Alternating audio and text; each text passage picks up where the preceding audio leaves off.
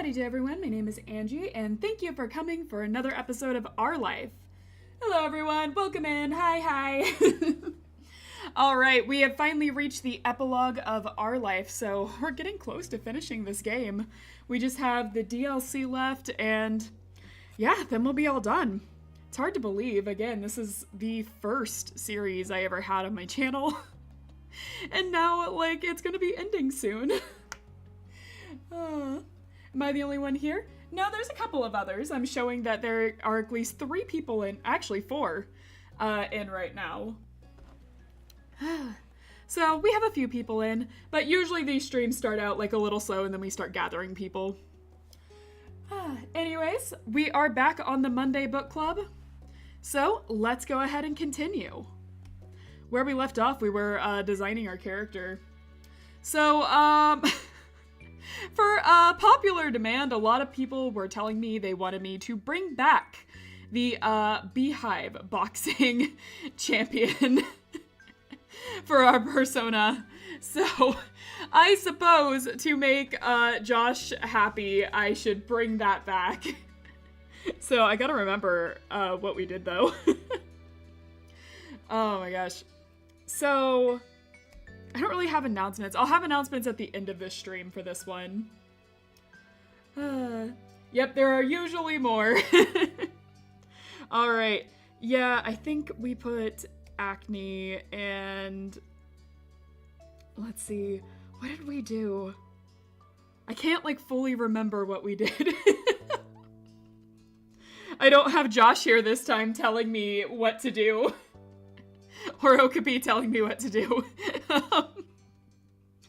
Oh. Okay, let's see. By the way, if there are any additions anyone would like to add, go ahead and tell me while I'm here. Otherwise, I'm just gonna pick stuff out. Okay, let's see here. We don't need braces. I don't think we need braces. I think we got over the braces stage in middle school. Unless we just, like, really, really messed up our teeth again. Which is possible. Okay, let's see. Ooh, we can have tattoos this time. I think I know for a fact that Josh and Space would want me to do tattoos. They might be very disappointed in me if I don't do that. Space said she'd be a little late to this stream, but she'll come in a little bit. And I forgot to put my glove on. Since I play on my tablet, the glove is kind of necessary. Okay. Well, I put that on. Hello, Okapi. Welcome in. Oh, hey, Space, you're actually here. I thought you were going to be late. Alright. Yeah, we're bringing back our Beehive boxing champion. How are you today? By the way, please pick hair number 4. Sure thing. Alright. So, do we have tattoos, Space? I figured that was something you would want to do. Potentially be late. I see. My mistake. Alright, so our nail color, I'm keeping blue because it's my color. Of course we have tats. Where do we have tats? I am leaving that one up to you and the rest of chat, so go for it. Have fun. Gotta let you guys have some customization, right? I like everything else, though. I think, like, I'm gonna keep the two-tone and everything. Like, that's nice. So, it's just tattoos. Yes. Alright, yes. Yes, it is. I see. Alright, let me just... Perfect. Alright. There we go. Yes, it is. Okay. I think that's satisfying for our, for our character. Alright, let's go on. Are we still nervous? Are we still a nervous person?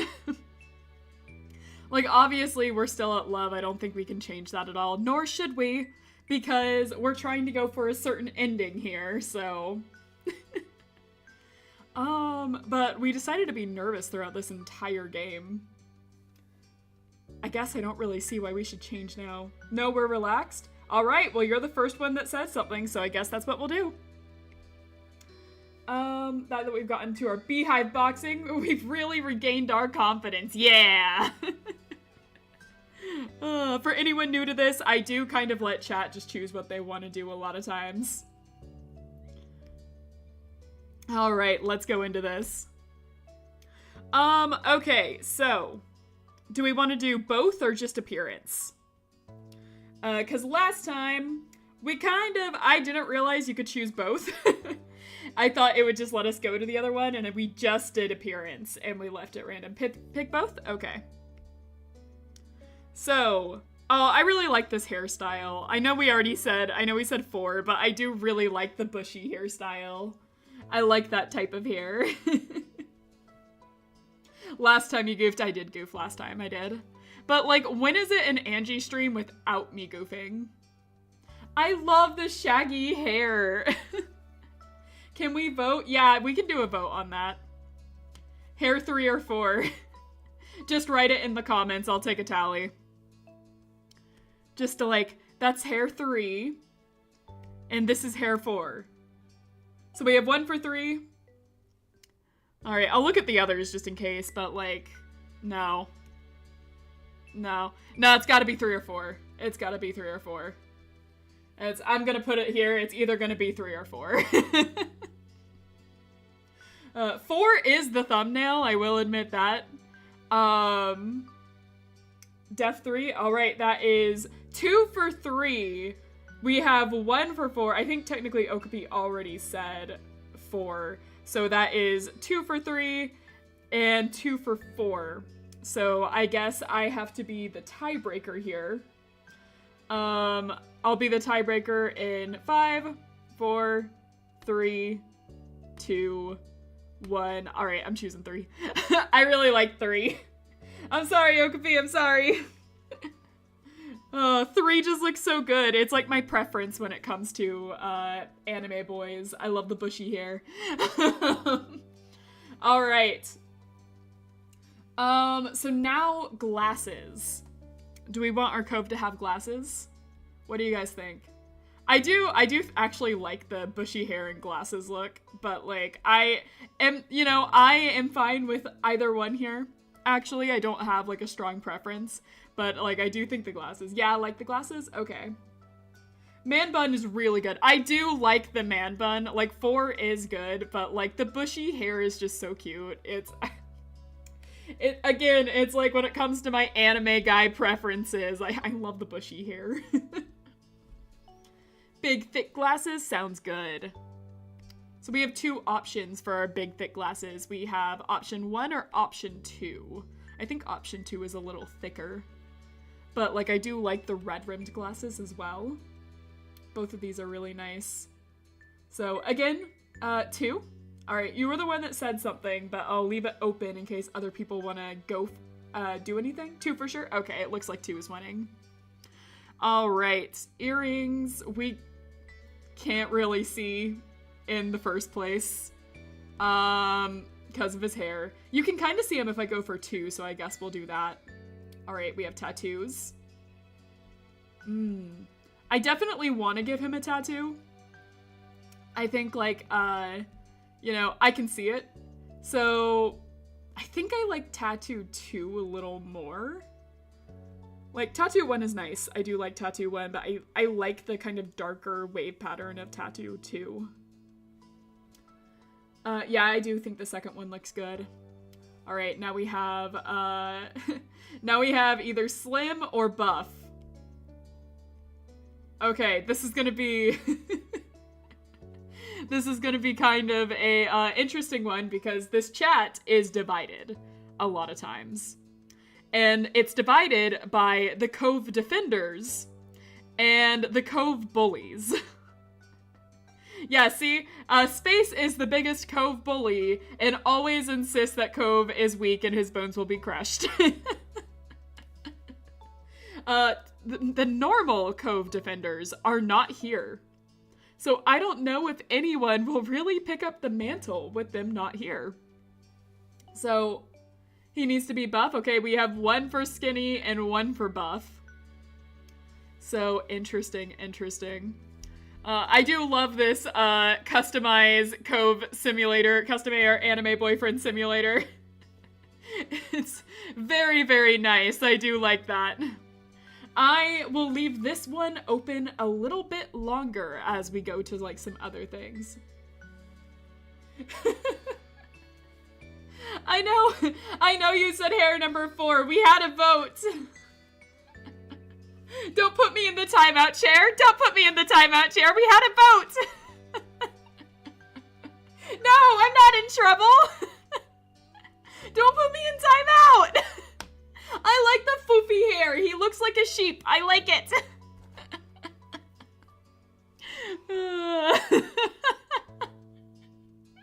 Don't put me in timeout. Don't.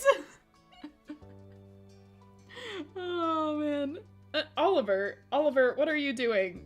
Don't chew on the power cords. Say hi to my cat, everyone. Say hi to my cat. Oliver decided to join us today. Yeah, there we go. She's taking me out of timeout. See, it's all good. I don't have to be in timeout. Buff makes it better when Rain pushes him around. True. True. Alright, we'll make him buff for now. This can be vetoed for just a little bit, but for now, he's buff. Although surfing days really got him. I'm not in timeout! I'm not in timeout! Stop putting me in timeout! I'm being put in timeout for my preferences. God! Oh my gosh. Alright, what type of shirt? Oh, I do like that. That shows off some, nice assets. Let's see. Oh, I do like this type of shirt style. Admittedly, I do like this type of, shirt style. So I'm not big on shirt 3. Shirt 4 is nice. It kind of gives this casual Friday look, I think. Which, fitting Cove. Your laughter is contagious and is making me laugh. No, you're good. I'm glad that I can make you laugh. That's my goal after all. Oh, he's just got so much of a baby face. Yeah, he has that baby face kind of sheep nerd look. I love it. I love it. Oh, man. So, yeah, shirt 4, very casual Friday kind of look to it. I like it. Do you remember when I sent you that picture of Effie awakening Morgan in the Warrior Battle Unit? I do remember that. He has a hamster. Oh my god, you're right. Oh my god, I can't unsee it. I can't unsee that. He does. Look at the hamster teeth. Look at the little hamster teeth. Oh dear god, I can't unsee it. What have you done? Do you remember how we laughed and we cried? And the baby face with the big buff body, I do. Our son with the big buff body type. Oh my gosh. That's how you feel looking at Buff Cove? I can see it, but I kind of like it. There's something really nice about it. Alright. Okay, shirt 1, again, I like it in, like, for certain reasons, but I do think it has to be either shirt 4 or shirt 2. Shirt 2, because I just really like this style of shirt. There's just something about it that, like, I think looks kind of nice. I like the style of both girls and guys. I don't know what to tell you. There's just something about this that I like. 4? Alright, the casual Friday kind of look. I think 4 is very Cove. I think it matches him a lot. Alright, pants. We have the khaki look right now.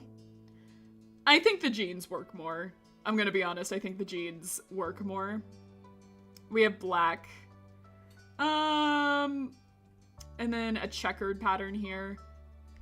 I'll admit, I think I like the jeans more with this whole look. I think it brings the casual Friday look together. Though, like, black and checkered aren't bad. I think all of them are fairly good. Again, this is open to chat. Jeans. I can do jeans. So I will, again, leave all of this open to chat so you guys can just come in at any moment and I will just take the most voted on answer for a lot of these. So, okay. Left wrist. It's gotta be, ooh. 1 is pretty good and 2 is pretty good. I think I like 2 more. So I'm gonna leave it there.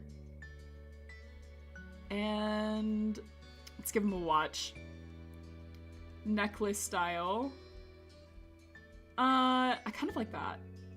I know we can see 2 or 3 more, but like I kind of like 2. Okay, currently this is what we have. If anyone has any arguments they would like to make, go for it. I shall hear them now. Say it now or hold your peace.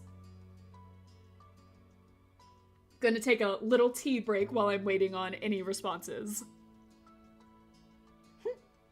I want to eat his hair. I don't think it will taste very good personally, but it kind of looks like mint chocolate chips, so you know. Go for it, what do I know? Hair 4, we're not doing hair 4, we had a vote! We voted on this, okay? I said my arguments? Okay, it looks like everyone is satisfied, guys. Everyone is satisfied and happy, including the people that voted hair 4, okay? After this point, you have to be. You're not allowed to argue with me. Eats his hair. Does it taste good? Does it taste like mint chocolate chip? Let me know, for reference. All right, moving on. Sunglasses. Ooh. Oh my god. I was kind of hoping, I'm not gonna lie, I was kind of hoping that he'd wear the sunglasses over his glasses. I was kind of hoping that. I knew it probably wasn't gonna happen, but like, I thought for a second it would do it. I think we should keep the regular glasses. I think the regular glasses are better.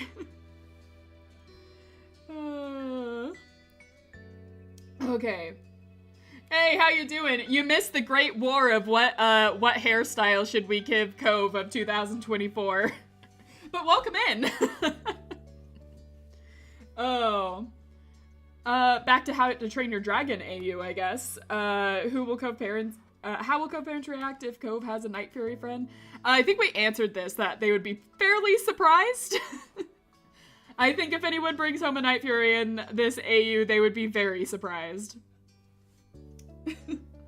You're not satisfied? I simply know you care not for me. YouTube doesn't have the emojis to adequately convey my tone, but just the image of a beautiful sparkling tear falling from my face as I turn away. Very poetic, Space. Very poetic. You get points for that. What are they worth? Absolutely nothing. Let's move on! All right. Can we, like, press? No, we can't press that. All right. Oh. Right. We have personality. Right. Cove. You know what? Go for it, chat. I don't know what to press here, so that's on you. I'm turning this around, Sporty. I did see Sporty first. Body type, make him as strong looking as possible. We did! We made Cove buff. I'm not in timeout. I'm not in timeout. I got taken out of timeout. I'm not in timeout. Okay, let's see. We have a lot of mixed. He only looks buff because his body is swollen. Oh my god. See? I'm being let out of timeout. I'm okay. Stop saying I'm in timeout. I'm not in timeout. Okay, I will give you mixed. I will give you mixed this time because I think that's a pretty good, I think that's pretty good. I have a no timeout pass. See, I'm fine. I'm fine. Alright. He's buff like a VTuber called Buff Pup. I don't know that one. Alright. For personality, but did we say anything for that, or were we just arguing whether he was sporty or not? It's apparently everyone knows Buff Pup. I don't know this one. And I watch VTubers all the time. Hold on. Now I'm gonna look that up real fast.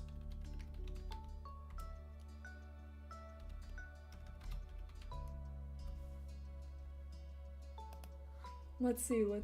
Ah, I see. Actually, I do know this one. I guess I just didn't recognize the name. Okay. For the top one, in between moderate and warm, sure, I can do that. All right. I think we have our Cove. So, let's go. Let's continue. We'll do high initiative again, because I'm not scared. All right. I'm gonna take a drink of tea real fast, and then we shall begin.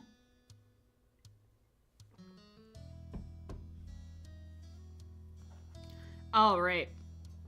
Starting off. And so your days growing up in the loving cradle of Sunset Bird came to an end. In the years that passed since graduation, you'd moved out of your childhood home and made your own way in the world. How do we live, guys? How do we live? So last time we said that we were going off to college abroad. Yeah, you were a little late on that one, Momster. You were a little late. With the pet? Okay, we can do that. We lived with the pet. Was the first one... Alright, just with the pet. Got it. Do we live with pets, or do we live with a pet? Because we have options here. Like, we have a lot of options here. Pets, got it. And you? What we doing? What are we doing, guys? What are we doing? I see everyone was in agreement on that pets thing. I see a fine company. Got it. In the letting chat decide our future. This is a nice tea break for me. Art industry? Got it. Your family members went through the same kind of leaps into independence. Liz and Lee both eventually earned degrees and started fantastic careers in new towns. But your mom's and Cove's father still lived in the same streets as they had for all those years before. It was comforting to you that there were some things that remained in the old neighborhood. And despite the ever-changing reality of your adult life, your friends were still your friends. Though, of course, things weren't exactly the same for them either. Very recently, Terry publicly came out as a man and switched the spelling of his name to use a Y instead of an I. He also confessed his love for Miranda, which she excitedly reciprocated. They moved in together and recently in the city out past Sunset Bird. Derek was as busy as always, but doing well. He always made an effort to keep in touch, and you even saw each other in person occasionally. One person who did disappear into the shuffle of memories inside your mind was Baxter. After his vacation in Sunset Bird one year, he was just gone. That was a loss you felt. He had become someone you'd considered a friend during those days. Did we? Did we consider him a friend? I thought we were just like meh about him.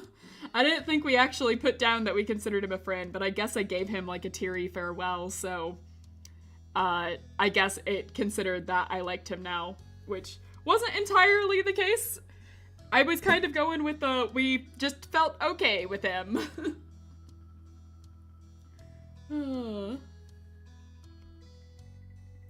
And then there's what became of the sad little boy you grew up with, Cove Holden. Your deep affection for him was something that continued to last unabated over the years.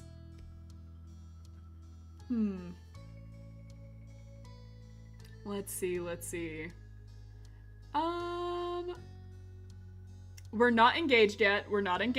We already decided this. We're going to make Cove propose this episode. So we have to go with the first one.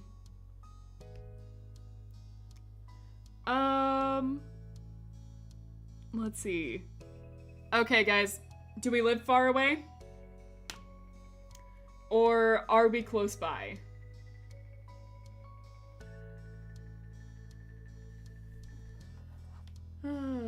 Baxter does not deserve Rain's friendship. Close by? Okay. Alright. So we're still close by him. He truly thrived in his continued efforts of cultivating loving and supportive relationships with his family and friends. His personality had changed, becoming more reserved, though not at all unkind. Cove was a gentle, loyal, considerate man who took the lessons he'd learned over the years to treat the people around him with patience and understanding. When Cove eventually developed a picture of the future he wanted to have as an adult, you could see where he was coming from based on his past interests. Cove got a 2-year degree. After that, he began working full-time at Orca, helping educate the public on ocean conservation and participating in shore restoration efforts. As an adult, Cove also was able to recognize and have diagnosed that he was on the autism spectrum. It was something that hadn't been noticed by his doctors as a child, but he was still the same Cove he always was to you, and he was just glad to understand himself better. I'm honestly surprised the doctors missed that. From how he acted as a child, I'm actually a little surprised. Hey Angie, I found out about your my what? My brother? His name is Sebastian? Like the Little Mermaid Sebastian or the demon Sebastian? I'm just gonna be floating in the background. Got it! I have a confession to say to you and everyone in the chat. Shoot! I thought you were going to change your name. Yeah, you did say you were gonna change the name.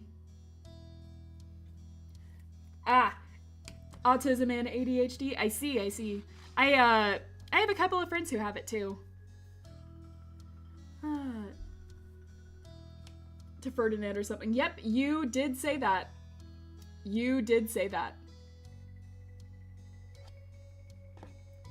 Just search up Sebastian Pressure. Okay, 1 second. What am I going to see here?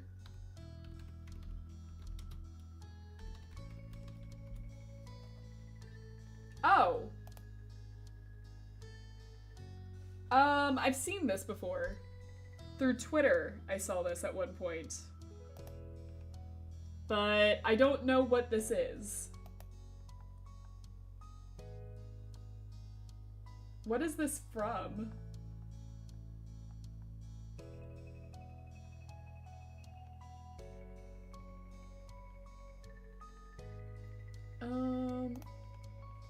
Going back to chat for a second.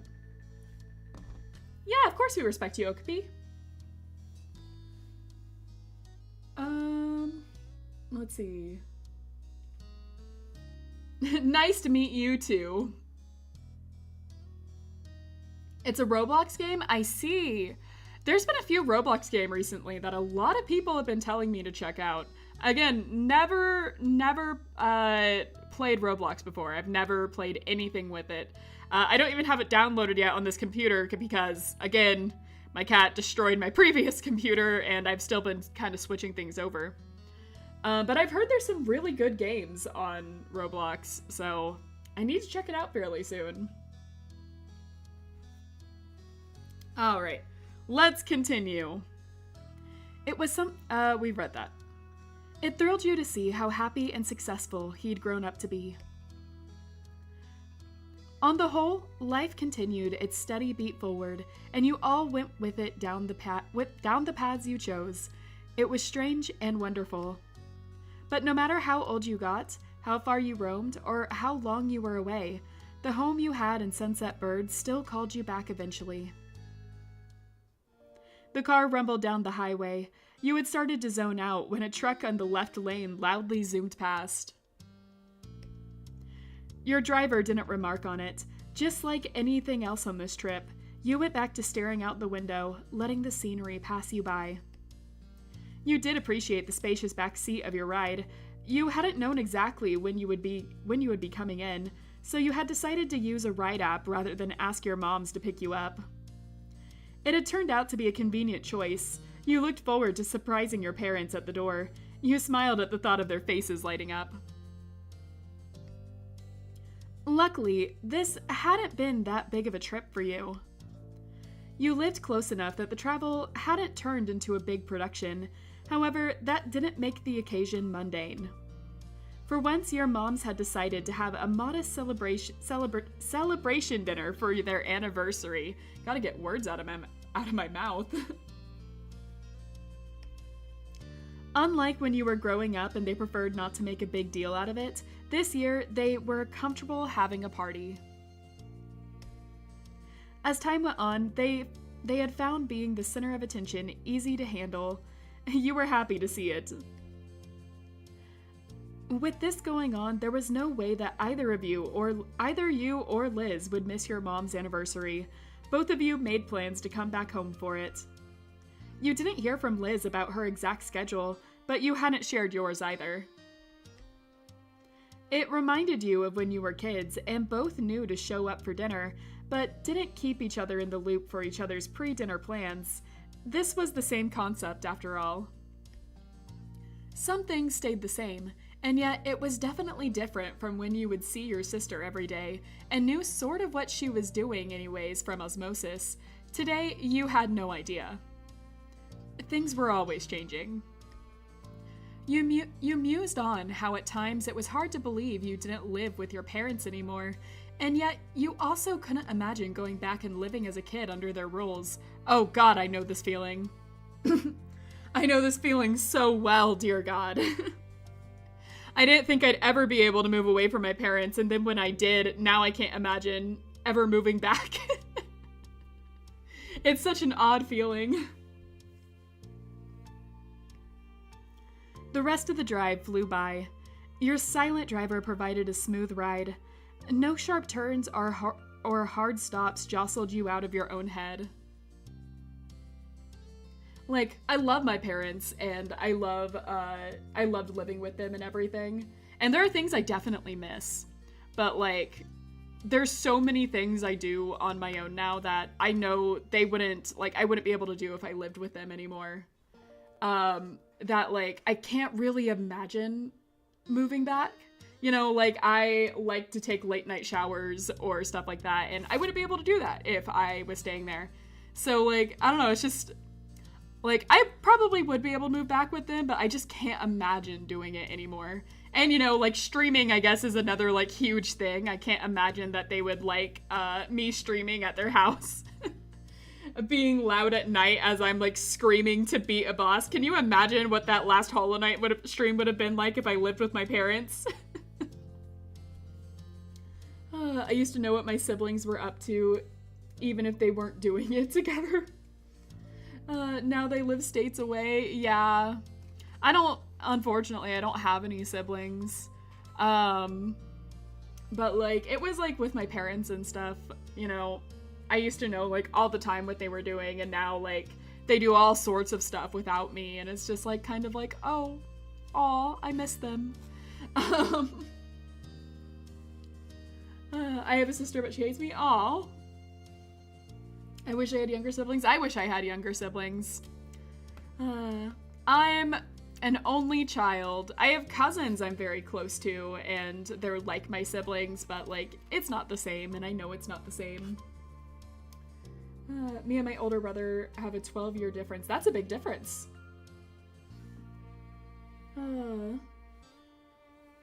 We don't have a lot of time together. I see. I have a brother and a sister. I see.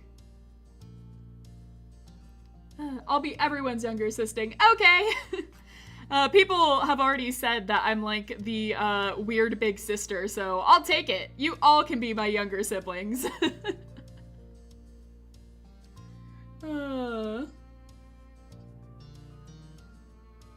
Yeah, no one is required to answer any personal questions. You don't have to. I have 2 older brothers and a younger sister. Oh, that's a pretty nice, pretty big family. That's nice.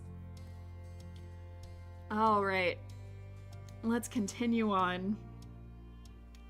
Your thoughts turned from introspective to observant. The landscape passing by became more and more familiar. You frequently recognized the landmarks that dotted the area. A grin came to your face as you passed the now entering sign for Sunset Bird. Excitement built within you. You were really here. You were doing this. Your driver turned off on a street, and you realized that your map program was taking you the way home that Ma preferred. You usually would have used the other side streets to pass the beach. In no time at all, the car had gone through the whole of town and pulled in front of your mom's condo. The car slowed to a stop and parked. With the buzz of the highway gone, you realized that you could hear the familiar sound of waves. The air smelled like salt, and the rush of childhood memories flooded back. You started to gather your things, and humming to yourself once more about how happy your moms would be to see you. After that, you'd notify everyone else that you had made the trip safely. You pulled over your suitcase from the other seat and yanked at your bag from down near your feet. Tap, tap. You startled at the sudden sound of tapping on the glass. It caused you to pause. Did you really hear what you thought you did?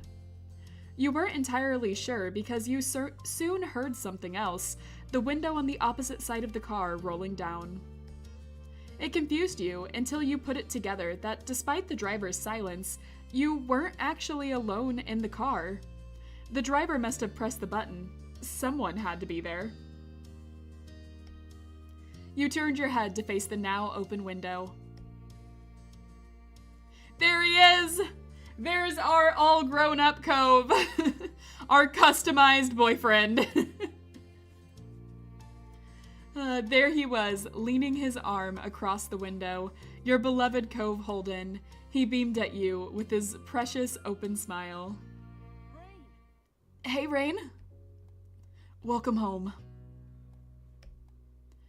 I was wondering how long I'd have to stand out here for you to make it. It's been a while, you know. What a dweeb that guy is. Hey, we customized this dweeb. Just to let you know, Angie, you pretty much carried my school break by yourself. Aw, I'm glad I could be here for it. You have school starting back tomorrow? Oh boy, good luck with school. I hope it all goes well for you. Both of you. Everyone going back to school that reads it, that sees this in the future, I hope school goes well for you. He got here by Night Fury. Yeah! Just writing in. He saw us from the sky. Alright. Alright, guys, how are we greeting him? How do we greet our boy? I mean, I'm a little shocked that he's here. How did he know we were coming? Oh.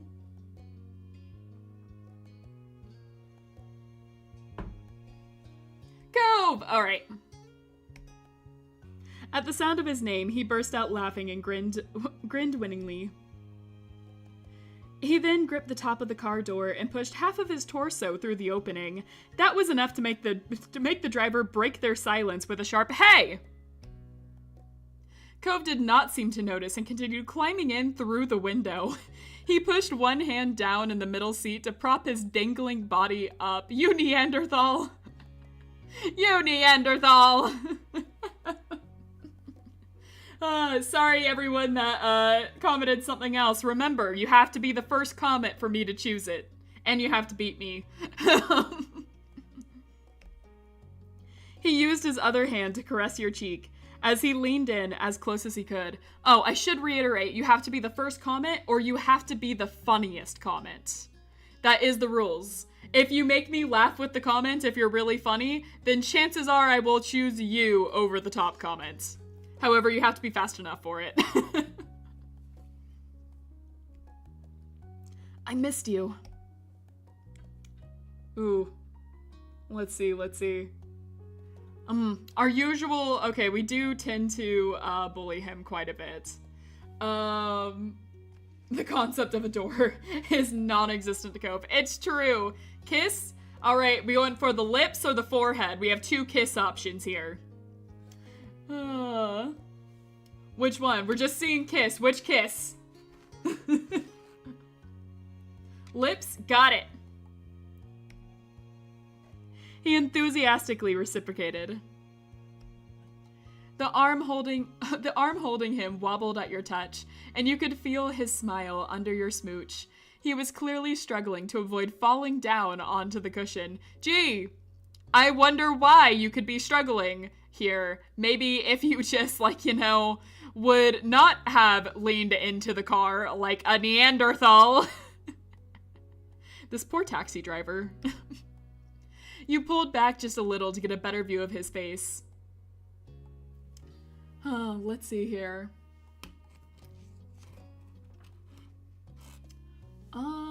What do we go with? Really should have expected this, you and your windows. Oh god, it's so... He's always breaking through the freaking windows. That is a funny one. I like that one a lot. There's also, okay, now get out of the window, you crazy person. But the, I really should have expected this, you and your windows, is like peak Cove. Out of the window, crazy person. Get out of the window! His body was shaking from the effort it took to maintain his precarious position. Okay. Cove's smile turned awkward as his arm started to bend lower, causing his body to slide downwards with it. He turned his head to the driver. Sorry. I'm always causing trouble in this neighborhood. Cove shifted around some more and squirmed back the way he came. After he had successfully pushed off the window and landed on the pavement with a thump, you opened your car door. You threaded your arms through the various straps of your bags and climbed out.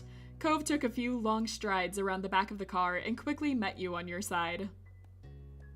Cove stood in front of you, and it struck you that the two of you were back in Sunset Bird, reunited once again on this street. Fun fact, SunCloud Cove's Night Fury has a Night Fury girlfriend named Lilac. Cute! Alright. Let's see. Punch! Got it. I didn't even read the choices, just saw punch. You gently knocked him on the shoulder. It was a little difficult with your arms full of luggage, but you managed. In return, you got a signature Cove goofy grin. He returned the gesture with a prolonged poke to your collarbone area, not hard enough to unbounce you even with all of your bags. You really were ecstatic to be around him again, and absolutely thrilled that it was here in town where you were together. Cove's schedule had let him come up earlier than you. He only arrived the evening before, however, and secured the hotel room. Even though you didn't live far from each other and still managed to see Cove often, it felt like it had been way too long since your last meeting. Oh! You idly shifted your luggage, then it struck you that you were short one.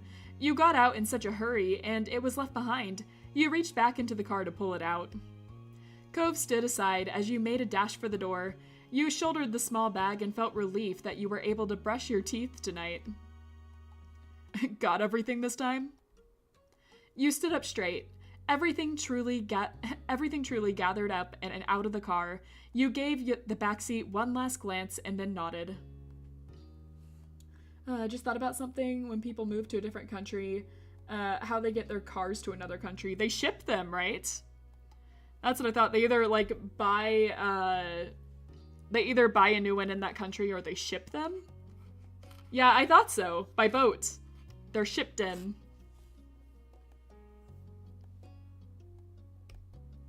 Cove shut the car door after you had moved out of the way. The two of you stepped off the street to give the driver some room. Cove waved. Sorry again. The driver said nothing and drove off. With the road clear, you let your gaze drift across the neighborhood that you had known forever. It was such a small place to spend so many days.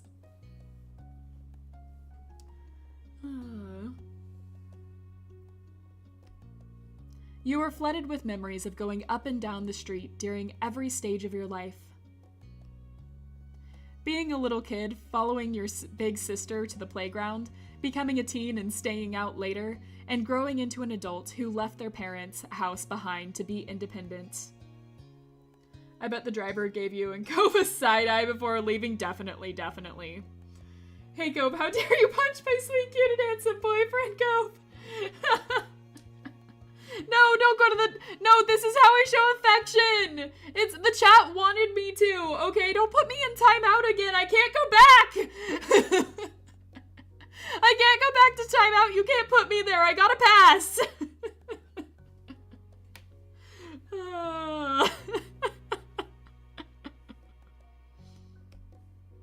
You could feel the summer sun on your skin from all the times you headed out to the beach. You saw the same surroundings that you, as a young adult, did when leaving home. Oh, and Angie. Yeah, I got a timeout pass, see? I'm fine. There's only one way for Okapi to forgive you now, Angie. Get the ukulele! No! I don't need the ukulele! I don't have to make an apology video!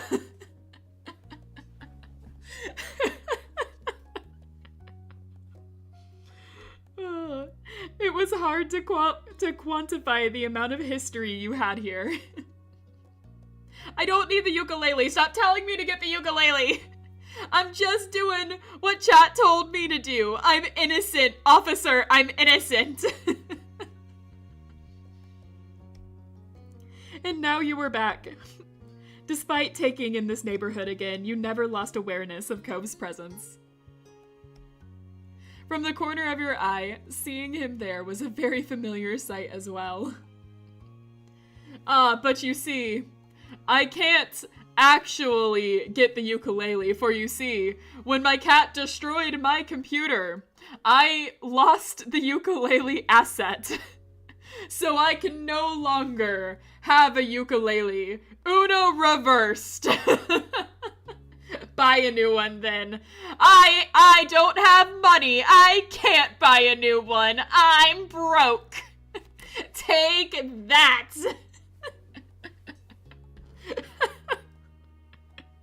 I'm moving on now. Before I get depressed. Blocked? No, don't block me. Don't block me. You can't block me. You can't do that. I can block you. You can't block me. I can block you. That's not how it works. I'm the streamer.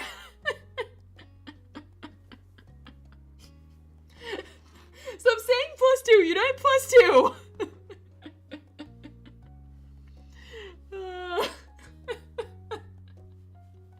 I'm just better. Can I buy you a new ukulele? No, the ukulele's bad. Don't buy me a ukulele. Don't do it. I don't want to do a ukulele. Oh. Then I promise something special when she gets to 100. I'm not doing a ukulele video. Don't put me in timeout. Stop. What is with chat putting me in timeout today? Stop. You can't give yourself a pass. I didn't give myself a pass. I have the wrench. Oh, that is a 1-up. Don't forget that one stream I nearly blocked you, Space. I can do it again. Even if it was on accident. Oh my god. Oh my god. I'm dying. Okay, I'm gonna take some tea, and I'm gonna calm down. I'm not being put in timeout.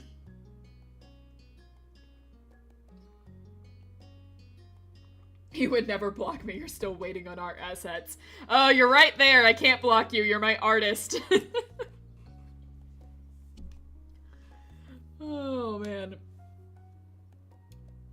Let's see. Speaking of stop distracting me, I'm drawing something important here. What are you doing? You're the one watching this! Alright. From the corner of your eye, seeing him there was a very familiar sight as well. So many of your memories included him. Your mind drifted from the neighborhood itself to the person who used to live there. You couldn't help the feeling of nostalgia. You still remembered his face, his voice, the scar on his arm from days long ago. He had changed so much since the first you had met him. Yet, even with those changes, he was always recognizable. He was familiar, like the sky was, in the way you knew the sea. Every day they may appear different, but they're still an inextricable part of life. It was the world, with help from Mr. Holden, and his ill-thought $20 bill that brought you together to begin with, but the two of you had chosen each other. I'm still waiting on that 20. I'm still waiting on that $20 bill. I would like that money back, actually. I regret not taking it, and I would like to demand that payment, actually. You had never let your interactions fade. You had decided to nurture your relationship into what it was. And you would continue to keep Cove close into all the rest of your adult years. Cove was the partner you wanted for life. You couldn't be more grateful to call him your boyfriend. It would be impossible to imagine life without him. Cove noticed you staring at him after a while and smiled with his eyebrows raising in curiosity. He was very transparent in his question, if there was something you wanted to say. You shook your head and returned him a soft expression. You'd let yourself get carried away in the tide of the moments, but now it was time to focus on the present.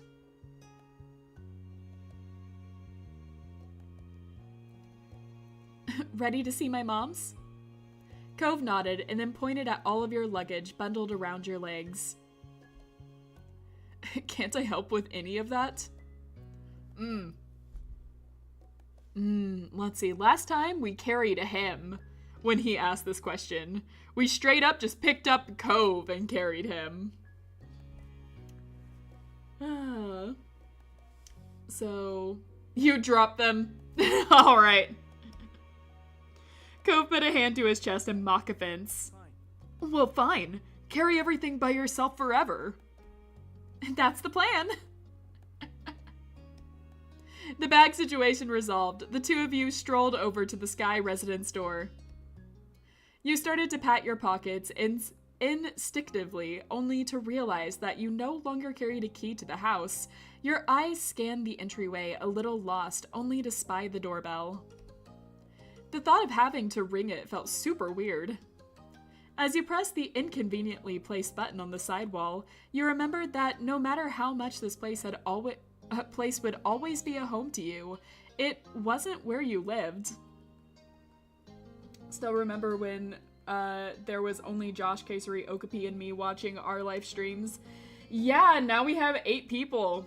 Crazy how we grow. The ones that I think are like super crazy is the Wednesday streams, like when we do Lobotomy Corporation and Hollow Knight. Those two have grown a lot, though Lobotomy Corporation has always gotten a lot of people. I'm so proud of Granny. Who are you calling Granny? Hey now, who are you calling Granny? What is that supposed to mean? I thought we were done with this. What happened to Big Sister Angie? Now we're back to Granny Angie? What does that mean? I'm not old. Okay, anyways. Going back to this. Being back here was like putting on a uniform after you quit the store where it came from. It had remained the same, but your circumstances had changed.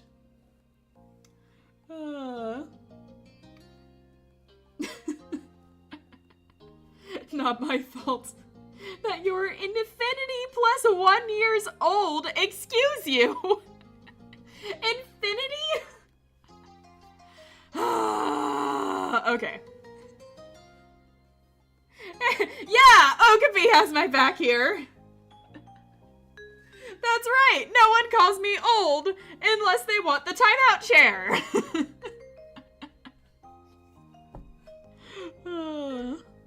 Cove shifted on his feet awkwardly, obviously also thrown about you being stuck out here keyless. You heard muffled voices and shuffling around from inside. Your heartbeat sped up in anticipation.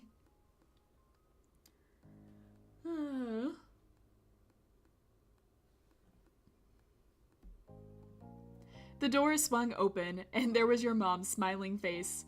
She immediately brightened at seeing you standing here. Angie, the timeout chair is there, so you have a place to rest your elderly bones? I'm sorry! What now? My what now? We can't have other people sitting in it? What? What did you just say to me? Where's the ban button? Hold on. Elderly bones? I'm going to ignore that for now, because you're my artist. But you're on thin ice. You're on thin ice. Space. Is your hearing going to? Listen, you! Are you trying to fight me today? I'm going to buy her a rocking chair. Wait a second! No!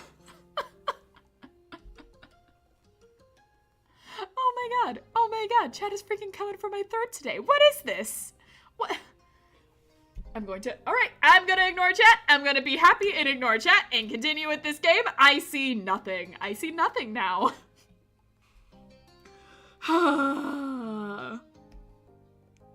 Well.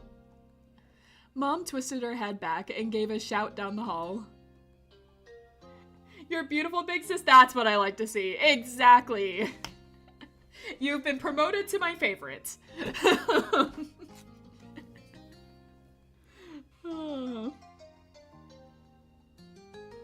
Lonnie, guess who's here? There were more distant noises, no doubt Ma getting up from wherever she was to come see. Her high-spirited words rang out clearly. I hope it's one of my children. Mom snickered, still holding the door only half open to hide you for a little longer. Cove flushed as if suddenly realizing that he was going to be present for your mom's enthusiastic welcoming of you. You smiled to reassure him that it wasn't intruding. No, you can't call me old. You're not allowed to call me old. Exactly, I'm not old. Ma finally reached the door and peered over Mom's shoulder. Hello, Rain. She gave you a once-over, patting the top of your shoulders and moving down the sides of your arms before she nodded in satisfaction that you were in one place. How sweet. This is a wonderful surprise. What are we theorizing? What are you saying? Would that make Grim our grandpa? No, because I've divorced Grim, okay? Grim is not part of this equation, all right? Grim is out. She's out of this, all right? I'm not a grandma. Stop calling me grandma. I'm not a grandma.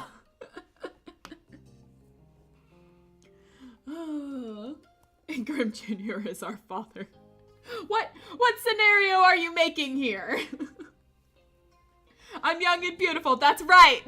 That's right, I am. I've never been old before.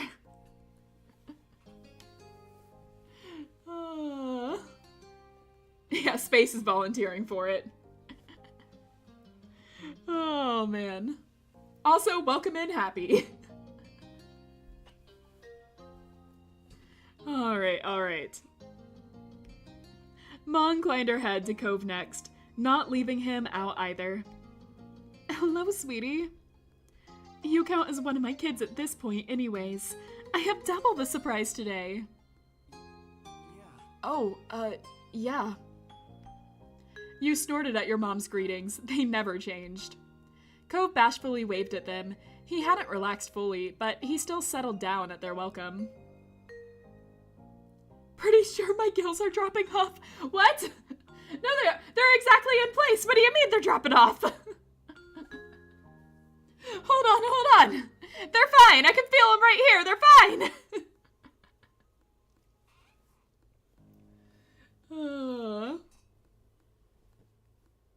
Are we still putting people in the timeout chair? Oh no, a fly flew in your tea. Oh, I'm sorry to hear that. Well, don't just stand out there. Come on in. Your mom moved aside and held the door open for you, gesturing for you to enter. You stepped into the living room. It was comfortable and cool. Cove was a half step behind you, his eyes on the new painting your moms must have added since the last time you were here. Things were mostly the same, but there was more decoration since you had last seen the house. Mom may have gotten the urge for some interior designing again. Fun story. As soon as I moved out, my mom turned my old room into a exercise room. And like now she's like, yeah, I couldn't have you move back in because I have my craft room, my exercise room, and now we have like an extra guest bedroom. So you can't move back in. I'm just like, what do you mean? What did you do? Already? We live close enough though. It's not a bother or anything. I just find it funny. This is why I love Monday streams. They're always so chaotic. Your mom was right, Craft Ramon. Yeah. Monday streams are the best because we're able to just like goof around, enjoy everything, kind of relax back, drink our coffee or tea or whatever and enjoy it. I know this would sound weird, but imagine Lonnie being pregnant. Yeah, it would be cute. We have another little sibling. That would be adorable. Yes, exactly. I have wonderful stamina.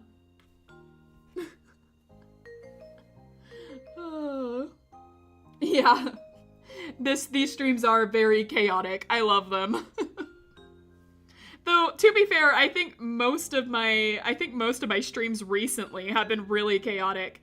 I just reviewed the footage of the last Lobotomy Corp stream, and like, I don't know how I didn't lose my voice in that stream. I don't even know how I did that with my voice. And then like the last Hollow Knight stream, I got so hyped in that I fell out of my chair. These last streams have been nothing but chaos. All right. I have wonderful stamina for an old woman. Time out! Time out chair for you. Go to timeout. Do not pass go. Go to jail.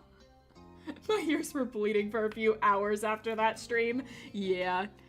When I reviewed the footage for that, I was like, oh, yeah, no, I definitely ruined a couple people's ears. I ended up putting a comment on there to warn people about it. She has wonderful stamina for a beautiful big sister. Thank you. Thank you so much. You're promoted especially to my favorite. You're my favorite +2 now. The timeout chair could not contain you. It's true. I don't think it could. Your ego's too big.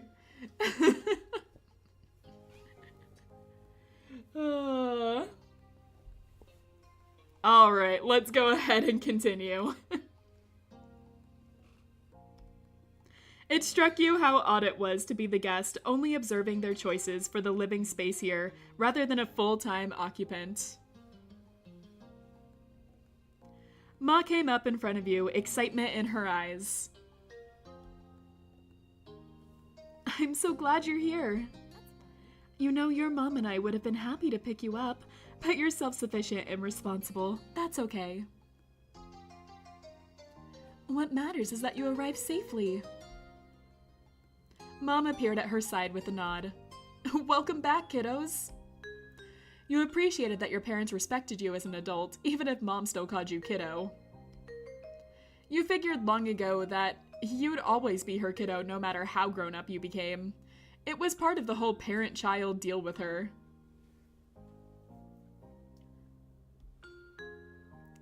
Ooh, well, of course we gotta hug our moms. New title, Gift Tuber. Yeah, there are like, have you seen some of those PNG models that they have? Like the actual Gift Tubers? Like, they're really cool. Hug? Definitely hug. Wasn't even gonna argue with it. But there's like some really, really cool PNG tuber models. I was like looking at a streamer the other day that like, she's like a magical girl themed. I don't remember her name right now, but she's like magical girl themed. And like her whole thing looks like a whole animation, but it's just a PNG tuber. It looks so cool.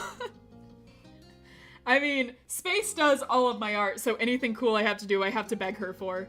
Well, she doesn't do all of my art. All the Wednesday streams and stuff, that's my art.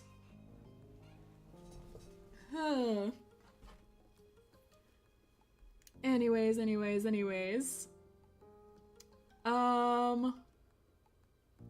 Just looking back at chat to see anything.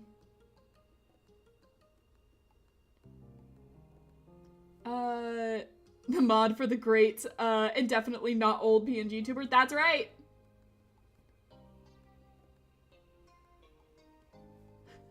The top half of me is Claude? It's cold! Ah, I see. The top half of you is cold, but the bottom half isn't. What do I do? In situations like this, covering your feet and then your head sometimes works for me. Like covering my head with a blanket or something. I don't know, just the top of your head, like with a hat or whatever. It sometimes just like heats up the top half of you. Not always, but that tends to work for me. And then like hot tea or hot chocolate, that works too. I live for the day that Angie will be able to get an actual model and evolve from a PNG tuber to VTuber. One day it will happen. As soon as I'm not broke, it will happen. God, the woman on the right is scary. Hey, those are our mobs you're talking about. You took another step forward and pulled Mom and Ma into a great big hug, squeezing them tight. Their arms wrapped around you in return, and you could feel their love for you in their embrace. Let's see. We gotta be sweet to our moms. It's our moms. Let's see. Probably I missed you both. I'm gonna choose that unless I see something beforehand. Which I didn't. We missed you too, Rain. It's always nice when I'm able to come by. Your mom's giggled, pleased. I hope you're both doing... Wow. Excuse me. I hope you've both been doing well.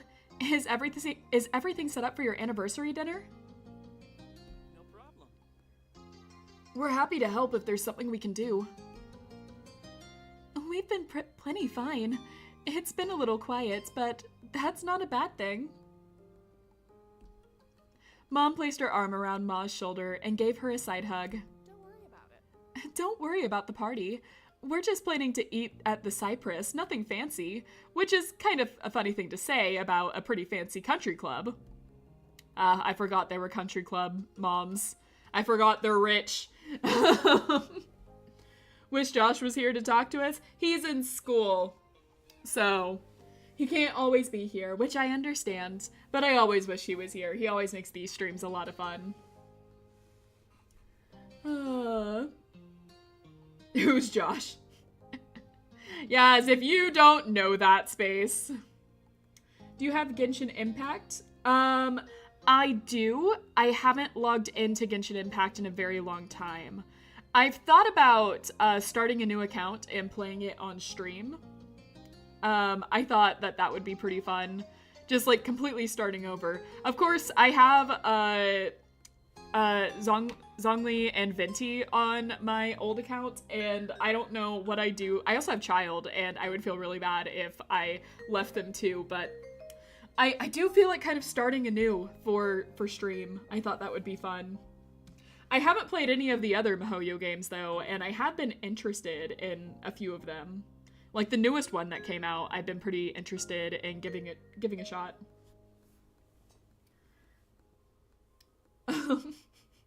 Where am I? Who's Angie? Space has gotten amnesia.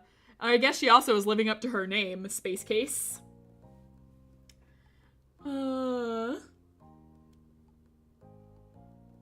She had the femboy and the old man and the child. Wait a second. The definitely not old fish lady in front of you. Hey! Honkai Star Rail? I don't have Honkai Star Rail, but actually I would... That is one that I'm interested in. The new one that just came out, the like Zenless Zone Zero or whatever, I think is like very interesting looking. So I've thought about playing that one. If I play them though, I'll definitely end up playing them on stream. Alright, let's continue. Or else this stream is going to be like 3 hours long. Which it might be already. I don't know how long this is. Alright. And the biggest issue has just been making sure everyone could make it for this day. Speaking of which, Liz will be arriving tonight. We're planning on picking her up later. I guess Liz isn't as grown up as Rain. Mom snickered at her own joke, and Ma lightly elbowed her with a barely hidden grin. Shush. As I was saying, we could drop you off wherever you're staying if you don't mind waiting for that.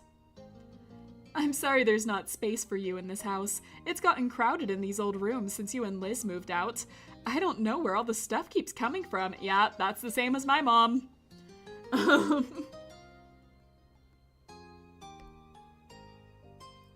I just barely saw something calling me middle-aged before it ended. What was that? What did I just see?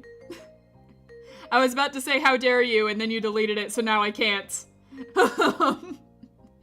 How dare you hide from me? I'm not old. I'm not old. Alright. I did not agree I was infinity plus years old. I didn't say anything. When did I agree to that? Oh, man. Sure you don't, Pamela. It's okay. Cove already has a hotel room. Cove already has a hotel room I'm going to be staying in anyway. Cove sent you some pictures of the place where he arrived. Stylish and roomy. It seemed very nice. When did I say that?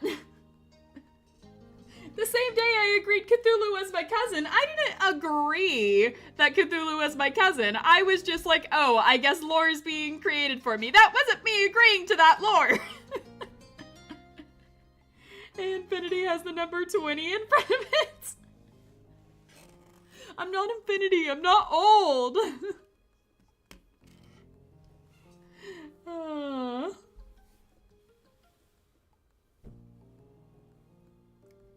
Okay, let's see. How will Lonnie and Pam react if they see a baby Night Fury? How to Train Your Dragon in the house. They'd probably think it was cute. I could imagine them taking care of it. Okay, I'm gonna keep reading, because again, if I don't read, this stream will be like 3 hours longer than it needs to be. Alright. Yeah, I read that. Oh. Okay, guys, we have 2 scenarios in front of us. Before us are 2 scenarios. We have either separate beds, or we have the scenario, the famous fanfiction scenario, and then there was only 1 bed. What are we choosing? Single bed? Alright, that is what we see first. He'd claimed that the bed was comfortable, so you had high hopes about that, though mostly you were looking forward to having him next to you as you slept once again. She's probably just going through a midlife crisis every day. What do you mean midlife crisis? What do you mean midlife crisis? I'm not going through a midlife crisis. I'm still young.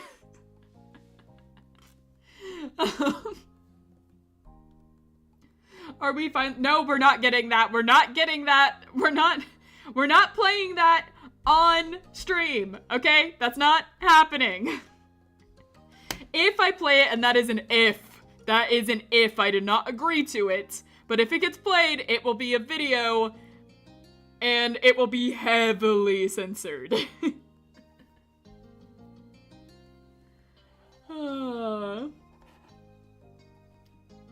She is my beautiful young big sister. That's right. That's right. The young and beautiful big sister. All right.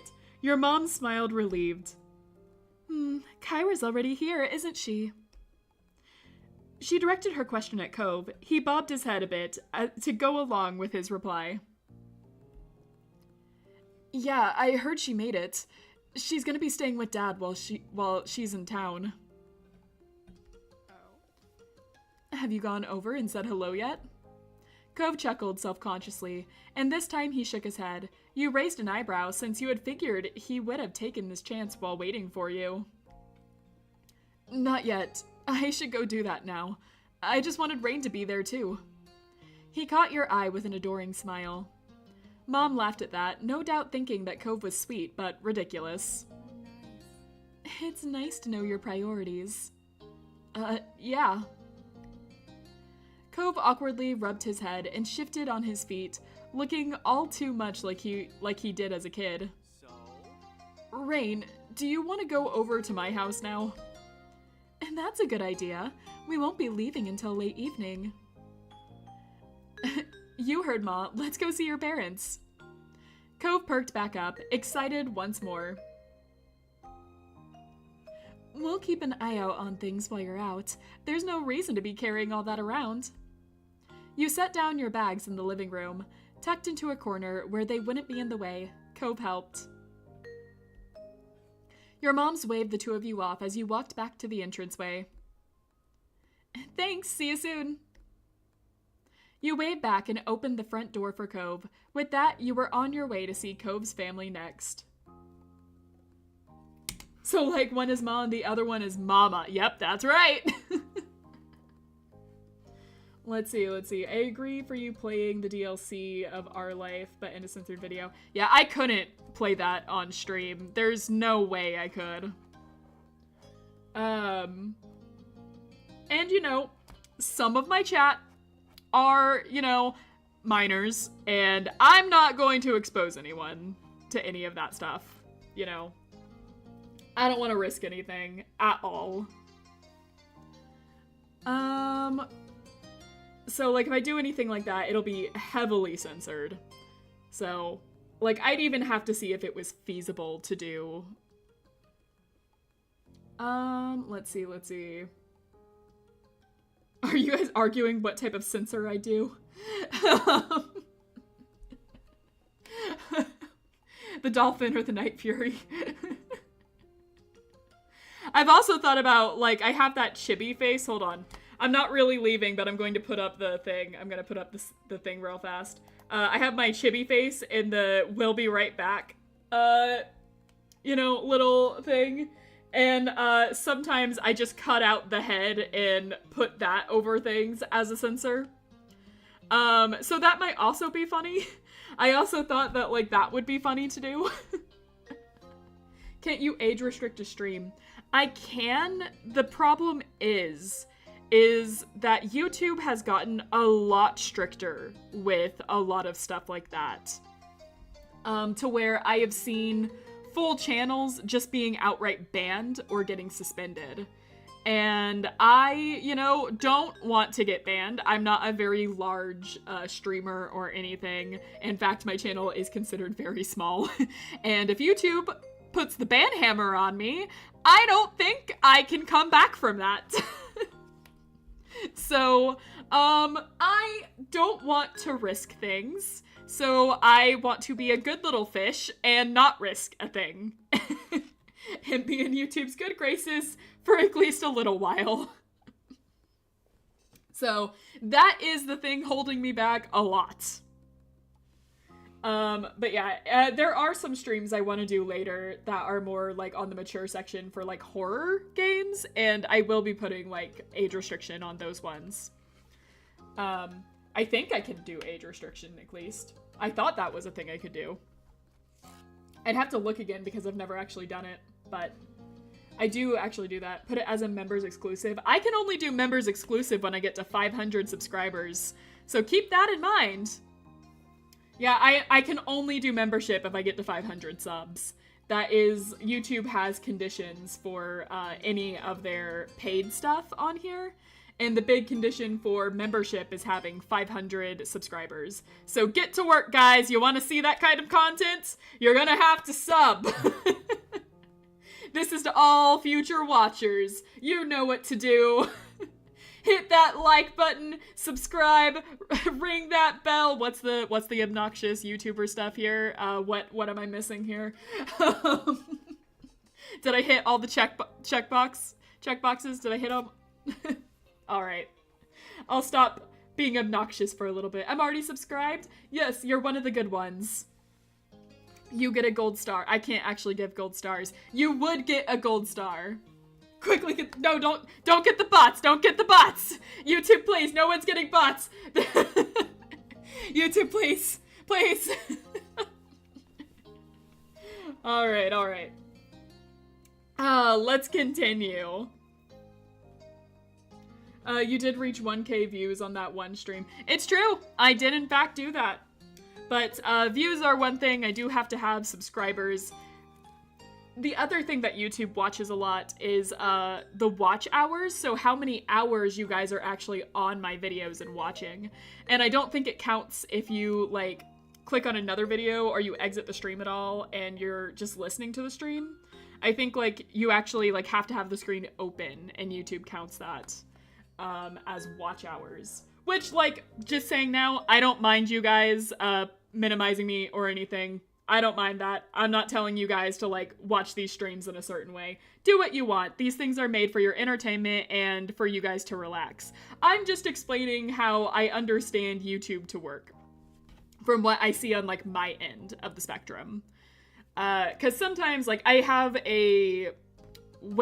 like, a room over here. Like, the control room is what YouTube calls it, where I can kind of see the activity going on in my stream. And I can see when you guys click out of my stream. And I think YouTube, like, counts that or something. And then, like, later on when I'm looking at the metrics and stuff of this video, of, like, these videos, I can see YouTube actually keeps track of when people will, like, exit the video and stop watching the video and stuff. So just, like, interesting things that YouTube does for, like, tracking these videos and stuff. But yeah, all of this to say, watch these videos how you want. I'm not gonna police you. I don't mind how you do it, you know. People will watch me when they watch me. I just want you guys to enjoy yourself. I'm just here for your entertainment. You're not obnoxious. How dare she say you're obnoxious? Aw, thank you. I call myself obnoxious quite a bit. For comedy. But I do appreciate you defending my honor.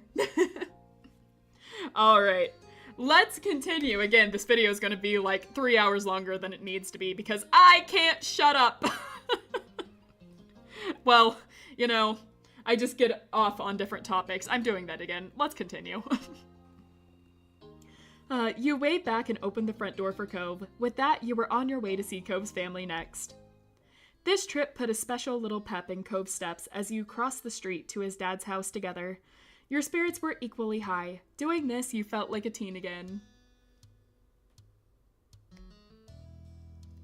You had known Cove's parents for a long time now, when it came to what you called his dad.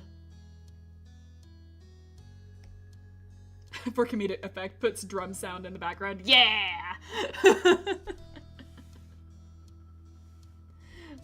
No, keep it up. I don't mind talking to you for 6 whole hours. Man, one of these days I'm actually going to do an endurance stream. I thought about doing that for Lobotomy Corporation, like doing a longer video for it. I thought that would be a lot of fun. Yeah, I agree. I appreciate you guys. You guys are sweet. But yeah, I thought about doing some sort of endurance stream where I just stream for hours on end. And, like, I think Lobotomy Corporation is the perfect one to do it on. Because, like, I legitimately have a lot of fun on that. I mean, I have a lot of fun on all the streams I do. I wouldn't be playing them if I didn't find them fun. But I think Lobotomy Corporation is a good one to do, like, a really long stream for. First name basis. Also, sorry, your comment kind of got cut off here. That's on my end. Let me just expand the screen for a second. All right. I speak all truths when I give my compliments. Aw, thank you. Some guy I see on TikTok made a subathon. Yeah, I've thought about doing subathons, but I've kind of heard that with subathons, they're kind of a mixed bag. Like, you'll get some people that stay, but then you'll get, like, a lot of people that, like, we're only here for the subathon and they leave once the video's over. And I've had a couple of videos where people, like, subscribe for the video and then they'll unsubscribe when the video's over. And, like, again, I don't mind what you guys do. I'm not shaming anyone for anything. But, like, you know, I also, you know, don't want to just do a subathon for the subathon's sake or anything. If I do some sort of endurance stream, I would just do it for the fun of it. Like, most of this channel is just for the fun of it. I am looking for, like, different types of streams to do. There are, like, a lot of different, like, variety of streams that I'm interested in doing. Like, there's some videos, like ARGs type of stuff that I'd love to react to, and I have some original content I would love to share on stream. I think would be a lot of fun. That's not, like, gameplay or anything related, so we'll see. We'll talk. Let's get to 100 subs and we'll start talking about some more stuff. But, you know, we'll get there when we get there. All right. Continuing on, because again, this video is going to be super long. I don't know how much my voice is going to make it. Still waiting for a Subnautica stream? It will happen. It will happen. All right. What are we calling him? You know, I could see being on first name basis with Cove's dad. I could see it. We'll go with that. Although it was awkward on your tongue at first, it rolled off comfortably now. You appreciated how much he saw you as an adult and friend, and not just the kid from across the street. You ever gonna play Slay the Princess? Yes, I am. In fact, I'm glad you asked. Slay the Princess is going to be coming very, very, very soon. I have a lineup. So, the way this works, so we have our Monday streams, which are my book club streams, where we play visual novels. Yeah, I'm really close to 100. It's really exciting. But, yeah, our Monday stream, we play visual novels. Obviously, here we are playing a visual novel. So the way I have decided to do it is that we're almost done with this game. We're on the epilogue currently, and then we have at least, I'd say, 2 or 3 more episodes of this, I think, before we're just completely done. And after that, I have one game that got highly requested when I started this channel, and I promised that I would do that one, but that will just be one video. And then we have a horror visual novel, which will just take one video. And after that, I'm hoping Slay the Princess has come out with their pristine cut, because I want to play Slay the Princess pristine cut after that horror game. So that is my hope for that. I really, really, really want to play Slay the Princess. I've watched that since it was on demo. I actually have it. It is in my Steam currently, waiting to be played. But yeah, they announced that pristine cut, and I'm waiting for them to come out with that before we dive in. So, as soon as that comes out, we'll be doing that. Be right back, going to send your channel link. Oh. Oh. But, Let's see. I wonder, does the Stanley Parable count as a visual novel? I don't think so. I haven't actually played that one before, but I'll probably end up playing that on one of my regular ones. Like, I try to write all of your suggestions down, and Stanley Parable is one that, like, I've definitely thought about before. All right. Continuing on. Let's go forward. I think we already read that. For his mom. Let's see. Mom 3. Yes, I love that. A playful grin was already settled on your face, and you hadn't even gotten there yet. It was always fun to hang out with her. Cove hopped up the front door and didn't bother knocking. He twisted the knob and it swung open. Are you going to play the DLC of Our Life when you finish the game? I'm not sure when it will be done or anything. I have a ton of videos that I need to actually, like, edit and work on. A few of them will be out fairly soon because I have an announcement at the end of this video, but with that announcement, I will be taking, like, a small vacation fairly soon. And so some of the streams are going to be skipped, but I'll have videos in their place. I'll announce that again at the end of this video. But yeah, I have a couple of videos that are going to be coming out soon, and then I have a ton of videos in my backlog. My artist, Space, is working hard on some of the assets for me. And my wallet is also working hard to pay her for said assets. So, we have a little bit to go there. Alright. With a grin, Cove gave you a gratified thumbs up. You shook your head in disapproval, but you both knew that you hypocritically supported his behavior. Who, me? Yes, you! It will be sad not to have you around, but it's understandable. You need some rest. Yeah, I'd like some rest every now and then. But, you know, my parents invited me out. I'm back. Welcome back. Glad to have you. But yeah, my parents invited me out, for like a little vacation to the sea. So I couldn't turn them down. So I'll be going there for a little bit, but it will only be like for 2 stream days. And then I'll be back. So it's not like a whole week. Does anyone know how to tag someone on YouTube videos? I actually don't. I've never tried it before. Can you just @ them?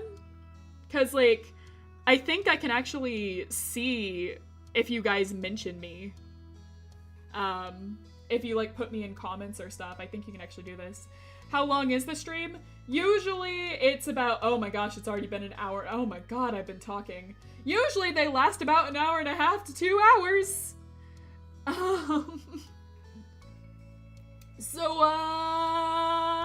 I've been talking a little too much. This stream may be, like, way longer than it's supposed to be. It may be around 3 hours. IDK, which one to go to? Either way, it's fine. I won't shame you for if you want to see the other streamer or not. You have fun. I want you to have a blast. Tried tagging you, but it did not get the blue text. I see. Yeah, I'm not entirely sure how to do it, but I think there is a way that you can do it because there is, like, a tab on my YouTube saying, like, mentions. If you, like, mentioned me in another video or stuff. That might be only if the creator mentions me or not, though. Alright, let's continue on.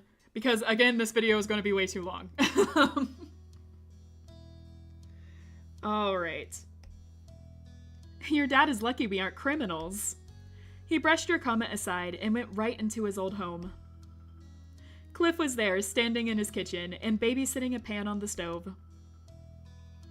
His head turned to the sound of footsteps, and he brightened instantly at the sight of you both. Cove matched his enthusiasm instantly.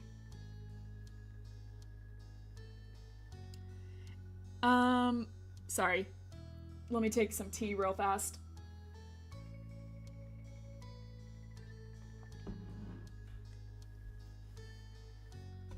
Alright. If it was anyone else, you would have thought he was lighting up with a childlike joy over seeing his dad again. But since you knew what Cove was actually like as a kid, you were aware this level of happiness with Cliff was definitely not equivalent to any childhood feelings of his. Dad! Cove. Cliff gracelessly pushed what he was cooking to a different burner and flipped off the heat. He rushed over to you both. Cove flew forward and met him halfway in a hug. Let's see. The longest stream Angie had ever made is actually a tie. The panda hunt. God, the panda hunt. And the birthday stream. Was the birthday stream that long? I can't remember. The birthday stream didn't feel like it was that long. I thought it was that Our Life video where I was like determined to finish out the middle school phase. Want to play pressure. Afraid this stream is gonna get me killed. Like the god of octopus creatures because she's related to our Lord Cthulhu and she has a happy voice. Back to Cthulhu.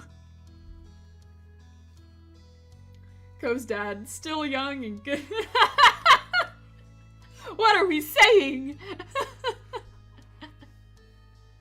The birthday stream was so long. I don't remember how long that was. I was drinking during that stream, and I kind of lost track of time. That was a fun stream, though. I had a lot of fun on that stream. 4 to 5 hours, I think. It sounds about right. We got sidetracked talking about JoJo for a long time on that stream. Speaking of getting sidetracked, what the heck am I doing? God, this is Monday streams. They always get like this. I lose track of everything and forget I'm supposed to be reading the damn story. Alright. Cove squished his eyes shut and held his dad in a tight hug. Cliff soothingly rubbed his son's back. The more of an adult Cove became, the more he turned into a big daddy's boy, it seemed. Being your beautiful self. That's right. That's right. I missed you. I missed you too. It was sweet, and teasing aside, it was wonderful to see them at this place in their relationship after years of struggling to connect. When the hug broke, Cliff hooked an arm around his son's neck. He let out a deep laugh. And it was where the Granny Angie meme was born. What do you mean? Which, it wasn't the birthday stream that was born in. I think it was the stream before that. I can't fully remember. I think it was one of the Our Life streams, though. I still can't believe you outgrew me.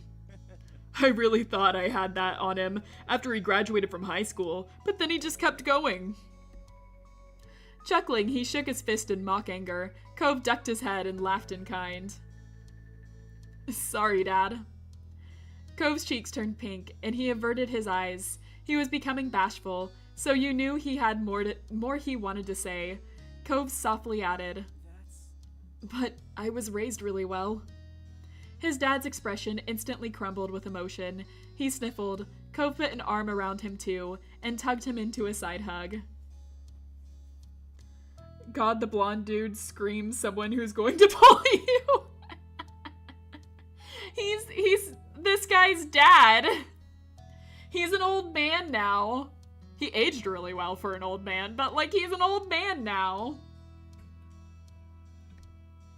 You observed their little reunion fondly, happy to let them enjoy their moments. They were a perfect pair of sentimentality. Angie, my dear, my precious being, if you don't want to be called a granny, don't say you can't remember something. You are giving us ways of making fun of you. Hey now, hey now, hey now. Did you forget I'm a fish? We're not known for our great memory or anything. Cliff eventually turned his attention to you. Hey, Rain, so great to see you. He pulled away from Cove and approached you with a little wave. He was back to his cheery self. Hey, Cliff. Yeah, that's right. I'm the smartest, most beautiful fish alive. Yes. Favorite times 3. You got promoted again. All right, let's hug him. Propelling yourself forward, Cliff let out a huff as you knocked the air from his lungs. You wrapped him in a tight hug.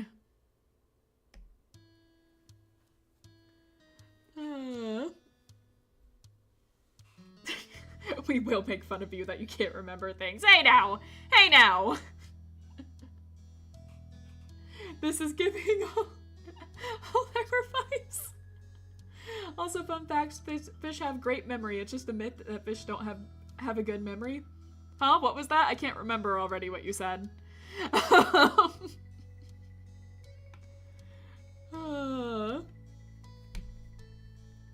All right. Yes, she is very quickly climbing the favorite stair. That is right. Sighing, you felt him slowly relax and hug you back. For a second, you could have sworn that you heard a quiet sniffle above you. Grandma needs her meds! Hold on now! Wait a second! What are you saying? I don't need my meds! I'm perfectly sane and fine and capable! And if you don't share the picture I just sent you with the chat, I'm quitting. What picture did you just send me? I don't have Discord on this computer.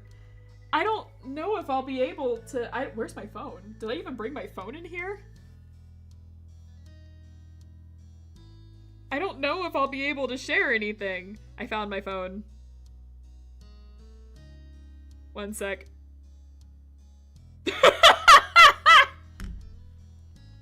Oh my god!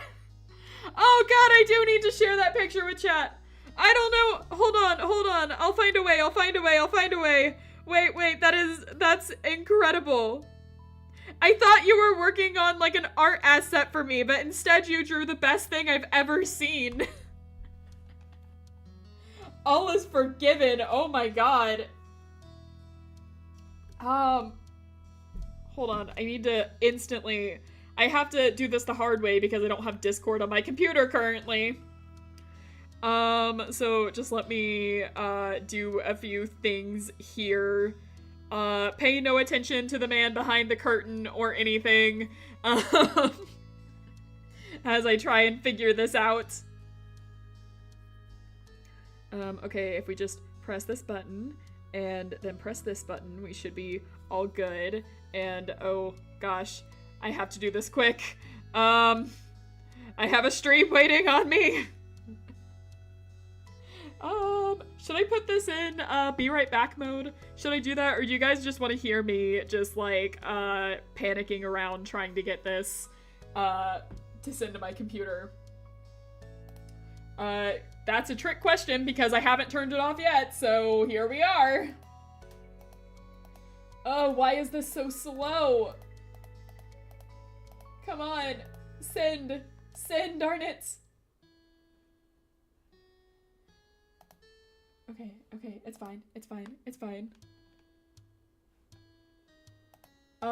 This insight into your process is intriguing. My process is just me going like, come on! Just staring at a computer going, work! I'm not actually doing anything, I'm just trying to like, stare at it and get it to work.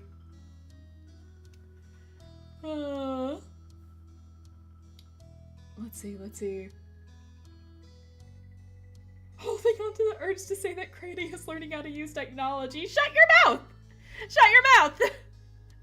I can use it moderately well.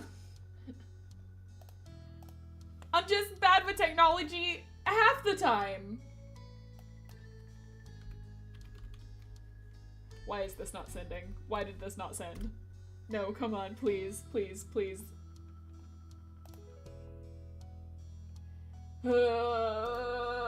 No. Why didn't it send? Okay, well, I'll have to wait on that. Hopefully it will come in. Never mind, YouTube isn't working, gotta go. That's fine, I'll see you next stream. Have a good day. Such a grandma move. No, it's not a grandma move, it's fine. This is normal. It's normal. And with that, the only person that was defending me and calling me young has left the stream. All right, we'll continue for a bit until that sends. I'm just like staring at my inbox hoping that sends. All right. You can log into Discord on your browser. No, I can't. Not currently. I'll tell you about why I can't after the stream. But I've done something, so I can't currently log into it. But that's a secret that I will reveal later. Get to 100 subs.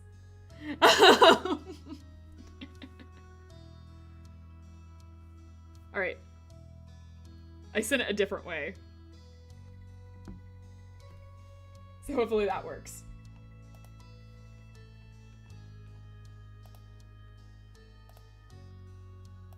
I'm using an email that I don't usually use.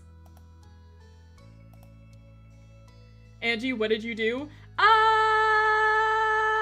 Well, are you planning a surprise for us? Listen, Tarnished, I've said for about like 4 weeks that I've had a surprise for you, and I've just kept putting it off over and over again, because originally we were at like, 70 something subs, and I was like, yeah, I'll do like a little surprise for you. It'll be a treat. And then I played a game called Lobotomy Corporation and gained almost 20 subs in one day. And I was like, you know what? Maybe I'll wait for 100. So here we are. Oh, God, that smile makes me in aggressive mode. Which smile? My smile or his smile? His smile is pretty cheeky.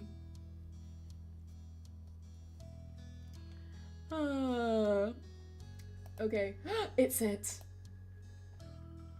It sent. Okay. What you tiled it. Oh my gosh, the title is hilarious. Okay. Right, it's cool. I just have to. Right. So I should be able to just show you guys.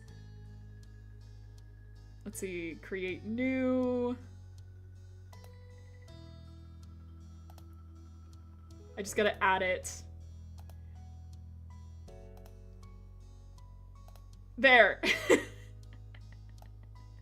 Here he is. Here's your boy.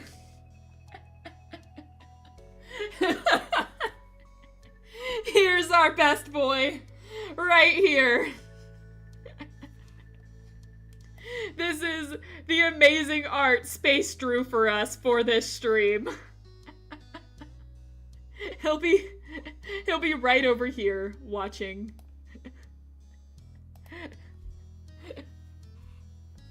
He's just gonna be over here watching us this stream. Okapi's not gonna be happy. I don't know where Okapi went. Looks pettable, that's right. I feel like I should like... There. This seems accurate, right guys? This seems accurate? Hope you don't mind if I just like hang out down here in the corner. I guess I am in timeout. All right. Let's continue like this, watching your every move. That's right. Sighing, you felt him slowly relax and hug you back. For a second, you could have sworn that you heard a quiet sniffle above you. I missed having you around. That looks disturbing. He's just watching us menacingly. Alright, I'm gonna come back up here.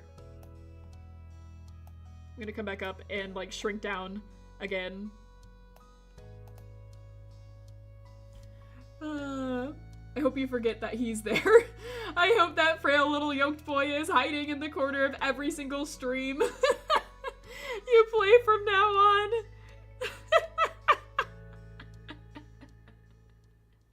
A little stalkerish, yeah. In fact, he's just gonna be here now for our life episodes. When we do the Derek and Baxter DLC, he's just gonna be there like, you're doing someone else's. You're doing someone else's route and not mine.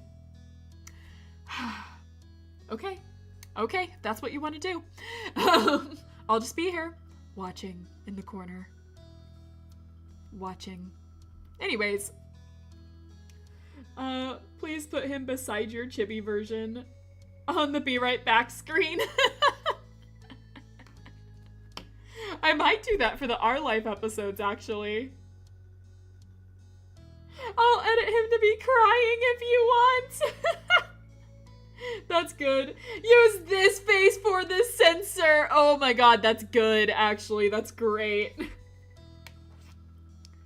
Alright, if anyone asks from now on, what is the cute thing that is with you? I don't know what you're talking about. Alright, I'm gonna keep going. Nodding, you could feel a warm blush rising on your face. It felt good being back home. Pull him up, Angie. Okay, here he is. It's our boy. This is what space drew for us. Our adorable boy. He's here. He's here. Always watching.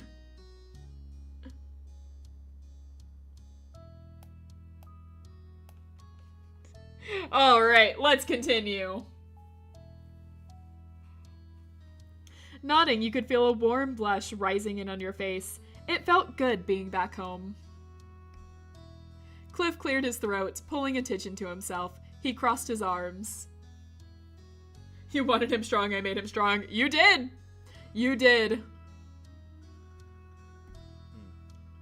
But before we get too carried away, it's not a real reunion yet. Kyra's still in the guest suite.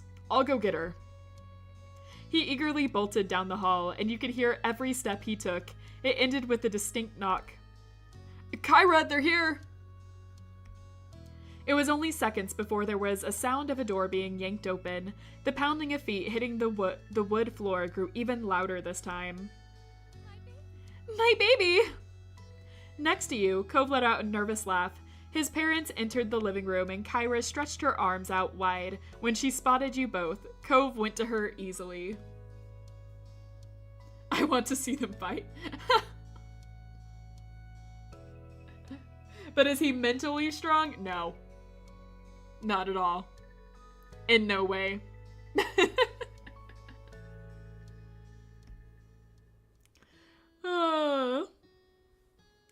Obviously be going for the hug. It's Kyra. Have you seen her? She pulled you tightly into her arms with Cove. You were squished, but felt every bit of love Kyra held in her heart for you both. Kyra is still young to be a sugar mama. Yeah. Cove's family aged quite nicely. That's right, they did. Tarnished craves violence. That is true. He does. When will he stop his violent ways? Cove wrapped his free arm around her too. He rested his head on top of hers and let out a happy sigh. After a moment, Kyra let go and pulled back to get a better look at your faces. She surveyed every inch of them and appeared satisfied. You're both looking well. That's wonderful, and just what I like to see. Thanks. Thanks, and hi, Mom. You look great too, Mom 3. Obviously, we're pressing that. One day soon, I'll let you in on my secrets. Kyra winked, and you had zero doubts that she had precious knowledge to looking your best. She was stunning every time you saw her. I'd be honored. So, what's new? How have you both been?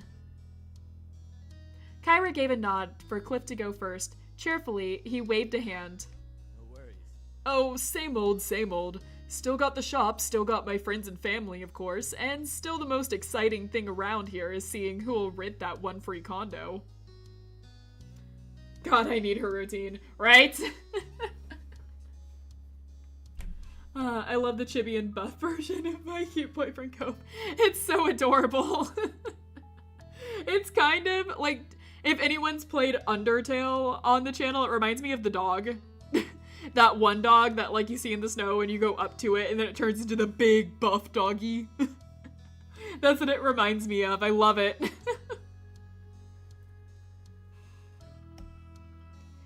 Incredible! I always knew you were such a snore. They snickered, and you couldn't help but peek at Cove. He rolled his eyes dramatically, drawing out a few giggles from you, but the whole time there was still a happy smile fixed on his face. Imagine if she's 70, right? I'm glad he's a hit with our #1 Cove enjoyer. Yeah! For me, things have been good. I've gotten a lot of interesting assignments lately. Oh, I recently went to Seattle and... Kyra twirled a strand of her hair shyly, and her mouth curved into a grin. Whatever she was thinking about, it made her happy. Things have been going pretty well with that guy from work, but it's a little early to bring him all the way out to California to meet the family. Cove crossed his arms. He and his dad nodded. It was clear she appreciated the acceptance from her two boys. Please, Angie, I have a humble request. Please let Buff Chippy Cove stay every single stream. I don't know about every stream, but he will continue making appearances. I can guarantee that. He will continue making appearances. We got a nerd buff boy and a sea god. I wonder how the adventure will go. I do not claim to be a sea god. I am an anglerfish. I guess I'm a monster if you guys want to call me that, but it's a little rude. But I am an anglerfish wearing human skin. I do not have the powers of a god. But that'd be pretty cool. It'd be pretty cool if I got that. I wouldn't mind that. It'd be pretty nice. Anyways, every single stream, please. Again, I don't know about every stream, but like it will definitely be here more. Trust me. Okay, moving on. I'm really happy for you. Thank you. You were honestly glad that things were going well for her. She seemed clearly grateful for your approval as well. So that's us. Do you two have plans for your first day back? The only thing I have to do is pick up Liz later tonight before we head back to our hotel room. Great. Thank you for saying that. He suddenly looked over his shoulder, his eyebrows pushed together. I'm glad you're here, but I just remembered that I was in the middle of cooking something. Only a small cackle escaped you while you fought off the giant grin taking over your face. Meanwhile, Cove erupted into laughter that had his dad shaking his head. That's fine, Dad. Go salvage what you can. I think it'd be nice to explore the old neighborhood for a while. Anyway, since we've got the time. Cove directed the last part to you as he spoke, hoping that you'd want to go with him. You nodded automatically. You were already looking forward to it. That's a perfect idea. Makes sense. I think so too. You should go enjoy the day. I'll hang back so we won't... Wow. I'll hang back here so I won't be a third wheel. And someone's got to keep an eye on Cliff before he catches the whole kitchen on fire. Mom, you're not a third wheel. Cove stiffly stuck his arms against the side with a little... sighed like a little child. A small smirk tugged at Kyra's mouth. She winked. You know what I mean. Have a good walk. I'll see you both later. Cheerily, Cliff waved before going back to his cooking. Cove smiled warmly. Okay, bye. Bye, we'll see you soon. Cove trailed behind you as you walked into the welcoming summer sun. He stopped, closing his eyes to stretch his arms in the warm rays. Let's see. Looking at chat real fast. Every fish has blood of God in its veins. Hee hee. Let's see. If you don't do it, I will take a screenshot and use him as my profile pic so he will be here. Do it. Do it. Which one would you like to date, Cove's mom or Cove's dad, and why? Why not both? Can I not date both? I guess it might be a little awkward. It might be a little awkward because they're kind of separated. I can understand that. But that's a really hard one. Because, like, have you seen them? They kind of are, like, the hottest people in this game. Every fish has the blood of God in its veins. Let's go back to that. Oh, man. My light's been out and now my internet is screwed up. Oh, no. What do you mean by both, Angie? What do you think I meant by both? All right. Satisfied, Cove turned to you and carefully took your hands in his. The heat of that was better and more comforting than the ray of sunlight that could shine on you today. Stepping closer, you squeezed his hand. Your mouth curved into a playful smile. Let's get out of here. Let's go. Naturally, you found yourself heading down the road towards the beach. Your spirits rose even higher as you strolled across the sand, heading into the shopping district. I will not confirm or deny anything. I could not handle, keep one person in a relationship, let alone two. Weak.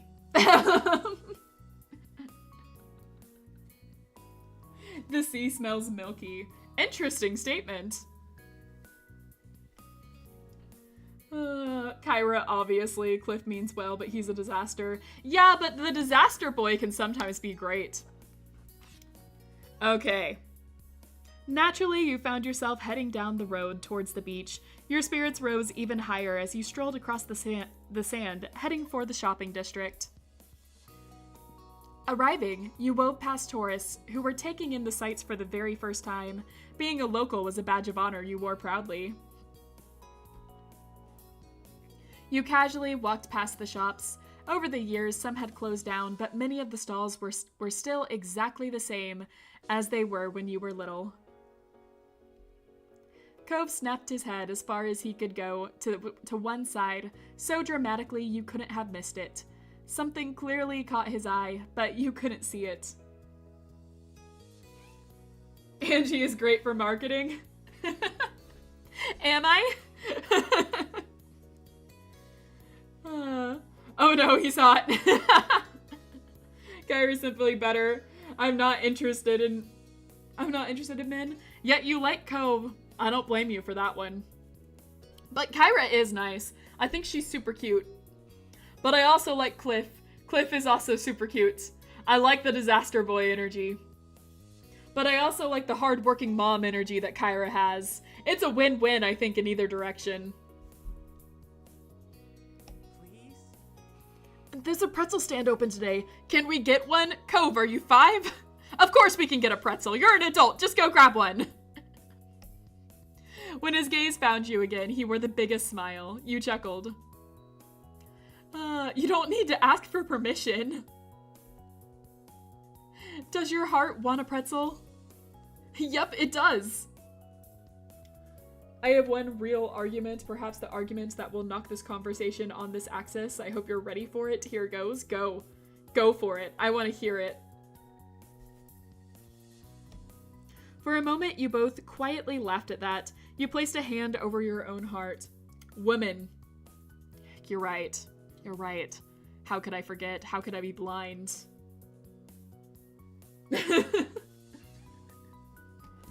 I mean, that is truly the statement of the year. I don't know how I could ever get past that one. I think she's won. I think she's won this argument. You're like his mom. I'm like his mom. His mom is like accomplished. Have you seen me? I have fail girl energy all over. Oh, Cove, don't worry. I will buy you whatever you want. Yeah, just, he can get whatever he wants. He's an adult now. Just look at him in the corner of our screen. Look at this. Look at this clear adult on our screen. our little swole guy. I sure hope people that watch this video later on appreciate this. For a moment, you both quietly laughed at that. You placed a hand over your own heart.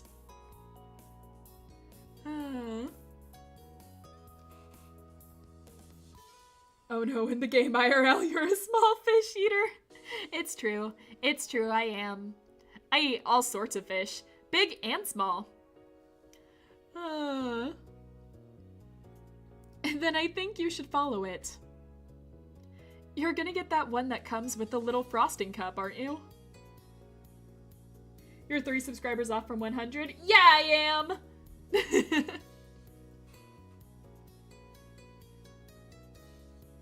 Let's see, last time I looked I was at 97. So we're getting closer, guys, we're getting closer. Let's see. You're gonna get the one that comes with... We already read that. That was read. Somebody used their alts. No, no, I can't promote that. I can't promote people to use alts.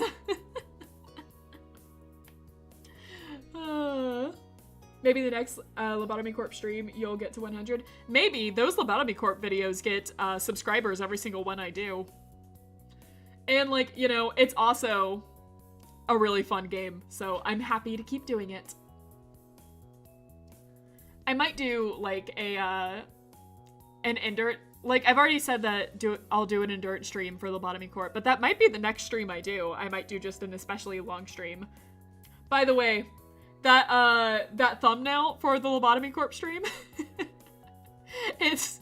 I haven't posted it yet, but it's great. It's great. I'm looking forward to it. Hello, hello, welcome in. Have you seen what I put on chat? Let me look back.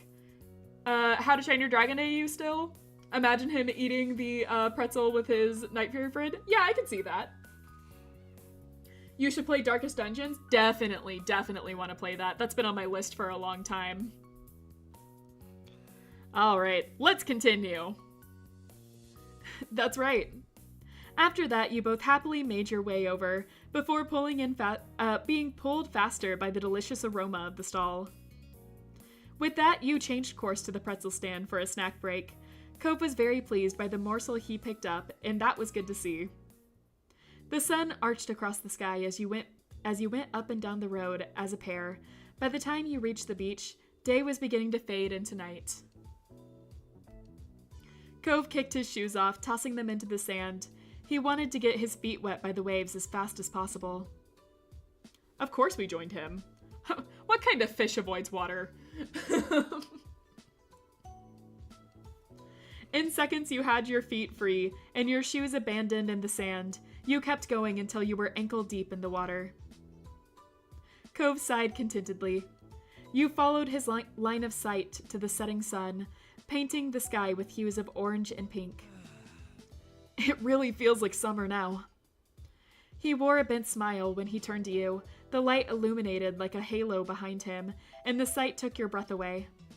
In fact, it's hard to think of anything that feels more perfectly summer than moments exactly like this.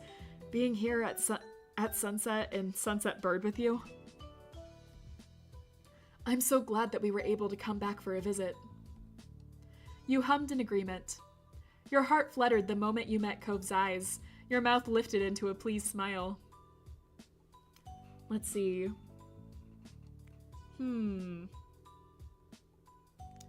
There's a few good ones here. Wet fish. I don't miss... Kiss already.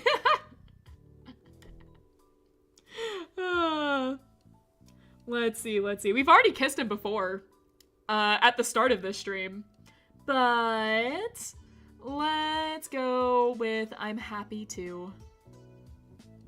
The last rays of sunlight glittered on the water, mesmerizing you. You couldn't help but feel like this was exactly where you both belonged right now. Cove murmured quietly, losing himself in his thoughts again. Shortly after, you saw his hand shoot down into the sand. Have you seen what I put on chat? Let me look. sometimes I miss a few things. I imagine SunCloud introducing his girlfriend to Cove in the MC. I could see that.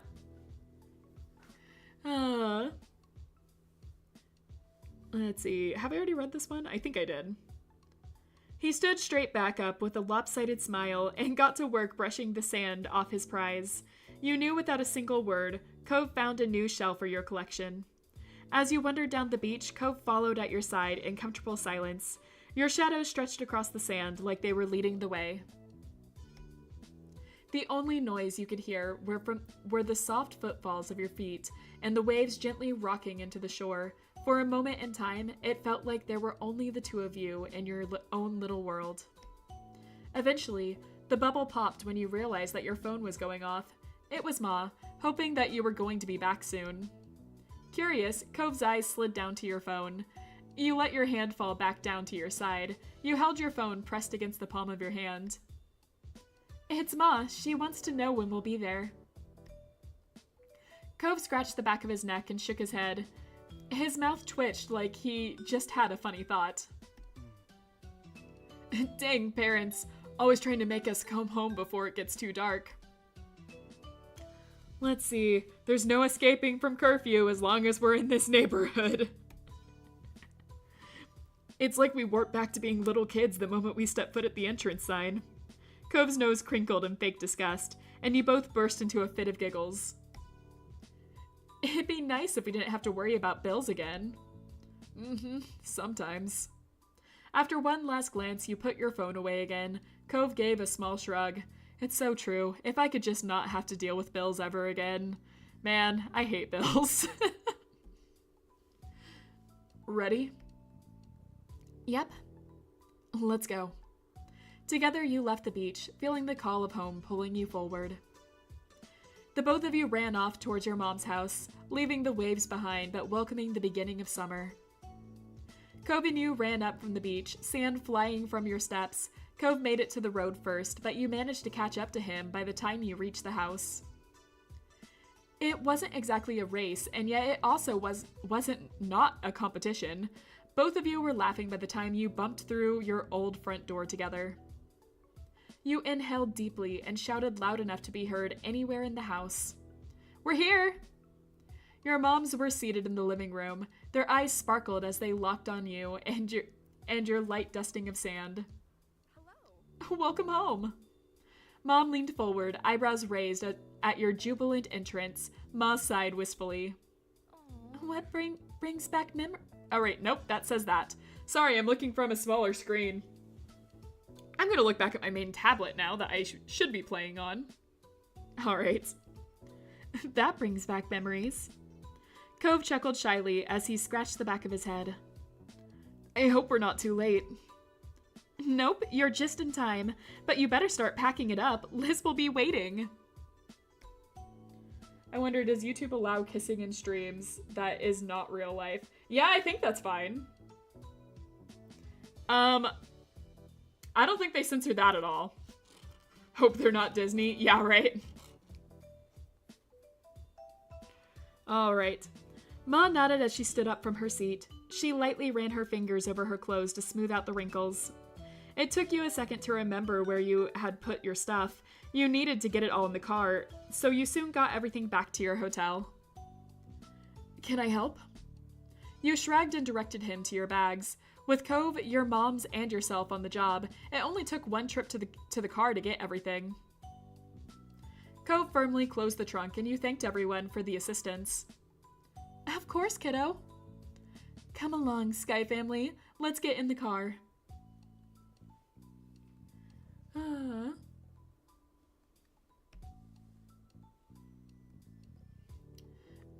Hold on. I got distracted. I keep looking at that chibi Cove we have over there, and I keep getting distracted. The lady with the red hair is scary. It's our mom!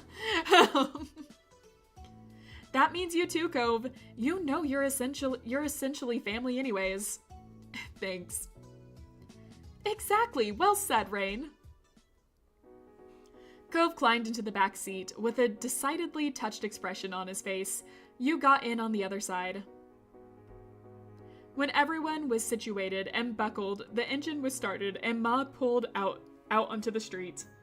What's so distracting about him? He's just a little guy. It's that expression on his face. That little expression keeps distracting me. I'll look over and just be like, what was I saying? Your mommy is scary. You take that back. You take that back. That's my mom you're talking about. Only I'm allowed to call her scary.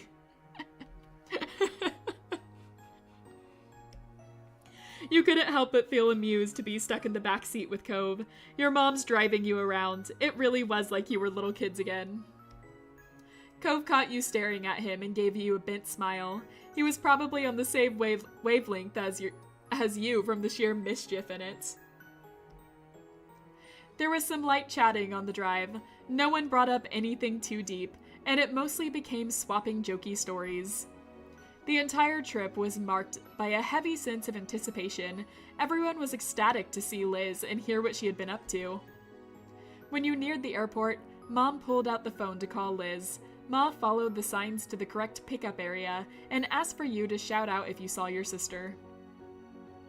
Yeah, Liz, we're at Wing B. There's a blue sign that says North America. All right. Tell her we're right in front of the building with blue windows. She says that she's outside right by a yellow truck. I saw at least 3 yellow trucks. I think they're doing work at the airport.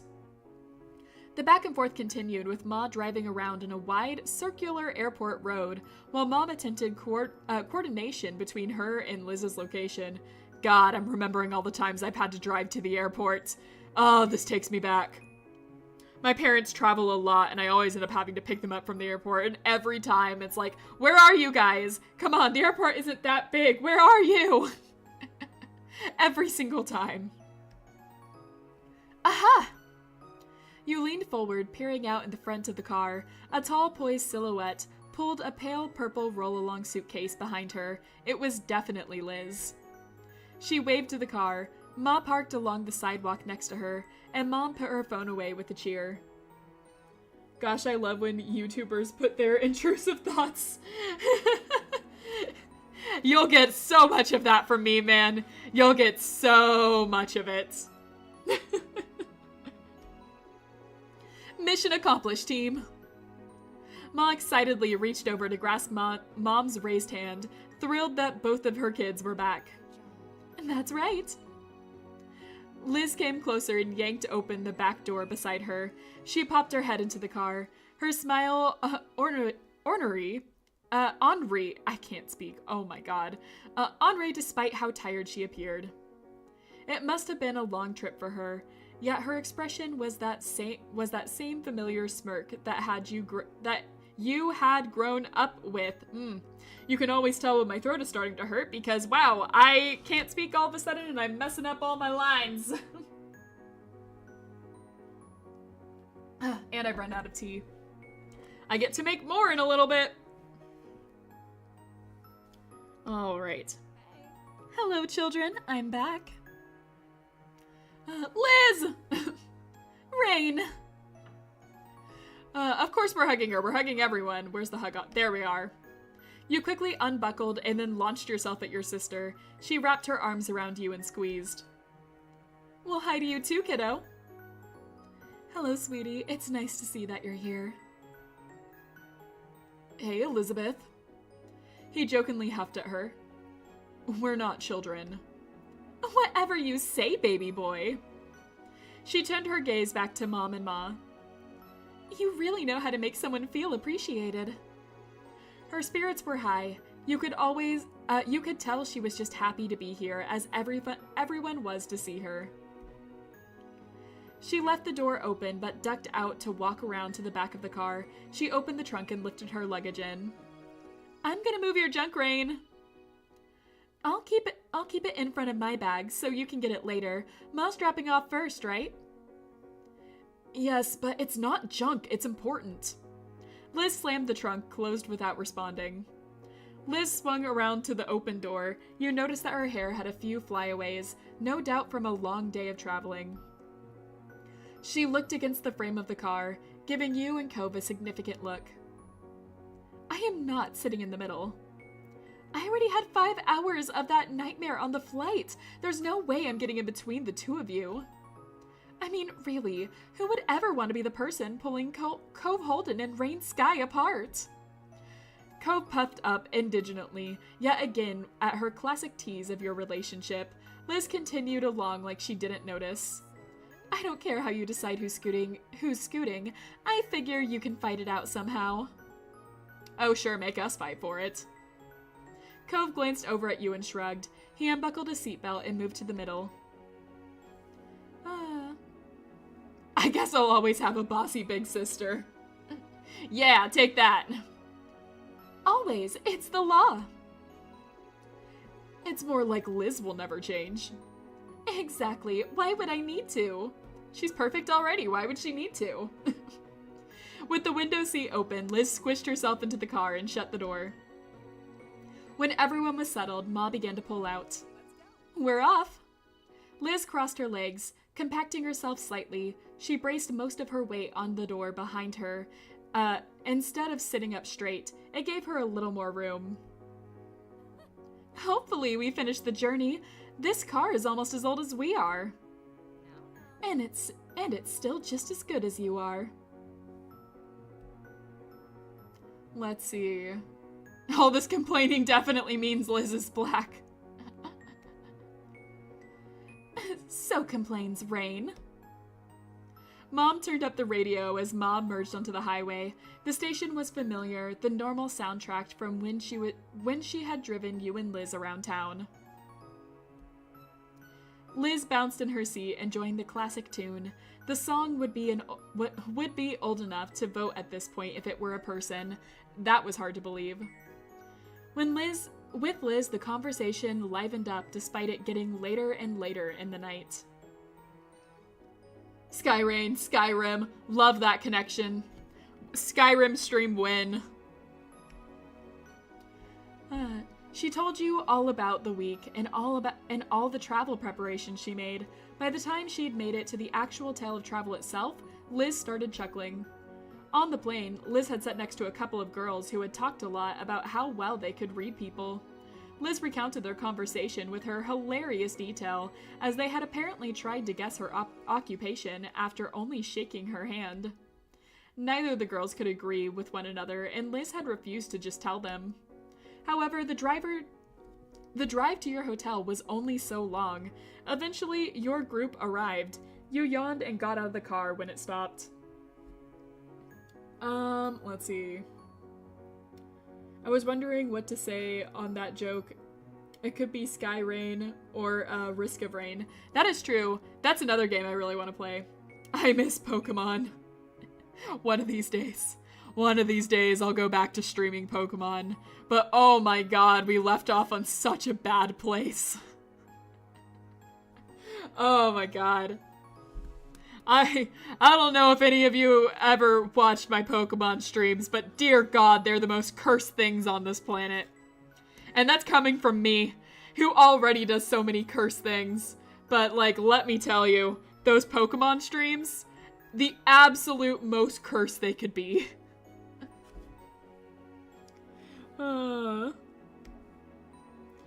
clambered out after you. Liz gave a loud sigh of relief at all of the extra space she found herself with.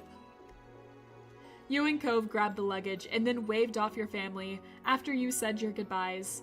After they left, you and Cove went to find your room. You talked about it on your birthday stream. I did in fact. And like, I want to have the whole logic of I'm gonna finish every game I start. But man, those Pokemon streams. They're so cursed. I love Pokemon. I love Pokemon so much. But man, I messed up on that game so much. It's embarrassing how bad I did. You scanned the keycard to unlock your hotel room.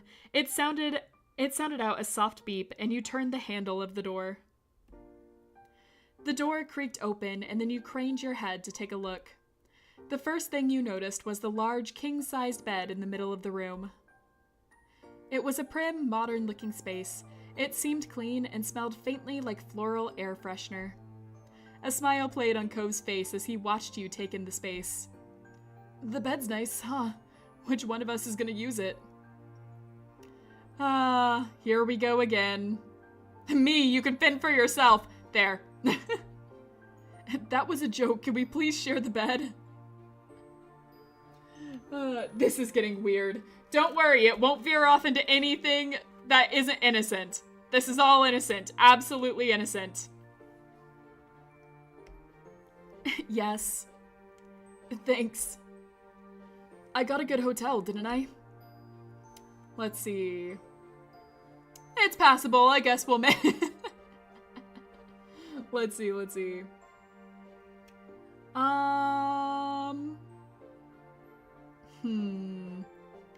Okay, no, this is funniest. He sighed in a long, suffering way.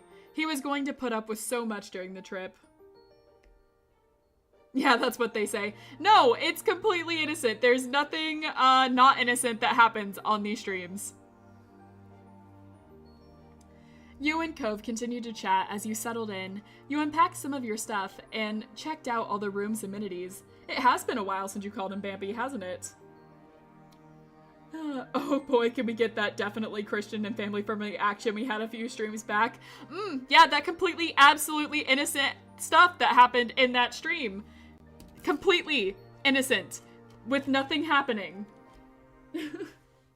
We just tucked our boyfriend into bed. That's it. That's all that's happened.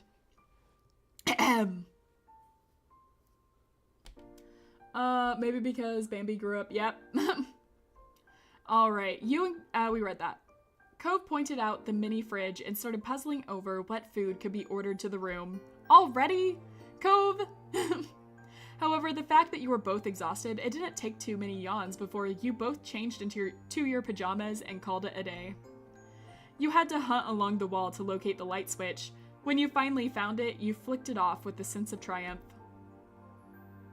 You turned your head over to Cove, who stood behind you in his pajamas. He was cozy and comfortable, but the pieces didn't match. He never minded that. Cove is right, it's dinner time. I feel that. I already had dinner, but I'm already hungry again. I want ice cream. That's what I want. Ice cream to soothe my throat from reading so much. We should get some sleep. Cove smiled, a soft expression that was adorable. Oh no, he's hotter.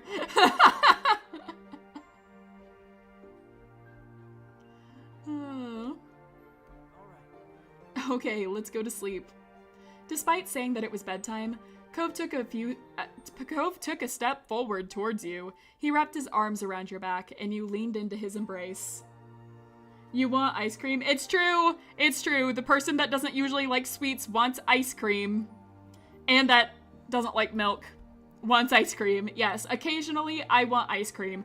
You know, after these streams, tea and ice cream are like the best combination. It soothes your throat so much. Then he lifted you off your feet. What? Still not putting you down, Cove promptly dropped himself backwards.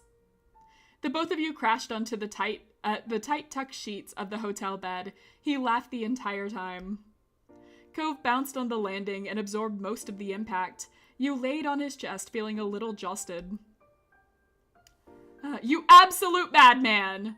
You could have warned me! That was scary. This can be like the whole line of dialogue here. Like this is the full sentence. Let's do it again! Yeah, all of this is the full sentence. You absolute madman, you could have warned me. That was scary! Let's do it again, though. I think YouTube deleted my comment because it looks like spam. Maybe. YouTube sometimes hides comments from me, the streamer. Let's do it again! You felt like a kid who had just ridden a roller coaster and had to get right back in line. That was the kind of thrill you lived for.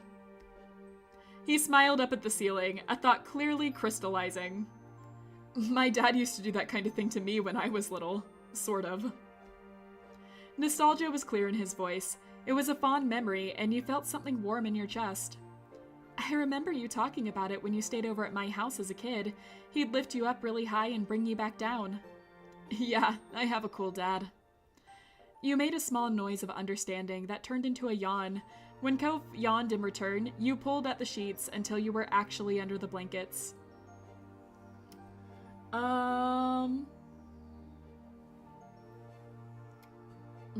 Let's see. Don't let the bedbugs bite, sweet dreams. Hey, do you know why pigeons are called pigeons when they're actually doves? Obviously, we're choosing that. Obviously, we're choosing the intrusive thoughts. The nighttime intrusive thoughts that, like, you end up saying whenever you're staying at a friend's house. You have to say it. Cove blinked at your random tangent. You yawned and continued talking, your sleepy brain happy to info dump. Pigeon actually used to refer to a young cheeping bird, not a species like it does now. Cove nodded along as you continue, seeming interested despite the random topic. By the time you finished, he was watching you intently. Definitely not speaking from experience. No. How could I be speaking from experience there? I have no friends. Anyway. I want to sleep on the same bed with Cove. Well, we're here. Okay, chat. I can attest to that. Yeah, obviously. Kiss him on the forehead. Got it. You pressed your lips to his forehead and then drew back to see his cute grin, obviously enjoying his goodnight kiss. Cove wrapped his arms around you and snuggled next to you. He let out a contented breath. You reached out to hold Cove under one arm and then used your other hand to comb through his hair. The two of you relaxed into one another and knew neither of you would want to be anywhere else. I can't believe we're really here. You and Liz and everyone else are going to be here in Sunset Bird again. I was staring at all the scenery going by while we were driving here, and it honestly felt like we never left.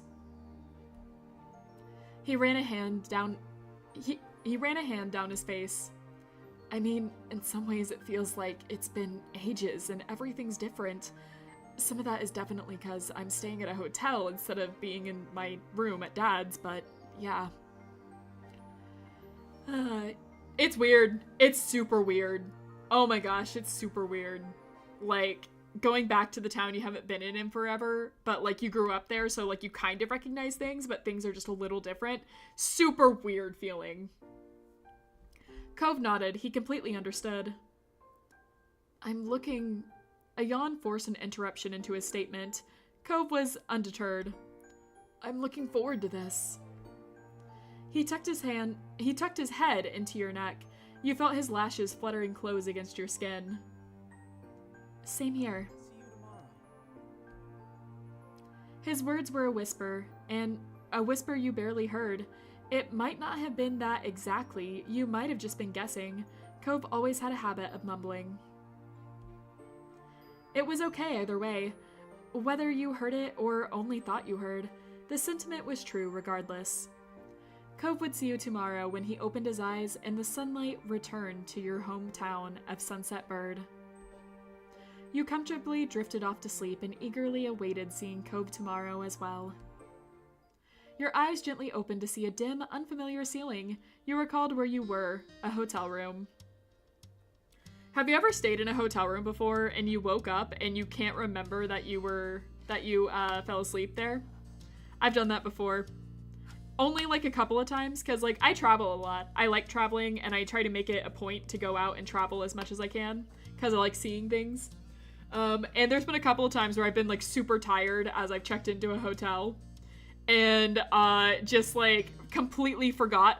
Like when I woke up, I just completely forgot where I was and I had a moment of panic.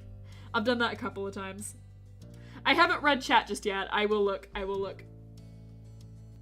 Cove Little Spoon Reel. Absolutely. Question, how will Pam react when she sees Lonnie pregnant? I think she'd be happy. But, like, they've gotten wow, what are words? What was any of that? Angie, what the heck? What are you on? Alright. They've both gotten older, though, so I don't think they'd want to get pregnant at this age. That's what they say until death sets us apart. Let's see. Science is amazing, Yuji. I've never been in a hotel in my life. Uh-huh. That sounds like the start of a crime. Yeah, it does. Yeah, there's been a couple of times I've woke up in a hotel and just been like, wow, wow, wow! Where am I? What is... Oh, wait, yeah, I checked in here. Either Angie gets to do a lot. I just, like, you know, I try to save my money and do stuff. I like having a lot of experiences. But also, one time I was traveling with a cat, and I woke up, and of course the cat was cuddled with me, and I was like, ah, yes, home sweet hotel? Yeah, no, it's such a weird feeling. I've never traveled with an animal before. I wonder how Oliver would do. I looked behind me because he's usually sleeping behind me, but I guess he's not here. He left. Still wondering how would Lonnie be pregnant if they're a lesbian couple? Well, there are ways. Science and doctors. Amazing. That all there is just one sentence. That's all you need to know.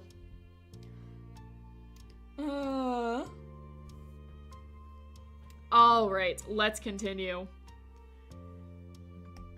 Yawning, your muscles felt relaxed and warm enough that sleep threatened to pull you under again. Morning. Cove's voice brought you back to consciousness. The heat made sense now. You knew the comfortable weight against you was your boyfriend. His arm was draped around you, and his fingers were lightly drawing shapes on your pajamas. You twisted over to face him fully. Morning. Did you sleep well? I did. The expression on his face softened with a content sigh.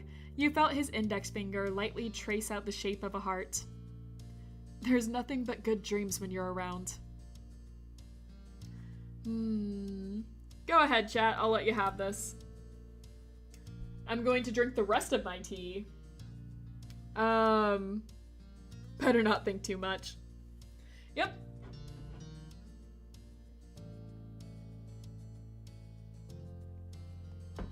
I'm gonna cry. His stare is dazzling. Gently kiss him. Got it. Eyes half-lidded, you reached forward and covered Cove's lips with your own. You exhaled softly through your nose and parted for only a fraction to take air. Cove cupped your cheek delicately and leaned his forward into yours. He brushed your skin with his thumb before pressing into a new kiss. Neither of you were making any moves to get up and actually start the day. It was sweet and comfortable to be wrapped up in Cove. You could indulge just a little while longer. Eventually, enough time flew by that there really weren't any minutes to spare. There were too many people waiting, so you both crawled out of the sheets together. Standing up, Cove took a few seconds to stretch. He glanced over at you with an animated expression. I'm really looking forward to your mom's anniversary dinner tonight. It's gonna be fun.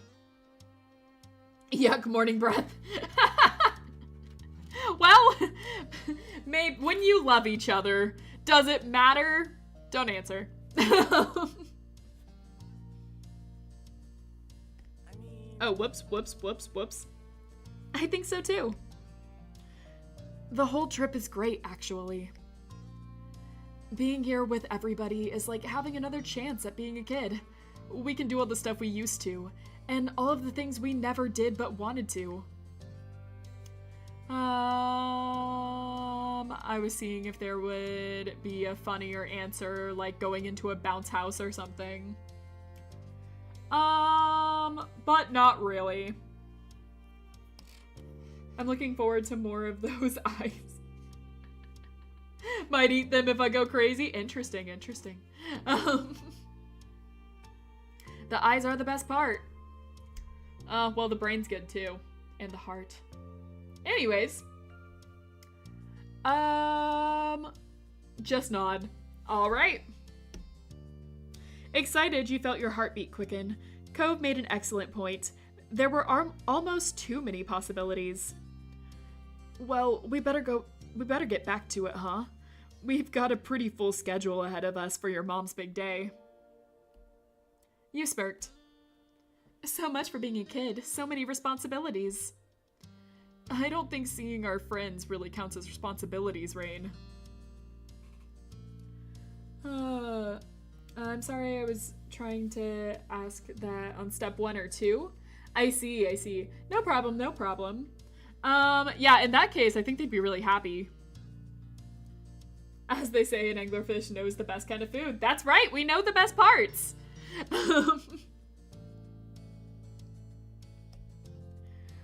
Fine, you got me there. After that, you and Cove moved around each other, busily getting dressed and ready for the day. Light laughter and chatter filled the air the entire time. Bags were packed and phones were sought after. Let's see. Oh my god.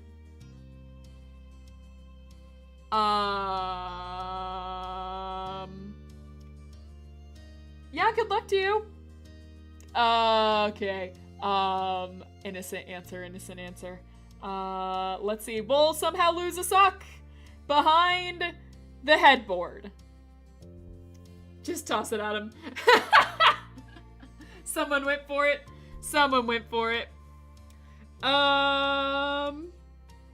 Okay, toss him his phone. Cove caught it with a noisy slap in between his two hands. He stared over at you with wide eyes. Shrugging, you tried not to grin, but it was a losing battle. Remind me to remind you not to do that again. I'll walk over to get it next time. Worried still, he wiped off the phone screen on his shirt. You chuckled in agreement, knowing full well that you both would likely forget and play catch with the phones again at some point later. There was nothing else stopping either of you now. In minutes, you were hopping into your ride and heading back to the neighborhood. It was another beautiful day on Sunset Bird. You couldn't resist rolling the windows down so you could absorb it all during the drive. Cove sat across the seat from you near the opposite window. His gaze was locked outside, catching all the old landmarks the vehicle was passing. I guess Cove took something from his father. Your spirits rose even higher the moment you made it home once more. Eager, you hopped out of the car and let yourself inside. Your moms knew you were going to be there that morning. But the second you made it past the threshold, an excited scream nearly scared you out of your shoes.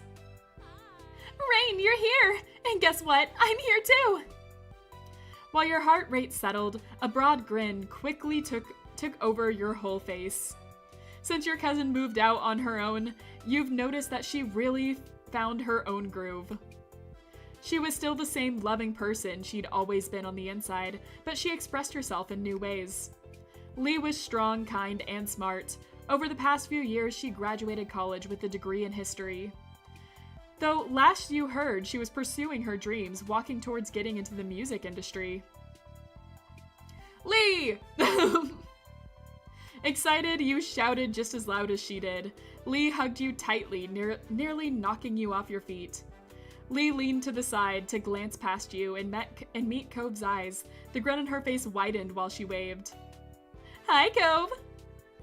Hey, nice to see you, Lee. I got in particularly at dawn. It was a whole thing, but at least I made it here alive.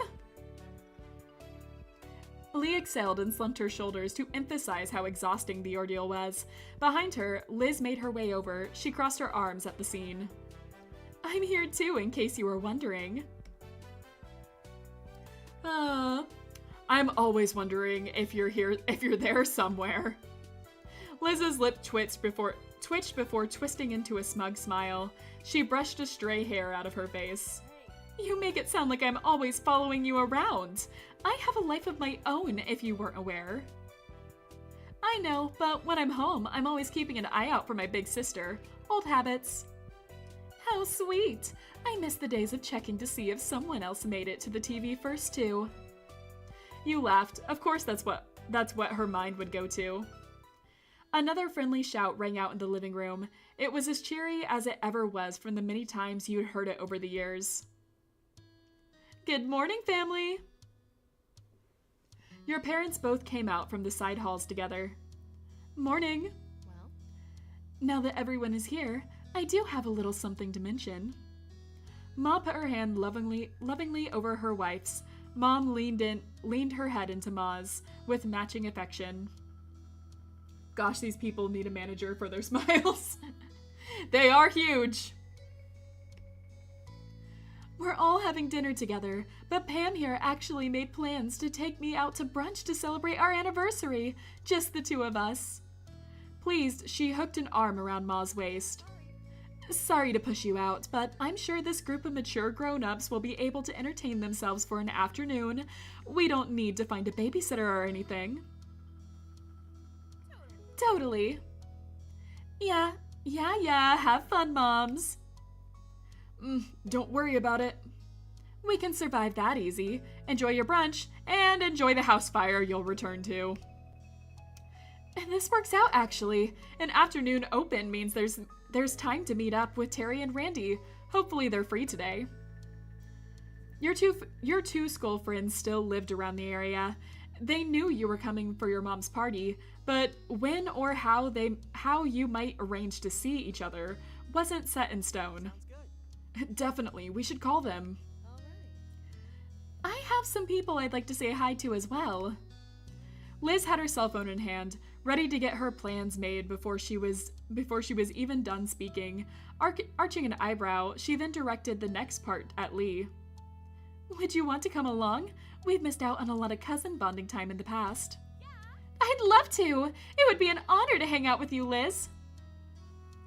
Let's see. I hope you both have fun. Don't worry, fun is my specialty.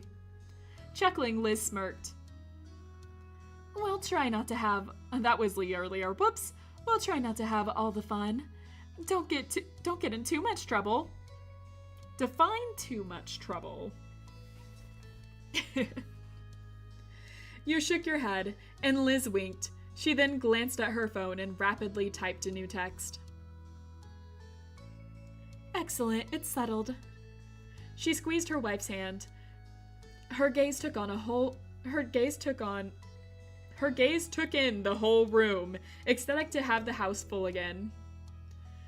Today is going to be perfect. I think so too. I truly couldn't be happier with my wife, my children, and our whole beautiful family. It's already a wonderful anniversary. The smile never changes. It will never change. There were awes and sweet comments from the group gathered around the couple of the hour. Seeing how your moms were, you couldn't help but hope that when you got to be their age, you could be as proud of your life as them. But Ma's attention then fell on you, and the look of her face twisted mischievously. A shiver shot down your spine. This is a very good time of year for marriage. Don't you think so? What are you hinting at? Mom, what are you hinting at? What are you saying in front of my boyfriend? With a snicker, all eyes eagerly slid over to you and Cove.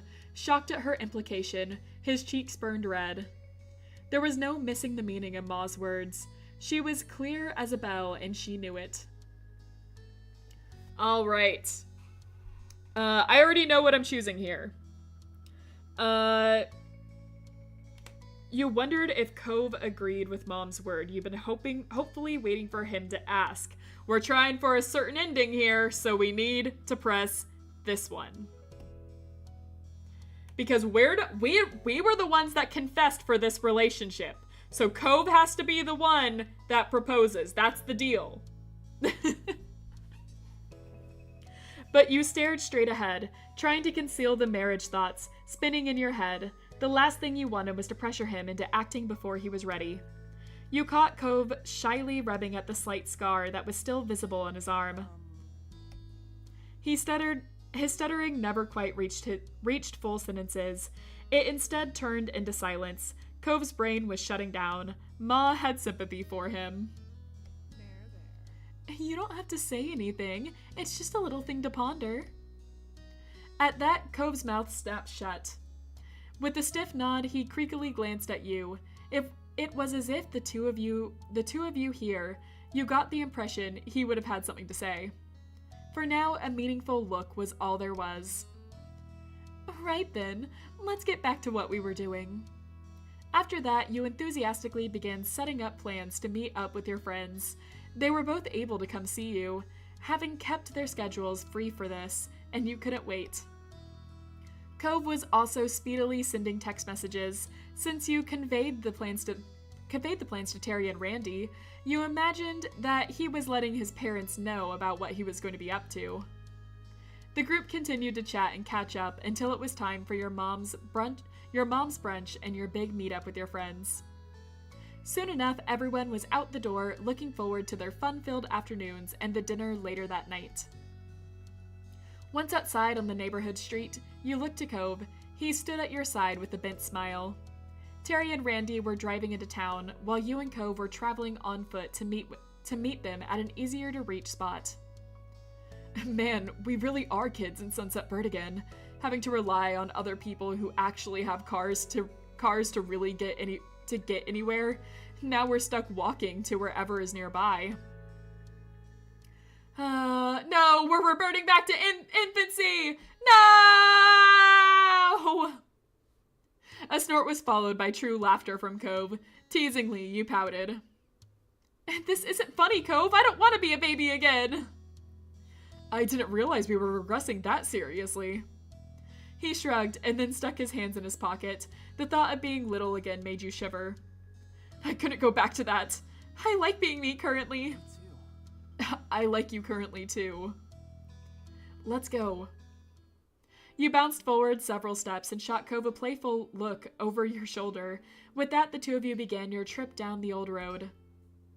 It was a casual stroll into town, and before you knew it, you were at one of the large parking lots of Sunset Bird.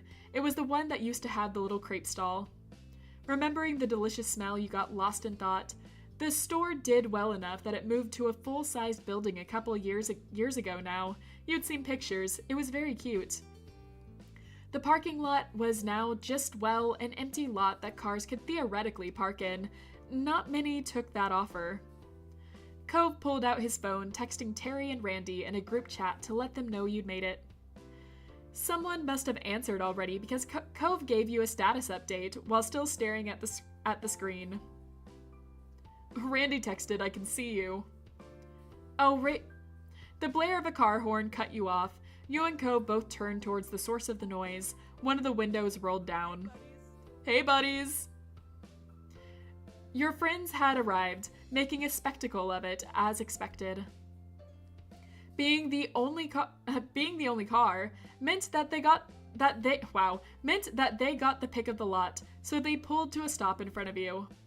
The window closed back up, and instead the two front doors popped open. Terry and Miranda stepped out into the pavement. Hi, Cove. Hi, Rain. With a cheery wave, Miranda skipped towards you. Terry, on the other hand, walked speedily over to Cove, squeezing him into a hug. A quiet laugh escaped Cove, along with the majority of the air in his lungs. He didn't fight the constriction, but instead gave Terry's back a pat with a large grin spreading across his face. When he let Cove go, Terry came right up to you. He held his fist up for you to bump it. Yeah! Alright, do we hug him instead or fist bump him? Options. Wow, Lee looks so pretty. Yeah, she does! Our cousin's always pretty. I was gonna say I'm gonna take a drink of tea again, but I'm out. I'm out of tea. This is truly the worst. Turkey it is! Your shoulders gradually began to shake harder when your lips twisted teasingly. Confused, Terry's eyebrows pinched together, like he was trying to solve a puzzle. Gobble gobble? You wriggled your fingers, thinking of them as long, colorful tail feathers. Terry snorted the moment the image clicked in his brain. Gobble gobble. It felt so nice to have your friend group reunited as adults. Terry was currently a full-time lifeguard down by the busier beach a town over. You were proud of him. He had helped a lot of people in his line of work. Miranda took Cove's hand, and one of yours in the other. Her eyes alight, she gave you both a gentle squeeze. Bald. Yep. There's a little hair there. So great. I'm so happy to see you again. Hey, Terry. Hey, Miranda. He answered assuredly. It was clear that he was equally glad to see them. This reunion was long awaited. For a while, Miranda had been working hard as an assistant at a school while continuing her own education. She also kept busy running a small online shop selling crafted knickknacks she made. You look so cute. Stop that. The pink in her cheeks deepened at your compliment. I mean it. You knew how full Miranda's plate had been for a while now, but despite the busy schedule, she really did take the time to put together a fantastic look. Miranda released your hands. Giggling, she eyed you both carefully.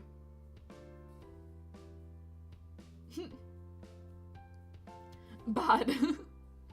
There's an H in there.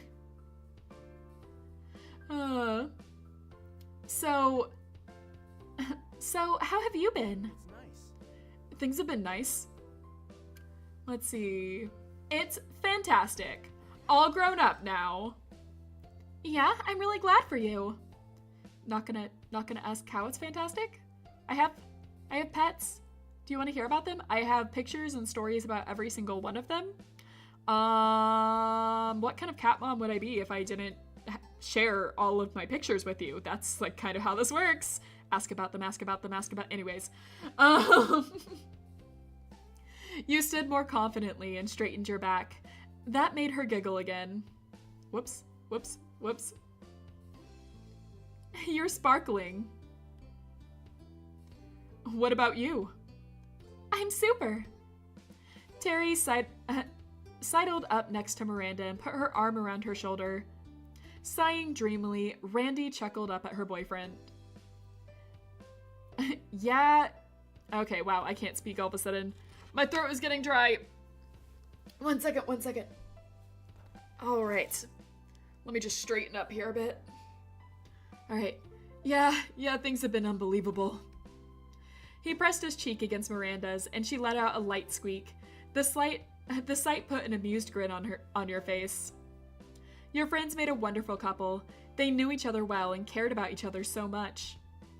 It was no shock at all when you heard the news that they'd started dating.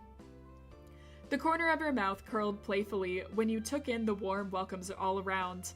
At times, it was still kind of funny how the group of your friends had evolved into two couples. Not that you were complaining about it. You thought it was an amazing thing. Cove then pulled his phone out and peeked at the screen. He repeated the month every so often. The motion every so often. It was cut off on my screen.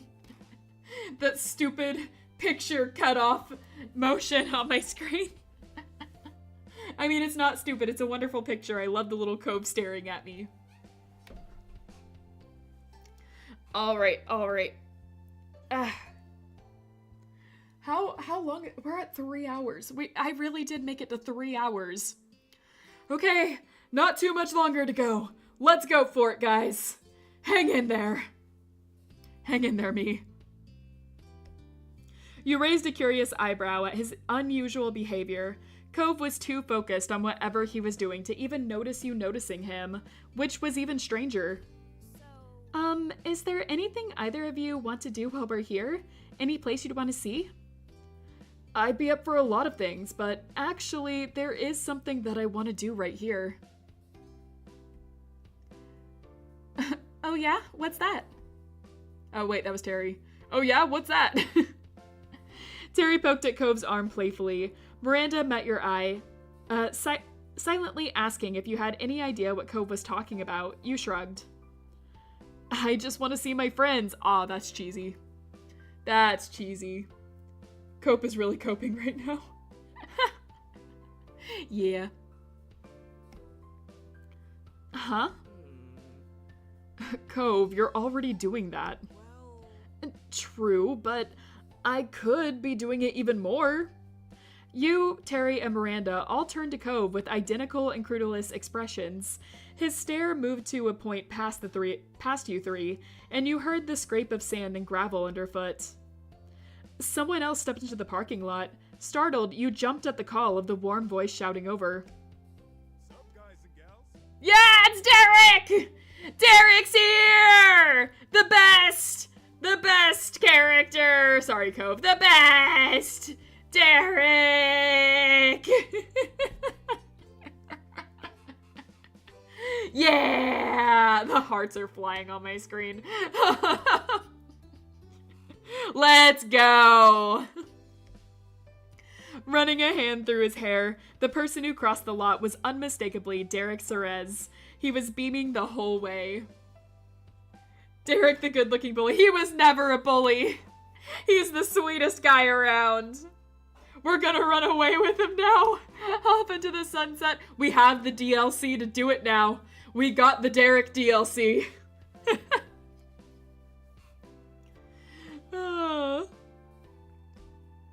It's been too long, even though it hasn't actually been that long, but long enough. Derek! I'm screaming everyone's name. You screeched his name and waved with both arms to welcome him. Bashfully, Derek scratched the back of his head. You're here! Here in the flesh. I missed you. He spoke to you gently. You were thrilled just being there, reunited with him. Derek was a good friend of yours, and he had been for a long time. Hey. He waved over at Terry and Miranda pleasantly. Over the years, they all had met several times in passing, simply through being friends with the same people. Sup, big man? Hi, it's great you could come. Cove put himself next to Derek. Happy, he clapped a hand on his friend's shoulder. Hey, thanks for coming. Thanks. Of course, thanks for inviting me. Angie, can I propose my beautiful boyfriend, please? No, Cove is proposing to us. We have to wait for him to do it. I judge people by how they look. That's pretty common, actually, but Derek is the sweetest person ever. Like, oh my god, he's sweet.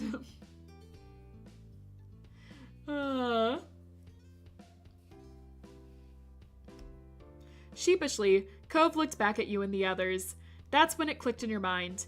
It wasn't his parents that he was texting earlier. It was Derek the entire time. Derek is in town for a few months to help my dad and his dad with some work.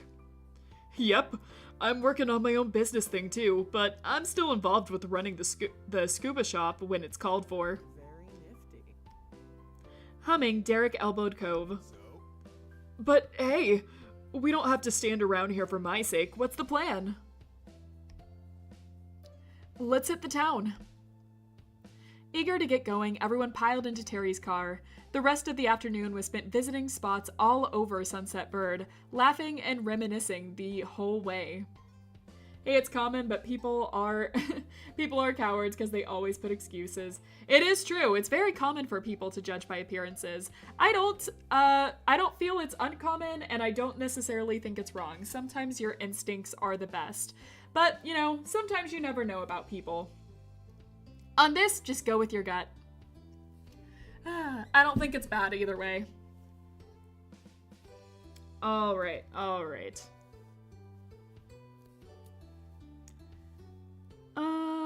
I read this. Once it started to get late, Terry brought you and Cove back to the neighborhood. You didn't have to walk there after all. You didn't get out until promises were made to see each other again before the trip ended. Side by side, you and Cove stood in the streets and waved at the car as it drove away. Terry tapped the horn for 2 honks, while Miranda stuck her hand out of the window to wave back. You caught Derek in the back window, giving you both a wide grin. It's fine to judge a book by its cover, says the anglerfish posing as a cute anime girl. That's exactly why I'm saying it's okay to sometimes judge by appearances. I'm a cute anime girl. Come closer to me. Hee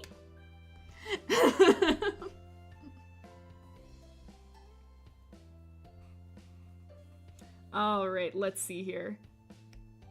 Sighing as soon as the car turned down another street, you were finally out of sight. Well, that was one party. Time for another. Ready to go see your moms? You look awfully suspicious. What's wrong? Why aren't you coming closer? I'm cute, aren't I? Come closer.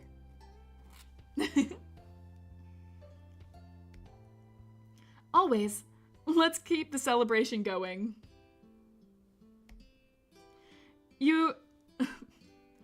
I keep getting distracted. Sorry. My cat just walked in and it immediately distracted me. Let me just, go back to focusing for a second. Truly, the moth to the fire is the best analogy. Haha. That's the wrong face. I didn't mean to look angry. That works for now.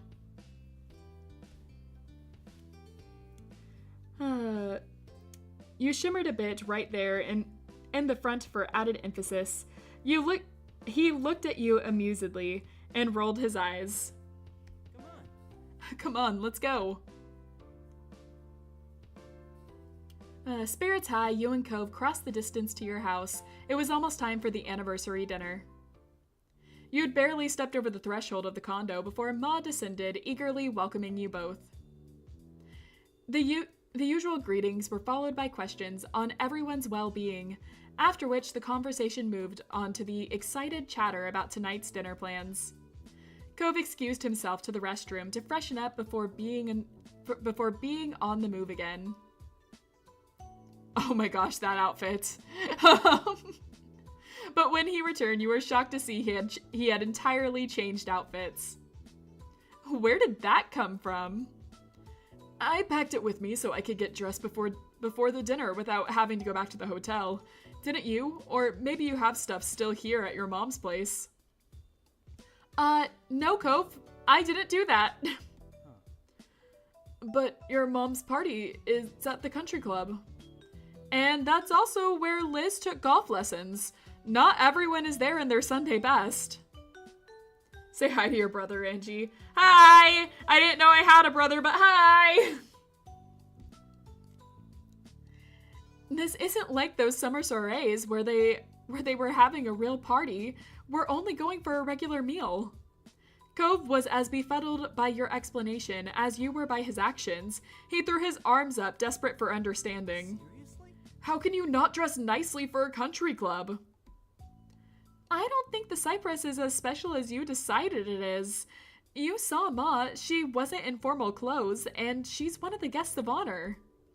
You realize now that whenever you went to the country club on a normal day, it was family time with just you, Liz, and your moms. Each time Cove came, there had been more exciting things going on. You never would have thought of that before, but his perspective suddenly made a lot more sense. His frown wobbled and his cheeks became far pinker. He looked down at his own self regrettably as he pulled at the cuffed ends of his shirt. He seemed more like a scolded child than a grown man dressed for the latest charity gala. I thought she was gonna get changed when you and me were... Oh. I love how much of an idiot you are. Oh no, Cove. Well, chat, you always get to decide these. Have fun. Oh. Making fun of Cove like this.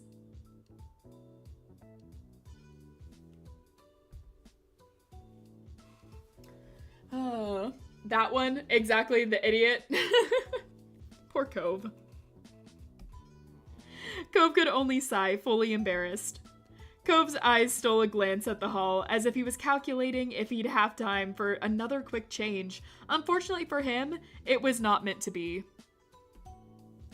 The time to head out came far quicker than you'd expected. Cliff and Kyra swung by the condo to make sure everything was in order, and for your second surprise of the night, Cliff was also in formal clothes. Cove's face excitedly whipped towards yours at the same time Cliff went to Kyra's. The two men pointed at one another. Spider-Man meme. See, he knows. Exactly, sport. Kyra was talking to me like I was crazy. The aforementioned Kyra placed a hand delicately yet dramatically across her eyes. Clifford, our son only knows this because you're the one who raised him. Cliff chuckled, his arm moving to scratch the back of his neck. Yeah, that's my boy. The ends of Cove's mouth gently bent up. He truly was his father's kid in more ways than even he realized. They may be the only ones in the group, potentially the only guests at the entire club, all gussied up, but at least they could now take solace in one another. That looked to be good enough for them. That suit doesn't fit you, Coat Boy. It doesn't fit him at all. All of the Sky family, as well as the honorary members, Cliff, Kyra, and Cove, headed out to the same time to the Cypress. It was to be the perfect reunion. An impeccably smart host greeted you all on arrival, smoothly leading the way to the seats of the table reserved for your group. Once you'd all settled in, chosen drinks were poured into delicate glasses. The food would be coming out later, letting you soak up the atmosphere for a little longer. Smiling, your parents faced the group of familiar faces, all gathered here together to share this special day with them. Mom reached over and took Ma's hand, clasping it between both of hers. Thanks for being here tonight, gang. Marrying this lady right here is the best thing I've ever done, and there's no one else I'd want to celebrate that with. Yes, we're so lucky. Not only do we have each other, but we've got such a large group and loving family through all of you. Around you, you heard people saying awe and chuckling appreciatively at the comment. Lee had clasped her hands tightly in front of her, her eyes shining. Your eyes met Liz's misty ones, and the affection she had for her moms carried over to you two. You returned your attention towards the happy couple just as they leaned in to kiss, smiling all the while. The table responded with cheers and clapping shouts of happy anniversary, and other congratulations continuing even after they'd broken apart. Mom beamed as she watched Ma giggle dreamily. The waiters reappeared, delivering delicious plates of food, and the dinner began in earnest. Both conversation and laughter continued to flow freely as the night went on, with the two families relishing the opportunity to be together once more. Eventually, after your hunger and thirst had been fully satisfied, the plates were cleared and the event began to draw to a close. Cliff and Kyra exchanged goodbyes with your family before heading out together. Cove gave his goodbyes to his parents while hanging back until your moms were ready to head off. You were getting a lift back with your moms. It was already late, so you discussed the possibility of going straight to the hotel rather than going back to the condo, but Cove had asked if they'd mind taking him back to the neighborhood. He'd wanted to visit it a little longer. Your moms had happily agreed. Liz and Lee were feeling tired, so your mom swung by the hotels during the trip home, while you and Cove made the full journey with them. Riding in the backseat of your mom's car with Cove felt felt more than a little nostalgic. As your eyes drifted over to him, his head resting on the window, it was hard to believe how much time had passed. Mom stretched as she got out of the car, smiling over her shoulder as she headed towards the house. Time to put my feet up. You two joining us? Cove shook his head. No thanks, it's your anniversary. You don't have to entertain me. I'll take a walk. It's never any trouble to have you over, Cove. Let him do as he pleases, Lonnie, but you better not stay out too much later or there'll be trouble.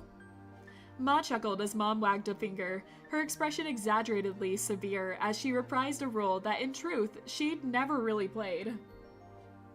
Neither of your parents had been particularly harsh as you'd grown up. Ma joined in on the act. Don't go too wild just because there's no school tomorrow. Laughing, they made their way inside, leaving you standing out in the dark street with Cove. You didn't even need to ask him why. You already had the answer for this. He wasn't yet ready for the day to end. Without a word, Cove began to stroll down the road. You walked alongside him. You'd known your destination long before you arrived on the dark and utterly deserted beach. There were no lights down here, nothing but the moon and the stars for illumination. Let's see, I want Pam and Lonnie to hug me and kiss me on the forehead so bad. I understand that completely. The only sounds were the gentle waves rolling in and out and the soft sound of the footprints you left in the sand. In other words, it was perfect. Cove stepped out into the water. Wow. Cove stepped out into the waves without a word. He looked up at the sky with a smile, then tucked his head down and began to pull his fancy shirt off. He tugged it over his head and lobbed it backwards, further up onto the beach and out of the reach of the waves. Well. Didn't know I'd be getting a show. Cove froze, his arm still raised from where he'd thrown his shirt. Slowly, he came back to life, stiffly pulling his arm back down. Your commentary had made him self-conscious.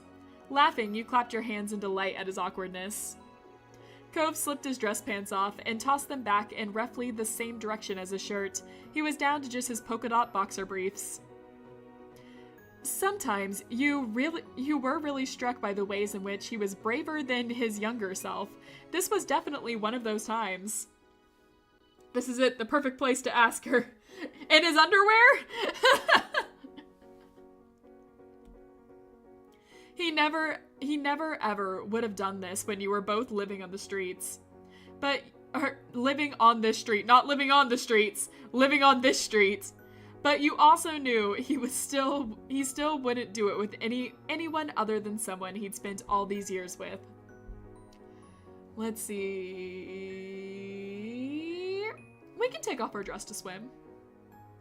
Cove waded further into the water until it came to his chest.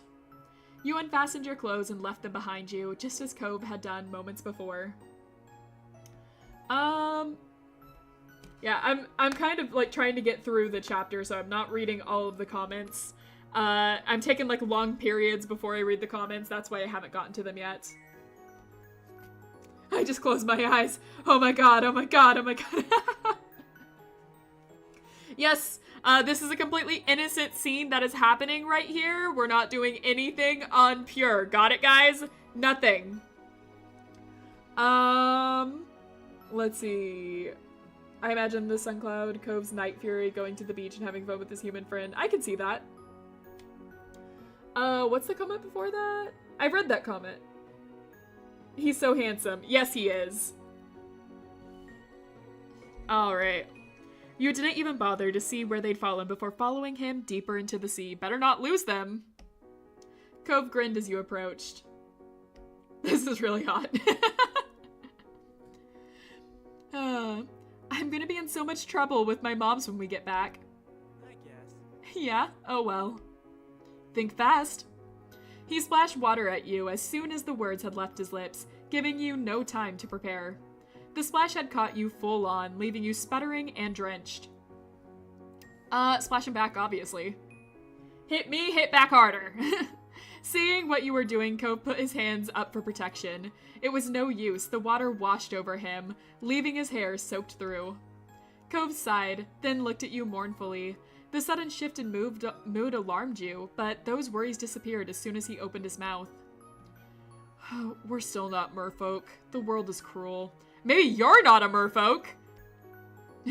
You snickered. After a moment, Cove's mock sadness broke, and he joined in.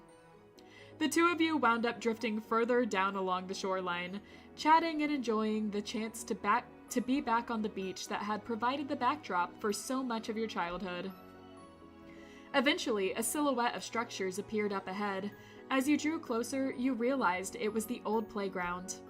Cove spotted it too and hurried towards it, dragging himself out of the water and heading into the park. Wet sand coating his feet and lower legs with every step, clinging tightly enough that it began to resemble a bizarre pair of boots. As you followed him, you wondered how many visitors this little park got these days. There were officially no children living in the neighborhood now. Cove gazed at his surroundings in wide-eyed awe. He didn't care at all that he was soaking wet and dressed only in his underwear. Crouching, he gently pushed one of the child-sized swing sets, marveling at it all. Wow. I can't believe how tiny everything is. Were we seriously small enough to use these? He shook his head, unable to fathom just how little you'd both been when you first met, then walked over to the monkey bars. Once these had been a challenge for you, now they were a little more than waist height next to Cove. Cove turned his back to the bars and hopped onto them with ease, sitting on them comfortably. Let's see. We'll lean against the bars. It was strange seeing adult Cove juxtaposed with the baby playground. This place had been something so exciting to Cove back when he first arrived, and apparently it was to this day. Yes, go to the public playground in your underwear. Exactly. You get it. Cove smiled eagerly as you approached, kicking his feet into the air happily, briefly forgetting the vantage point until the tip of his shoes scraped along the ground. He continued to swing his feet, but with a little more care. You thought it was adorable. In this moment, you were home. It just so happened to be a place you'd grown up, but really anywhere you could be with Cove was that for you. You had held a special place in your heart for so long, and so much of your life had been shared. You'd grown up on the same street, which had given you some common ground, but it went far beyond that. You had both chosen from a young age to share your life with each other. You wouldn't have it any other way. Here we are again. Here we are. The mood had shifted now. The funny, impulsive night beach trip, with the spike of adrenaline that came from you playing in the water under the moonlight, had settled into something quieter and more nostalgic. Cove leaned back, tilting his head towards the sky to admire the stars above. Too bad I wasn't able to bring my surfboard along with this. Cove shrugged dramatically, trying to lift the mood a little. The dinner was really nice. It was great to do all of this. The smile he had when he spoke those words as quickly as it had appeared. It went by so fast. We all came out here for the party and it's over. Liz, Lee, our parents, we'll all be going back to our own things now. But what else can you do except say it's okay? I guess it's part of growing up. This place and these people, they're our foundation. It's shaped who we are now, like making castles out of sand. I owe a lot to Sunset Bird. His eyes crinkled fondly, and Cove's voice was gentle when he spoke again. There was a lot of comments that just came up in chat. You had chosen from a young age to share your life with each other. We ignored him at every opportunity as children. It's true, we did. When we were a child in this game, we just ignored him. Oh, I'll see you later, Tarnish. Thank you for joining our stream. Enjoy the rest of your day. When is the stream going to be over? When we finish the epilogue. We're in the epilogue currently. And so I think we're most of the way through it. I think we're about 80% done with it. So we should be done theoretically soon. My throat is gonna suffer if we're not. But there's still one big event that happens in this. I hope you have a good day at school tomorrow. Bye, Tarnished. God, his arms look like nanomachines, right? Once the epilogue is done. Yes, once the epilogue is done. We had a good childhood, I think. Wow, you're sounding so old now. Seriously? It's just how I feel. He shook his head, sighing heavily. All right. His smile took on an uncharacteristically harsh twist. You had a feeling where this was going. We better get home before your dumb parents who don't know anything get mad. You had to laugh at the half-hearted impression of young Jeremy, the boy you met in this very park. He chuckled along with you for a moment before tapering off. I hope we don't get grounded. The jokes kept coming. It was very amusing to imagine that not only could your mom somehow ground you as a fully grown and independent adult, but that their powers extended over to Cove as well. As much as you were enjoying going back here, Cove was right. You had to accept that you needed to go now. It was late and your moms were still expecting to see you before you got a ride back to the hotel. Cove hopped down from the bars, landing easily on the ground, only a short distance below. Before you could return, you had some clothes to retrieve from the beach. You retrod the same path, following the footprints down to the shore you'd left in the sand only a little while earlier. Once you and Cove had scrounged up your abandoned clothes, you started to walk up the old path home side by side. Droplets of water slipped down your skin and fell on the road as you made your way back to your mom's house. Did we not put on the clothes? We're just going to carry them still in our underwear? Not putting them on? I mean, sure, I guess. As you and Cove were still soaked and sandy from your earlier adventure, it was likely that you were leaving quite a trail in your wake. But you'd seen Cove's bedroom growing up. It was only natural for him. The air was slightly humid, already pleasantly dense with moisture that felt like a hug as it closed around you. Any damp footsteps that were left behind would take longer to dry in this weather.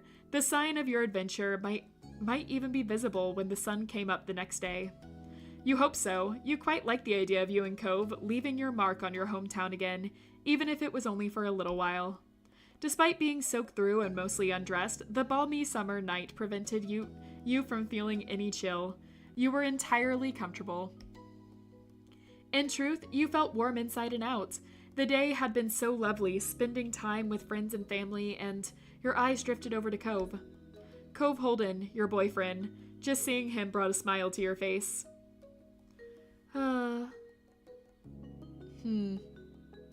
Let's see. We've lost quite a few people from the chat, so I guess I won't ask you guys to pick stuff anymore. So, I guess we will go with... This one's super cheesy. This one's cute. This one's cute too. I guess I'll go with this one. It's cute. Cove turned to you, his eyes wide and adoring, and he bit his lip as he smiled shyly. You could tell that your words had touched him. I feel the same way. Exactly. Let's see. Might as well kiss. Catching him by the hand, you stopped Cove in his tracks and pulled him close. Your heart somersaulted as your lips met. At this moment, with the quiet seaside town at rest, it felt like it was just the two of you in the world. Cove returned the kiss, gently cradling your head with his hand until you broke apart. You were full of joy. All other concerns and the day-to-day stresses of normal life were squeezed out by it. All you could think of in that moment was how your life was wonderful. Every second and every day needed to end sometime, but that time had nearly come for tonight. You had to get at least some rest and bring it all to a close. And so the two of you went inside to say goodnight to your moms, as well as clean yourselves up as best as you could. Your moms, both in pajamas, ready for their own sleep, hooted with laughter as you came inside, deceived and damp, and their teasing continued until the car came to get you to your hotel. Cove stayed silent as he put his casual clothes on again, placing the formal ones back in the bag he brought them in. You'd given Mom and Ma plenty of material for a mock scolding, and you got a playful lecture about not getting into the water without bothering to change first. You just grinned at your partner in crime, feeling like a naughty kid again. It had been worthwhile.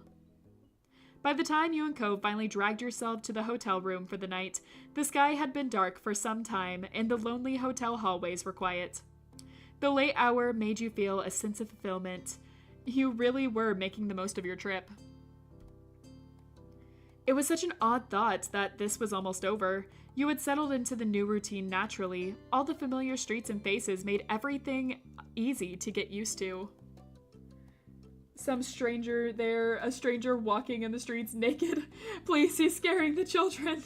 Hello, police? I can understand. Like, wait, you don't understand, officer. We were just swimming in the ocean. It's nothing suspicious, I promise. All right. This better end soon, my poor throat. The two of you drowsily shuffled past an ice machine and into your room. Cove set his phone on the bedside table and you followed suit. You both started settling in for the night. The hotel room was a welcome sight after your long day. You noticed Cove rub the back of his neck and yawn. His voice was quiet and distant. I hope the pet sitter is doing good. The wish wasn't exactly directed to you. It was just a sleepy thought that Cove had unleashed upon the world at large, but you still agreed. I hope so too. Cove still kept fish after all these years. Delightful, colorful things in huge aquariums. He apparently spent a lot of time watching them swim. You had not been surprised when he told you that he found someone to look after them in his absence. After all, you also found a pet sitter. You were in the same spot as Cove with your animals. With no one at your respective homes, they still needed to be cared for. Cove's anxiety about leaving them hadn't subsided. Over the vacation. You had caught him a few times texting the pet sitter and asking about his fish. Let's see. I'm also worried. I'm always worried whenever I leave town. Yeah? Look at the two of us out on vacation thinking about home. You had to snort at that as well. You both really were like-minded. Cove yawned widely. He seemed confused at the magnitude of it. He groggily blinked at you. I think it's time for bed. You glanced at your watch. It really was astonishingly late. Yeah, Cove, that is an underestimate. The two of you got changed and brushed your teeth, and in no time at all, both of you were cozy and ready to sleep. After that, you flopped onto the side of your shared bed. Cove headed over to his side, and you felt the mattress dip under his weight. You tucked yourself under the covers, and Cove snuggled in closer to the middle. You turned on your side to face him and scooted slightly closer. Your noses almost touched, and Cove watched you with a soft expression on his face. Cove gently spoke, his words like a lullaby. Good night, Rain. Night. Cove's eyes fluttered shut, and he let out a contented sigh. There was a warmth from Cove's body next to you. He was right there. Let's see. This is a Christian channel. This is a Christian channel. This is a Christian channel. This is a Christian channel. God, blue doesn't fit him at all. Yeah, his sense of style is not the greatest. Okay, everyone listening to this chat right here. Bedtime! Got it. Your eyes fell closed sometime after. You were not sure exactly when, only the fact that you were now too heavy to open. You felt a mixture of bitter and sweet emotions. You were happy to be here, but sad it was ending. There was a relief that you would soon be in your own home again, but also wondering when you could return here. There were many more feelings swirling around in your head that hadn't even crystallized into thoughts yet. Paradoxically, you felt nice but also confused, but then also nice from the confusion. In the back of your mind, you realized that you really must be tired. Unsurprisingly, your exhaustion did not give you too much time to muse on your emotions, and in what felt like seconds, you were already dreaming. This is truly a Christian channel. Nothing to see here, YouTube, nothing to see. Everything that's happening is purely innocent. The dreams dancing around your head became fragmented and faded until you couldn't remember a thing about them at all. You were growing more aware of the real world. Whoops. Nope, I was right. All right. Cove was waking me. I'm not waking for an alarm or anything, man. I am a deep sleeper. You woke up feeling enveloped by warmth. Humming happily, you felt Cove's fingers trail up your arm. Let's see. You powdered and squeezed your eyes shut. Good morning, Rain. Time to wake up. His upbeat greeting was accompanied by laughter. You could feel the vibrations of it, and it only made you want to bury your head deeper into your pillow. Cove ran his fingers up your arm and gently gave your shoulder a small shake. Sighing, you peeked an eye open and saw his grin. He appeared far too charmed by the situation. Come on, join me on the land of the living, please.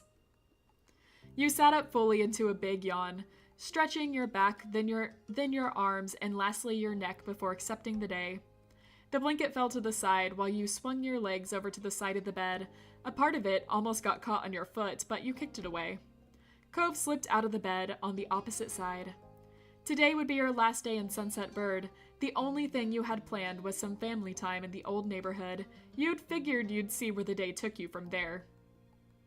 Yawning again, you glanced over at your clothes. There was just one more day to live out of your bag. Let's see here. I don't have anything clean left, but oh well. Yeah, that's about right. You stared at Cove, holding up a handful of balled-up socks, and laughed. He shrugged. We've all been there. I don't think anyone is gonna notice. Yeah, I doubt it. Alright, let's get things going. Our families are waiting. Nodding, you and Cove swiftly finished getting ready in the small hotel room. As soon as you had your stuff together and were ready to go, you were off. During the ride there, you and Cove decided to visit his dad's house first this time. When you got dropped off, Cove eagerly hopped out into the street with his eyes locked on his father's condo. Your gaze fell on your boyfriend. He stood in the middle of the street where you grew up together, while the summer sun made him shine. Though he was the brightest light in your eyes no matter what. IDKY, but I got invested in the stream. It's book club! You know, it's like having a story read to you before going to bed and everything. It's meant to be like relaxing and a little chaotic. But yeah, some of these stories you just get like super invested and really into.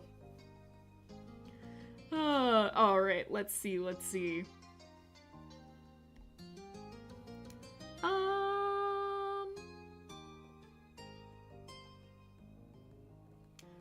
We're not going to be the ones that propose. We're not going to be the ones that propose. He has to do it. We're the ones that confessed. So he has to do it. You wouldn't give up a single second of your time with Cove. Meeting him there, you were looking forward to see how today's chapter would unfold. Cove strode up to his old front door and casually flung it open without bothering to knock once again. You followed at his side as he poked his head in. You closed the door behind you both. Hello. You found Cliff and Kyra in the kitchen, getting breakfast ready. Kyra was cutting an apple while Cliff was watching a frying pan sizzle. Cove's parents waved from across the room, not straying from their tasks. Good morning, you two. Yeah, morning, and hello to you. I hope you slept well. And sometimes they let super Christian and family friendly. Yep, that's right. They're super friendly and Christian and family friendly, and everything is innocent. Yes. Thanks for swinging by. You're more than welcome to join us for breakfast here if you haven't already eaten, of course. We haven't yet, though even if we had, there's always room for more. That's the right spirit, Cove. Kyra chuckled. She put down the knife she had in her hand so that all her attention could be on her son. You're still my giant growing baby boy. Mom, please. Kyra didn't pay Cove's whining any mind. Instead, she put a finger up to her lip as she thought, her eyes on you and then glimpsing towards a window. I wonder, do you think your family's eaten yet, Rain? I'm not sure. Cove and I came over here first. Your eyes flicked over to the clock on the oven. Given the time, your moms may have eaten, or they could be moving a slower morning. It was a coin toss either way. We'll give them a call. They could come over. Cove nodded, a sage expression on his face. Making them breakfast is the least we could do after how much food I ate at their house growing up. True, bud, very true. God, Cove, get some confidence. It's Cove Holden. When has he ever had confidence? All right. You took out your phone. Even though your moms both had cells for years, the house number was the one at the top you had memorized as a kid, and the first entry at your contact list. Oh god, that's me. I know the house number so well, but the cell phone number for my parents, I can't memorize. If everyone dares to bully my boyfriend Cove, you'll get put in the timeout chair. No, anything but that. Not the timeout chair. As the call connected, you tapped the speaker button. You figured it would be easier if everyone could hear what was going on. You heard a click and familiar static. Hello, Rain. It's nice to hear from you. Hey, Ma. Good morning. I'm across the street right now at Cove's family. And Cove's family wanted me to invite everyone to breakfast. Do you want to come over? That sounds delightful. Pamela and I can do that. Liz and Lee should be able to make it too. Would that be fine? Cliff took a step forward and spoke loudly so that his voice would be picked up. It definitely would be. The more the merrier. We may have gotten together for dinner last night, but there's no law that says we can't get together for breakfast today. Enjoy the company while you can is what I think. Ma giggled, and you could hear some rustling over the line. We got rid of our landline years ago, but I still remember it. My parents still have their landline, I think, though we never use it. Timeout chair isn't ready for me, that's true. IDK letters or numbers, I don't need them. Yeah, who needs them? Technology. Mom giggled and you could hear some rustling over the line. Thank you, I'll let them know and we'll be right over. Cliff gave a thumbs up. Cove shook his head with amusement. Dad just gave a thumbs up. I'm telling you since you can't see him over the phone.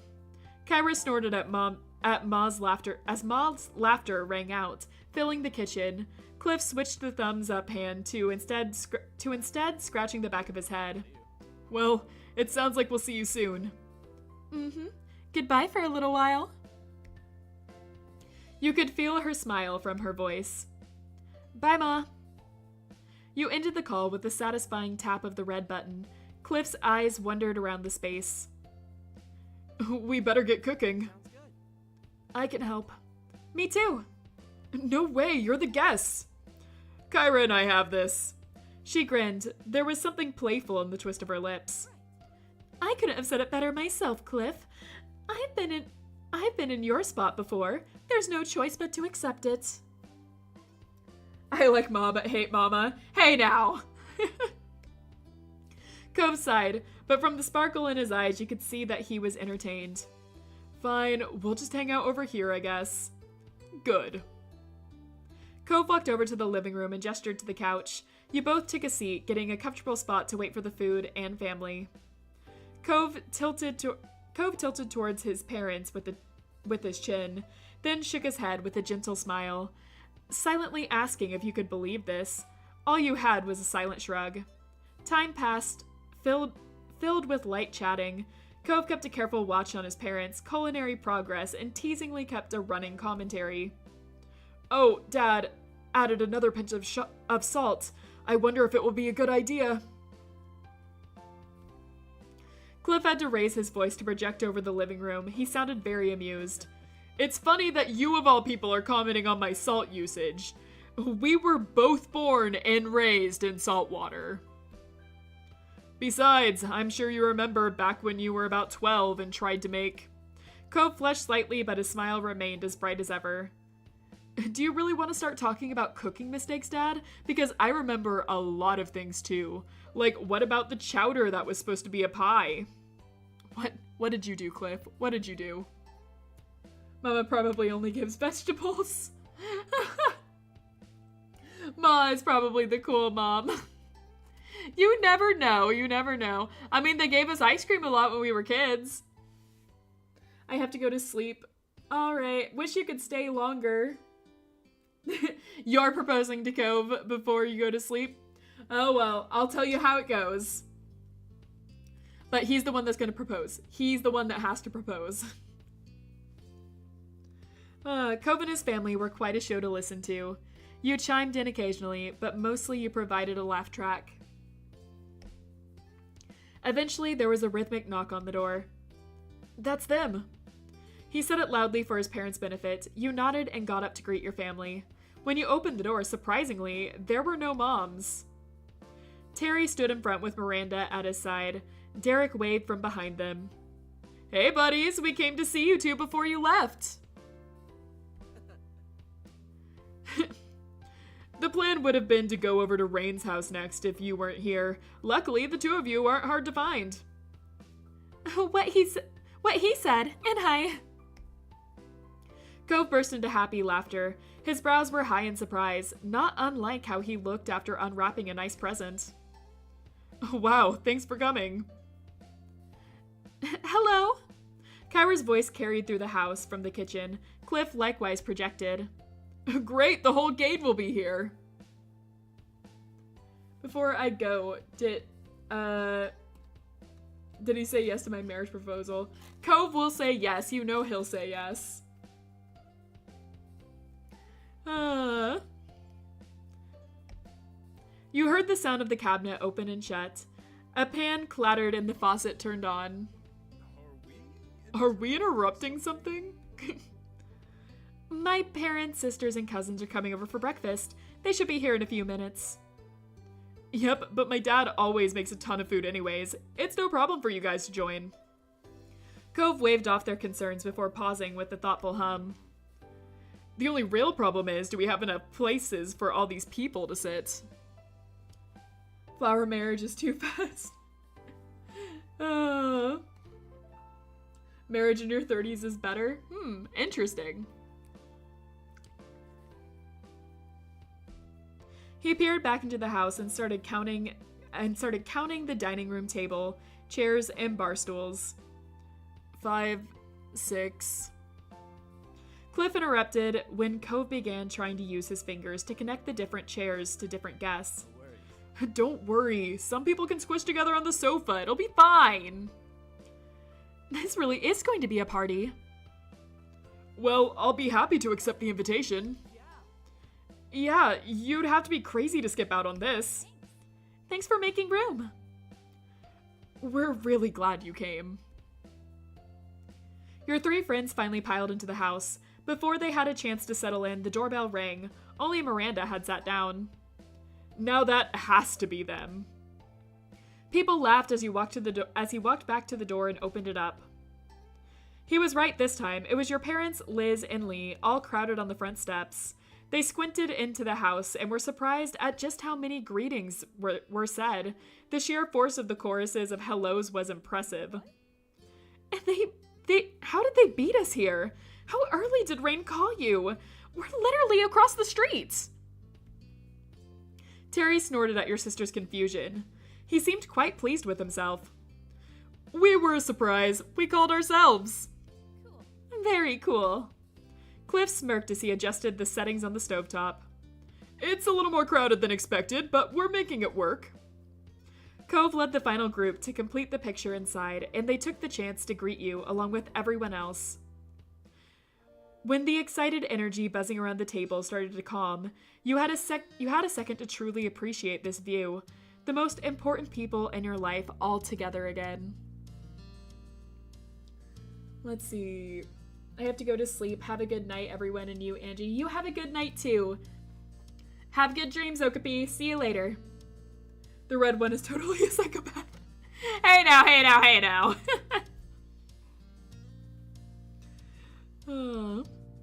It still felt too good to be true to have everyone here. And then you noticed that Kyra stood back up. She clapped her hands once in a satisfying smack. I hate to interrupt, but I thought you'd want to know that the food's done cooking. Cliff crossed the floor to place a pile of silverware on the table, and then he dropped the stuff on the other surfaces around the rest of the living room. When he was done, he gestured towards the food. The plates are in the kitchen. Serve yourselves and sit wherever you'd like. The guests happily formed a line, and the meal was steadily passed around.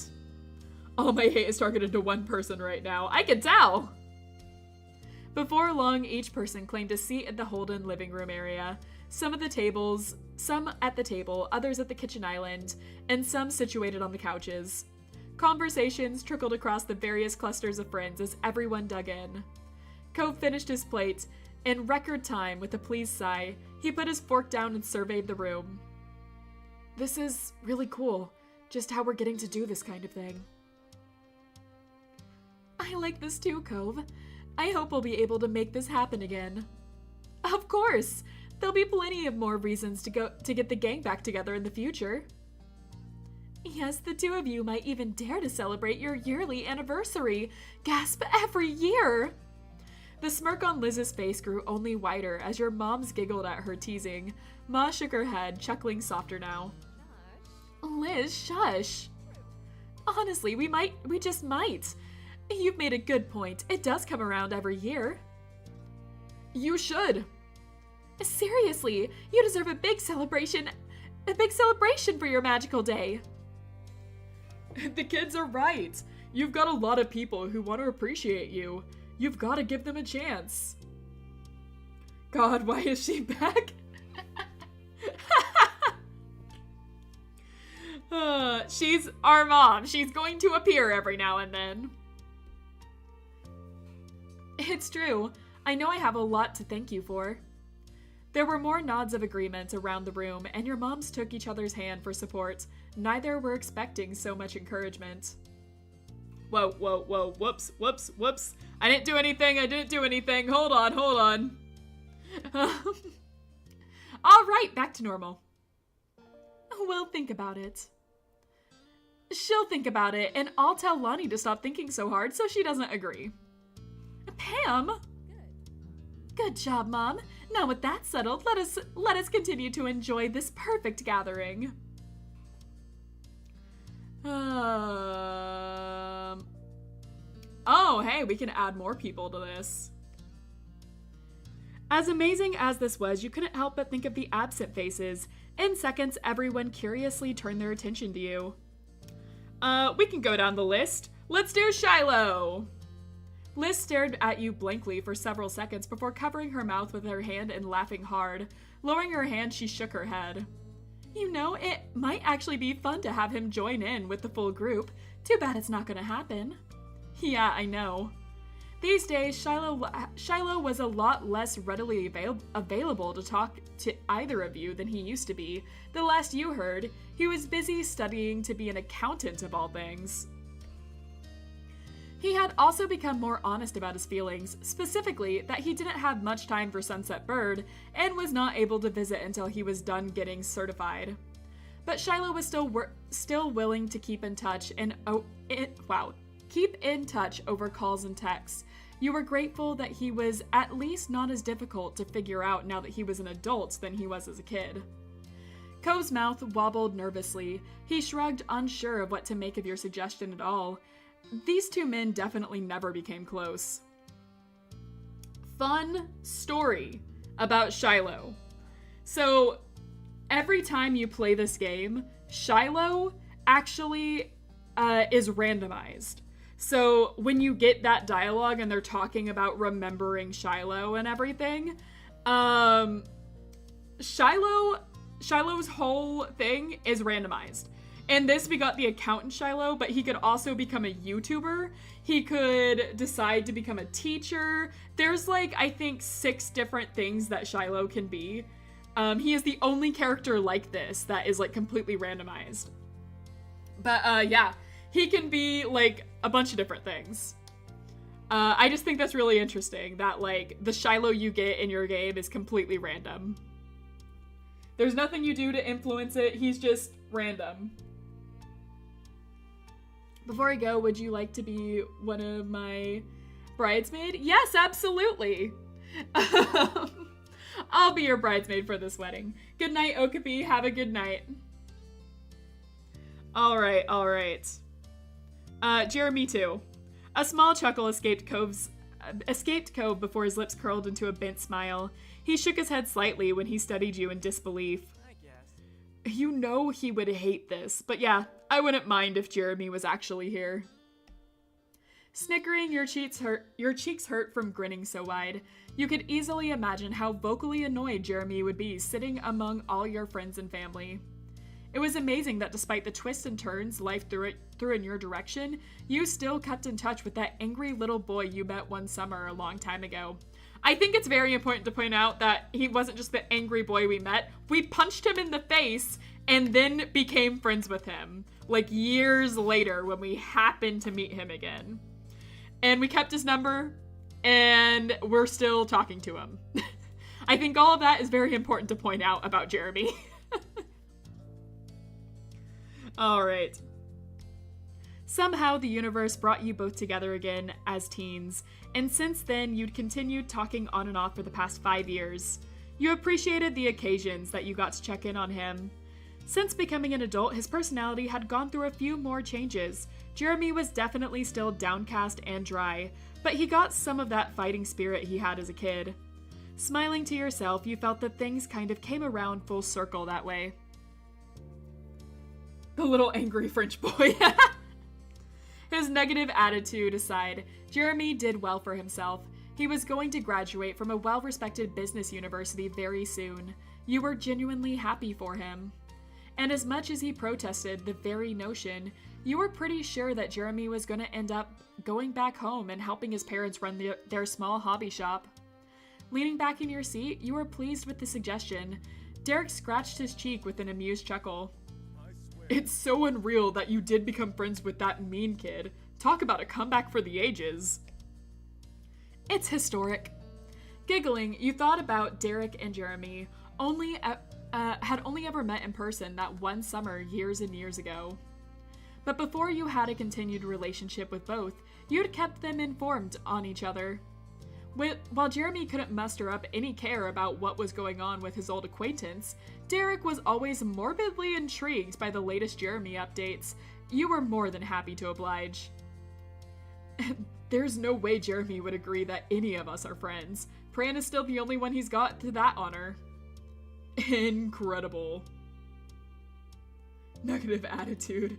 Redacted. You punched him. I did punch him. I punched him in the face, and I call him Bullcut every time I see him. Being people he's decently familiar with is close enough when it comes to Jeremy. Yeah. And Baxter is the last one missing. Cove turned to you with a genuinely thoughtful look. He rubbed at his forearm while he composed his words. It'd be kind of interesting to see what Baxter would be like now. I think I wouldn't mind seeing him again, though it would probably be awkward. Yeah, that's what I think too. I just want to know. Ooh, yeah, Baxter was that cool guy with the eyes, shirt, and fancy rental car, right? I liked him. He was pretty nice. Yes, he was iconic. It's too bad he had to mysteriously disappear and never be heard from again. But maybe that makes him even more of an icon. You left things there. There was a playfulness in Kyra's stare as she scanned the room. She slowly placed her index finger on her chin. Now that I think about it, there's something I haven't done in a while. Eyebrows were raised at Kyra's incomplete thought. She was wordlessly urged to continue. Kyra didn't hesitate. Whenever someone says an insult, there should be a redacted. It'd be pretty funny. I agree. That actually is pretty funny. Look through all the photos Cliff has here. Wouldn't that be fun for all of us?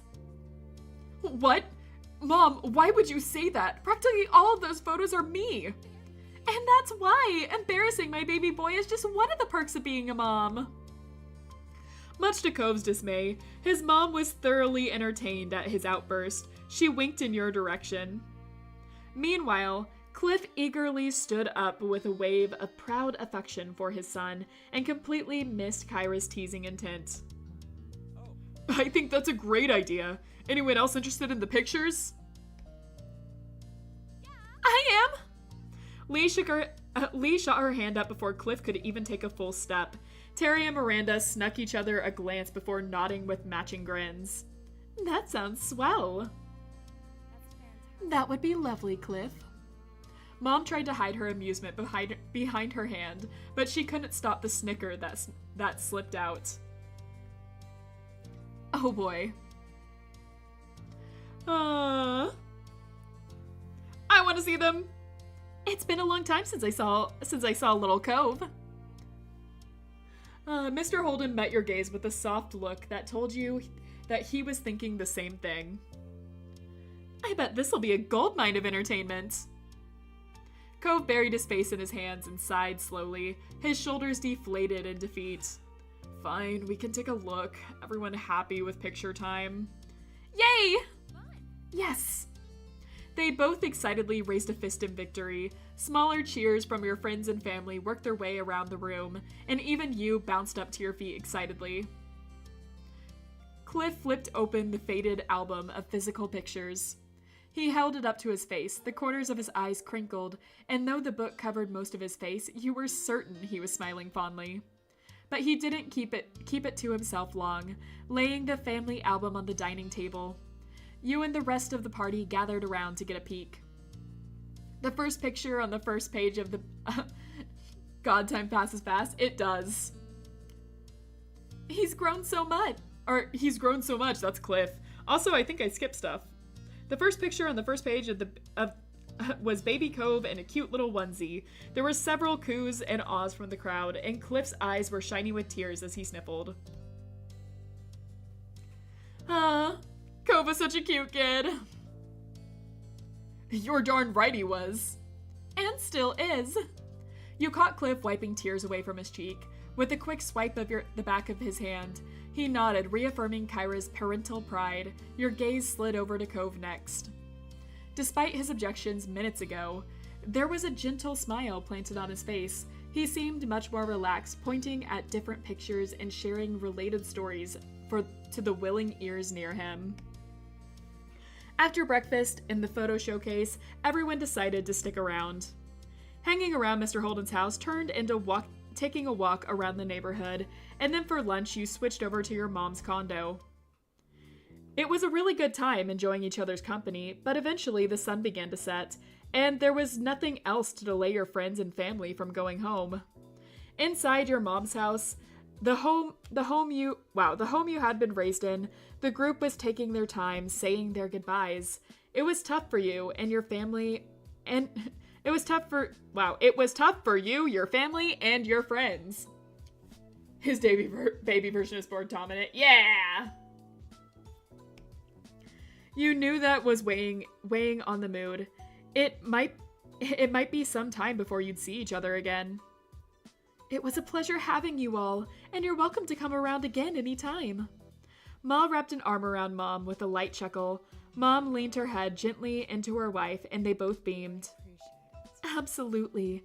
I know we're all adults with our own hectic lives, but we appreciate the time taken to visit.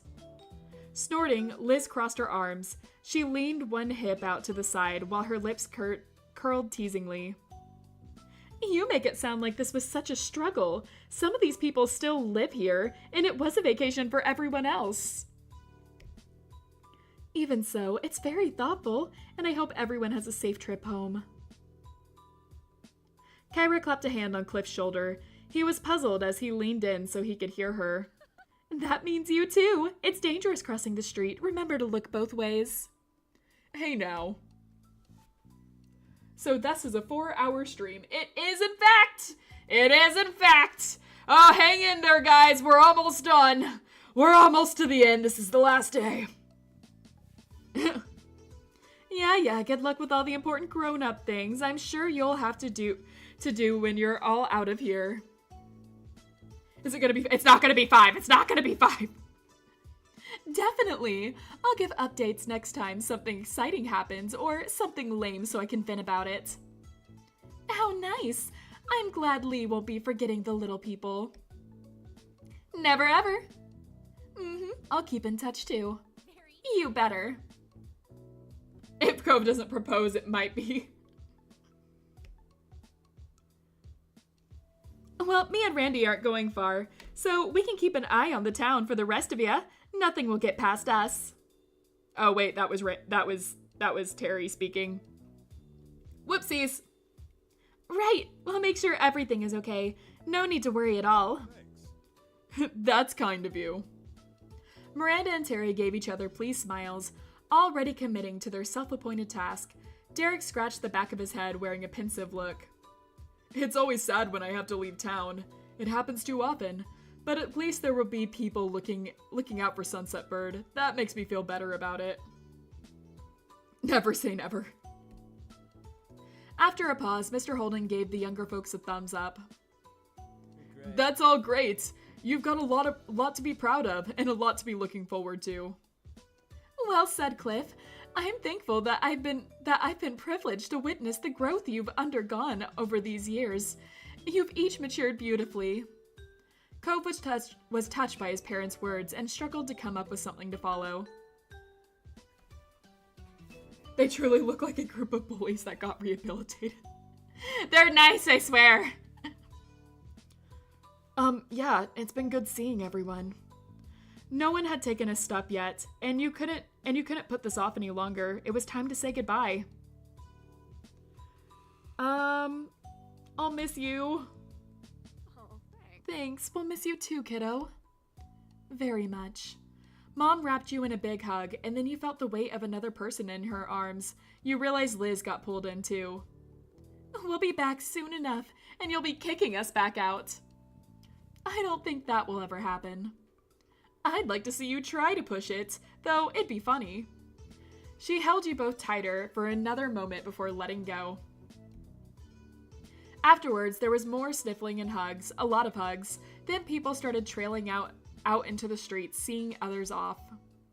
Your friends and family got into their cars and left the neighborhood. By the time things had fully settled, you realized that the sun had set. Earlier, you and Cove decided on having a car pick you both up. Neither of you wanted to bother your parents after such a long day. It would be a little while longer before it would be there, though. I'll forget about you going to go with... Yeah. Going to go with my wife, Cove.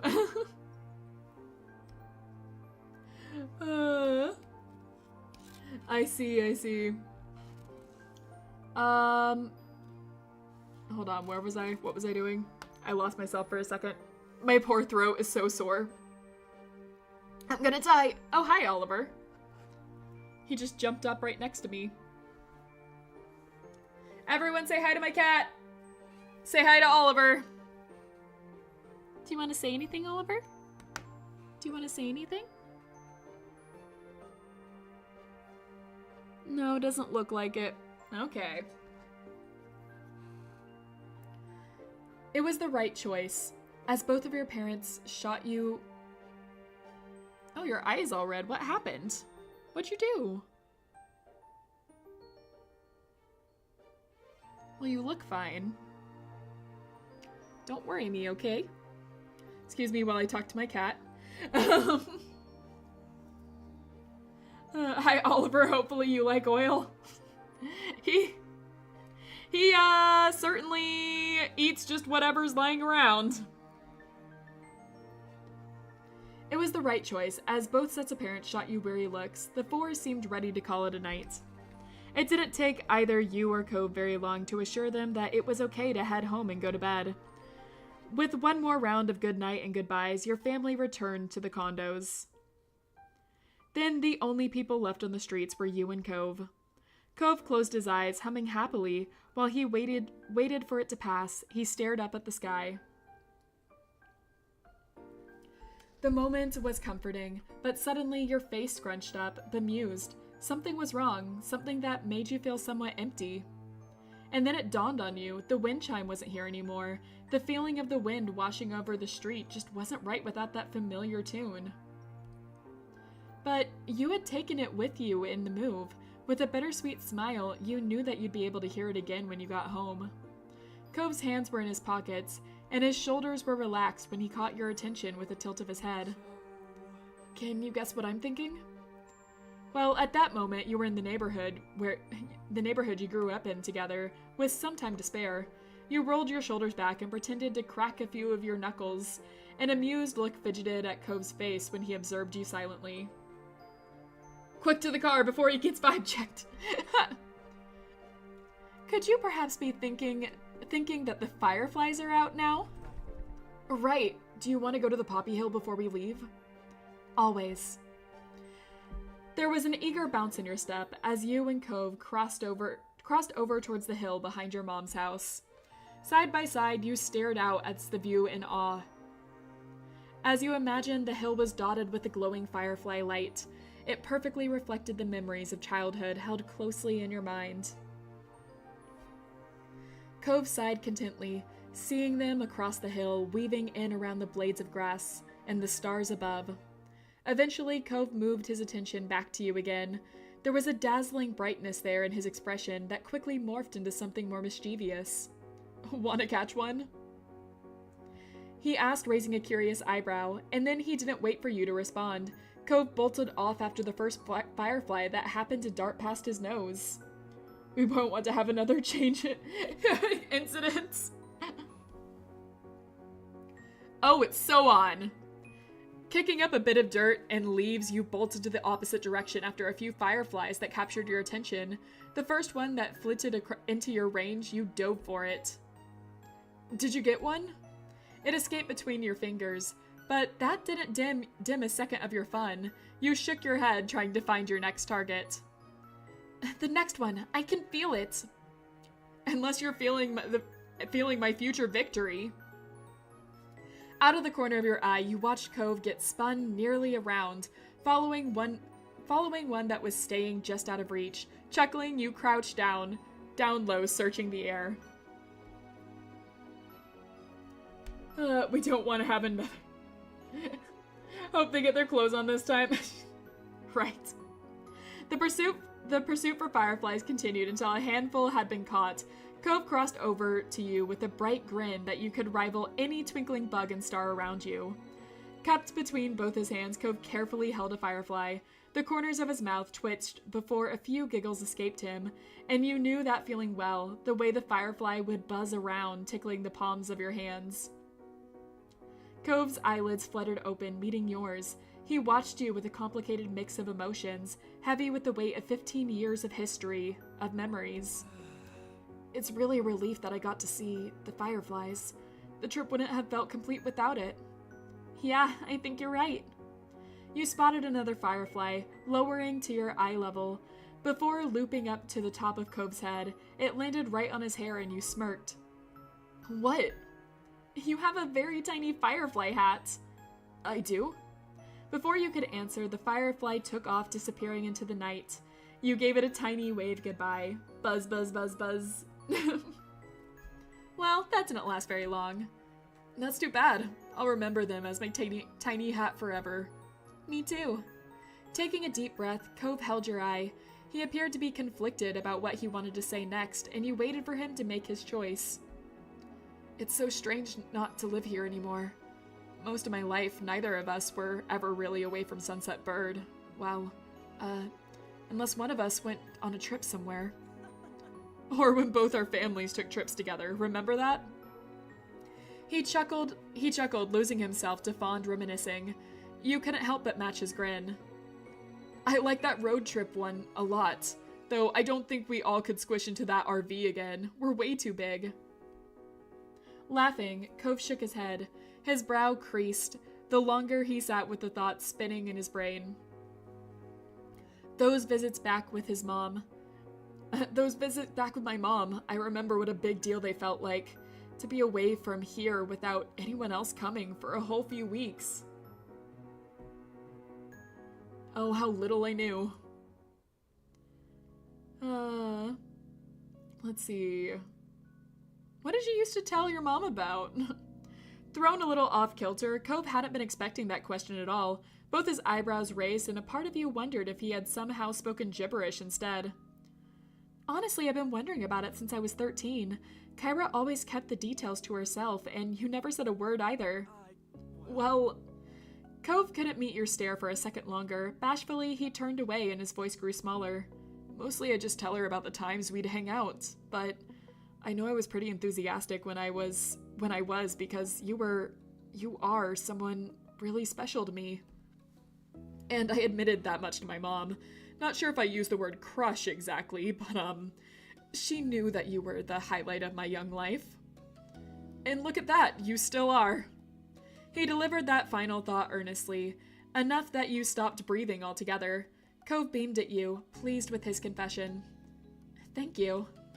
You're welcome, and thank you for being my favorite story. After that, Cove became quiet, simply gazing into your face.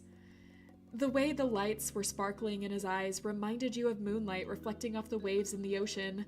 There was a depth to it that you could hardly grasp. A part of you felt compelled to speak, to do something, but you were entranced. Cove held you completely in place as much as the firefly. Seconds ticked by, and you could visibly see tension building up inside your partner. There was a tremble in his stance, creases in his face, and a darkening red color appearing over his cheeks. He breathed in slowly through his nose, squaring up his shoulders as he did. Okay. And then he released the firefly back into the vast night. It flew up around him before darting away into the sky, but your gaze was fixated on him. He stood taller than before. Sometimes it's hard for me to just say things. I don't know what happened. When I was a kid, anything I thought of would come right out, even if I probably should have kept it to myself. Now all the stuff in my head feels mixed up and I can't force myself to make the words, especially when it comes to you. Cove's head tilted slightly, and he eased some of the stiffness in the way he carried himself. It's really frustrating, huh? I think so. Nobody else has ever affected me the way you do, and you're the last person I want to have trouble talking to. The fireflies make me hungry. I wonder why. Chase after the light, it's fine. Always chase after the light. Always look to the light. Always go towards the light. That's my advice! But it's worth it, just being able to feel the way I do for you. And having you feel the same about me makes it all the better. And I want to thank you for letting me express myself, however long it takes and however it ends up coming out. He chuckled softly and your mouth curved into a smile. Hey, Rain? Yeah? Cove's hand sheepishly got tucked away into his pockets, and he shifted his chest to the side. It made him seem much smaller than his usual massive 6'4" presence. He's 6'4", huh? Wanna play Hangman? Huh?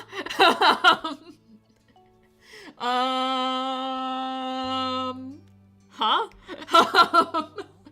Hangman? Here?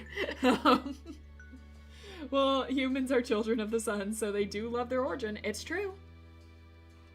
I've got this notebook pad from the hotel you can use. It'll work, and I thought that I'd, be nice to do after everything.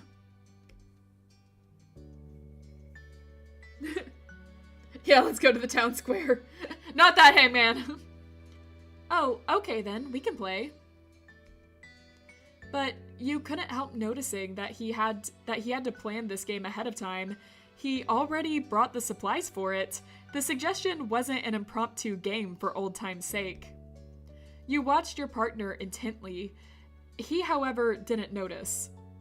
Cove had removed his eyes from you for the first time in a great while as he patted around the plants to find what he was looking for. Where's the witch? Not that kind! Soon he shakily pulled out the aforementioned notebook and a pencil along with it, the pencil almost slipping through his fingers. He made a fumbling catch with his other hand to keep it from falling to the ground. Cove's eyes closed with a sigh as he flipped open the book. He lifted it up high, particularly obscuring his face behind the covers. Perhaps to make up for how weak his grip was before. Cove grasped the sides of the papers tightly, so much the notebook bent inward. Oh, the boring kind. Yeah, the boring kind. The only sounds you could hear were Cove's controlled deep breaths in and out, and the rustling noise of the paper in response to that. Cove then pried one hand off in order to begin sketching out the game board, though he kept it carefully close to himself. You couldn't get a peek. Your stomach began to twist as you stood there, waiting. This really, really wasn't an average game. When Cove's writing hand stopped moving, so did the rest of him. There was a complete pause, but only for a moment. You barely registered the hesitation before he flipped the book around for you to see. You can guess now. That was all he said about it. Your eye scanned over the page. 4 words, 4 letters, 3 letters, 5, and 2. You opened your mouth and picked a letter. All right, guys. What are we picking? Go ahead. Does the doggo up?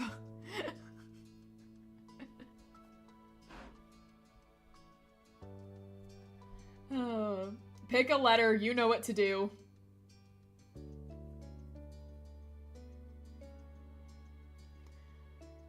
Imagine your kid asking how you met your dad and you tell him Hangman. I mean, it's not how we met. X, got it.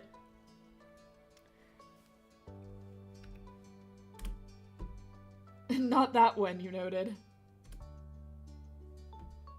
L. You glanced at Cove. He didn't react to your correct guess. V. Not that one, you noted.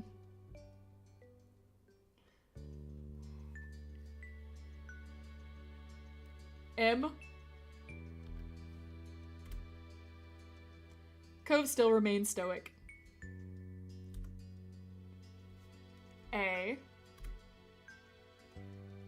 You could tell at this point that the game would need to be over before he gave any hints on what he was feeling. Q.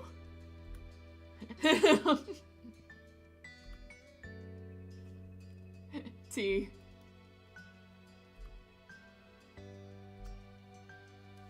B.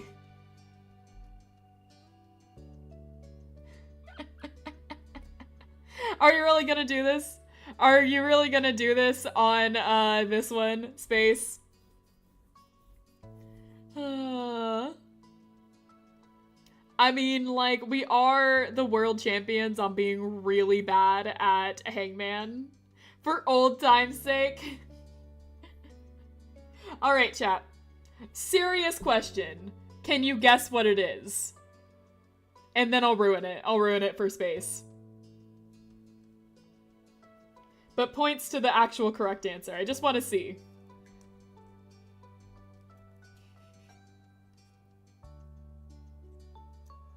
It'll be so funny, Angie. I'll do it. I'll put in the Z. Don't worry, I'll do that. I just want to know if chat knows the real answer. Tall man.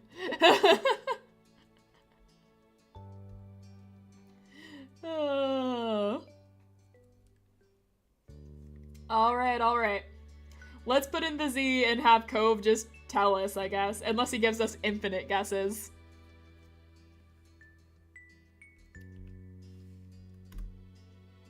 Cove didn't speak a word about your lost. Instead, he took the pencil and slowly etched in what was left. It was an answer and a question. It was an answer and a question. Will you marry me? Cove. He may not have said it out loud, but you had gotten the message clearer than if he had shouted it from the rooftops. And Cove knew it. He let the notepad drop to the ground in front of you. It's so cute. I'm gonna vomit.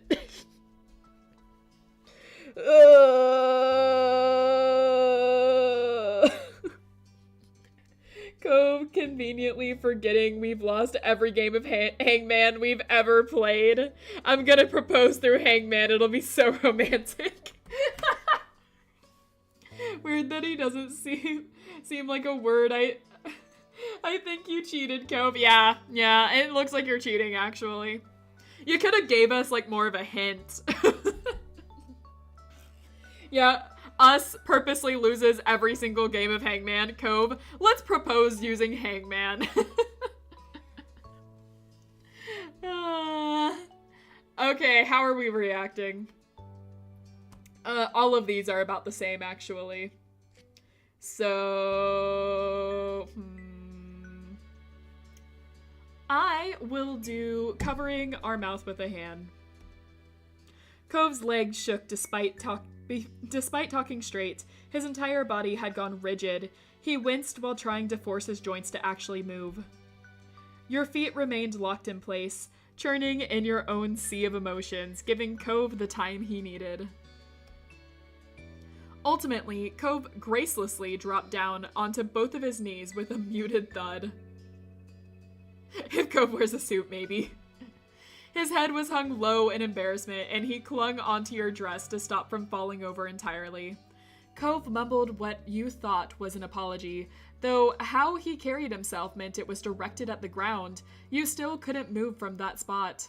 Keeping a tight grip, he was able to awkwardly shift a leg lower so that he was being propped up on just one knee. There was a pause. And then he looked up at you with his eyes as blue and wide as the sea, just as wet. He released your clothes to instead put his hands over his heart. Rain. In a small, fragile voice, he spoke. I love you. You mean so much to me. I don't even know what life would be without you. Tears fell heavily and the words dropped out as painfully. I'm sorry, have I ever been able to handle a major romantic moment in our relationship well? You don't have to answer that. He laughed breathily. It was almost more of a wheeze. I've never made things easy, especially when growing up. Life was so hard for me, and so I made things harder for everyone else. We definitely had our ups and downs thanks to that, but in the end, we always just got closer. And I've loved you for so many years. He continued to sniffle, and he made a few false continuations of unintelligible stammering. Eventually, Cove found out what he wanted to say next. Thank you for being my girlfriend. Thank you for always giving me such nice gifts for no reason. Thank you for giving me piggyback rides despite me being so tall. Thanks for defending me from Jeremy. Thank you for taking me to the fancy summer soiree even though I was so awkward. Cove's eyelids squeezed shut in an attempt to stop himself from rambling further. Let's see. We can be shy for old time's sake. I do kind of want to laugh at him, though. I do kind of want to laugh a little bit. Reject him for funsies. I don't know if we can, but anyways, we can't actually reject him because there's an entire wedding DLC we have to get to. Like a different episode, obviously. I can't do another one this stream. Cove's outpouring of gratitude accumulated in a final piece of appreciation. Thanks for waiting for me. And thank you for being such a patient person. I know I kept you waiting so long. He took in a slow, controlled breath and then, without stuttering or stopping, said the words out loud. Rain Sky, will you marry me? Of course, finally. Yeah, we can't reject him. I didn't think so. It doesn't let us reject him. Not this far into the game. Not after we said we wanted him to propose. Okay. How should we say this? I do like the of course finally. It does feel like we were waiting quite a while for this. Cove claps forward, catching himself with his hands before landing face first into the grass. The poppies around his face fluttered from his grand sigh of relief. Oh my god, thank you. God, these people lose a lot of blood from blushing. They might even faint, right? Eyes filled with fresh tears, he lifted his head back up to smile at you with all the love in the world. Thank you, thank you, thank you. I know that's all I've been saying this whole time. I'm sorry, but just thank you for being here and for being the one I get to be with.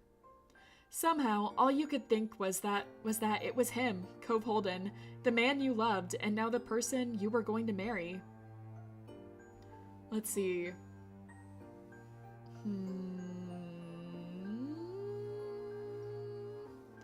There's no, like, certainly funny one, so I will just go with the classic. I love you. Then, obviously we're kissing. Let's get onto the grass and kiss him. No choice but to say no and let him think about it. Hey, now! You couldn't hold back any longer. You launched yourself at him and knocked Cove over in the impact. He laid flat on his back now. His eyes were wide, but swiftly pulled you against him, as close as he could get, desperate to feel you. You leaned forward and kissed your fiancé. He kissed you back lovingly, and you could feel the smile on his face. The place where you met, where you grew, where you fell in love, was now the place where your shared life together truly began.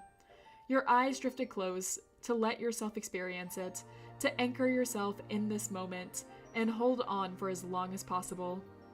You, the both of you, never wanted to let go. You were certain of it. The rest of your days would be spent side by side. It was all you'd hoped for.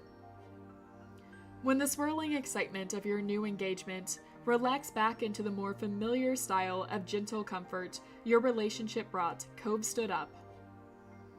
He lifted you along with him.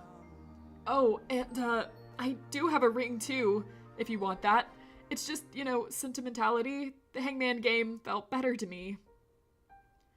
We laugh at him again. Cove chuckled bashfully, picking up a stray strand of grass off his pants. You were thrilled by the turn of events that unfolded here. Your dream had been for Cove to propose, and he never disappointed you. He just makes us wait for a really long time until we think he's not gonna do it, and then he comes out and does it. Suddenly, Cove's now wide eyes snapped to yours. How are we gonna tell people? We're leaving early in the morning, and it's really late now. Should we try talking before we go? The two of you put your heads together to come up with some kind of decision for this predicament. Maybe we could try calling your mom's house phone. If they hear that, it means they haven't really gone to bed yet. If they don't, they probably won't even know it rang. Calling their cell phones might wake them up, and I could do the same for my dad's house. Yeah, that could work. In sync, you and Cove dug into your cells and began to call the respective homes of your families. Cove stepped to the side, as his father presumably picked up. You couldn't pay attention to his words for long as Mom answered your call next. Sky residence, how can I help you? Hi, Mom, it's me. I wanted to see if you were awake without bothering you, if you'd gone to bed. Yeah, who raised such a thoughtful person? I'm impressed. She chuckled at her own comment while getting quieter. You could tell she was pulling her face away from the receiver. Lonnie, Rain's on the phone. When she spoke again, it came in loud and clear. She's coming over.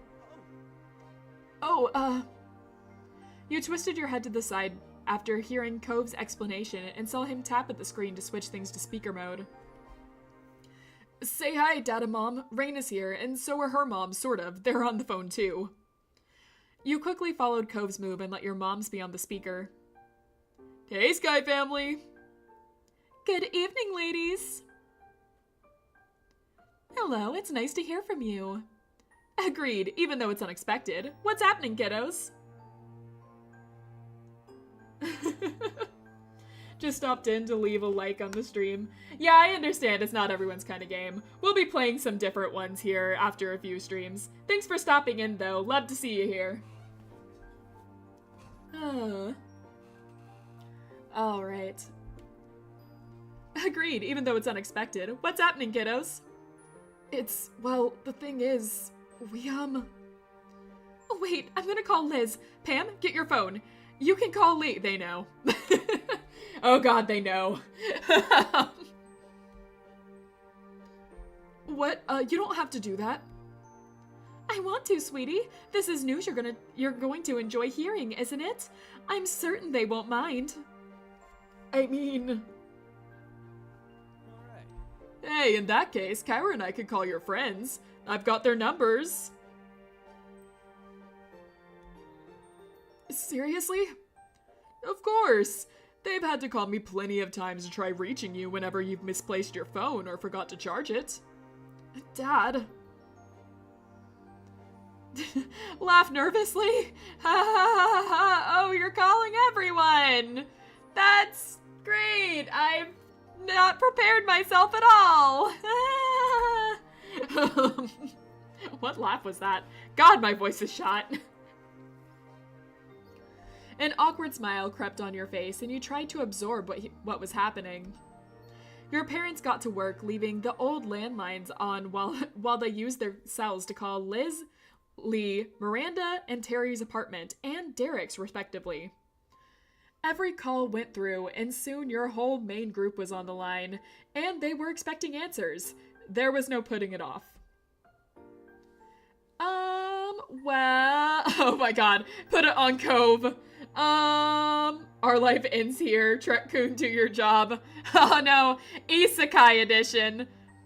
Well, Cove's got an announcement. He sputtered a string of syllables, and then he cleared his throat. All false starts, he thought better of. You could feel his brain turning. Cove decided the best way to approach this. His brows furrowed deep, and then, with his expression and tone serious, he finally got it out, without a trace of hesitation.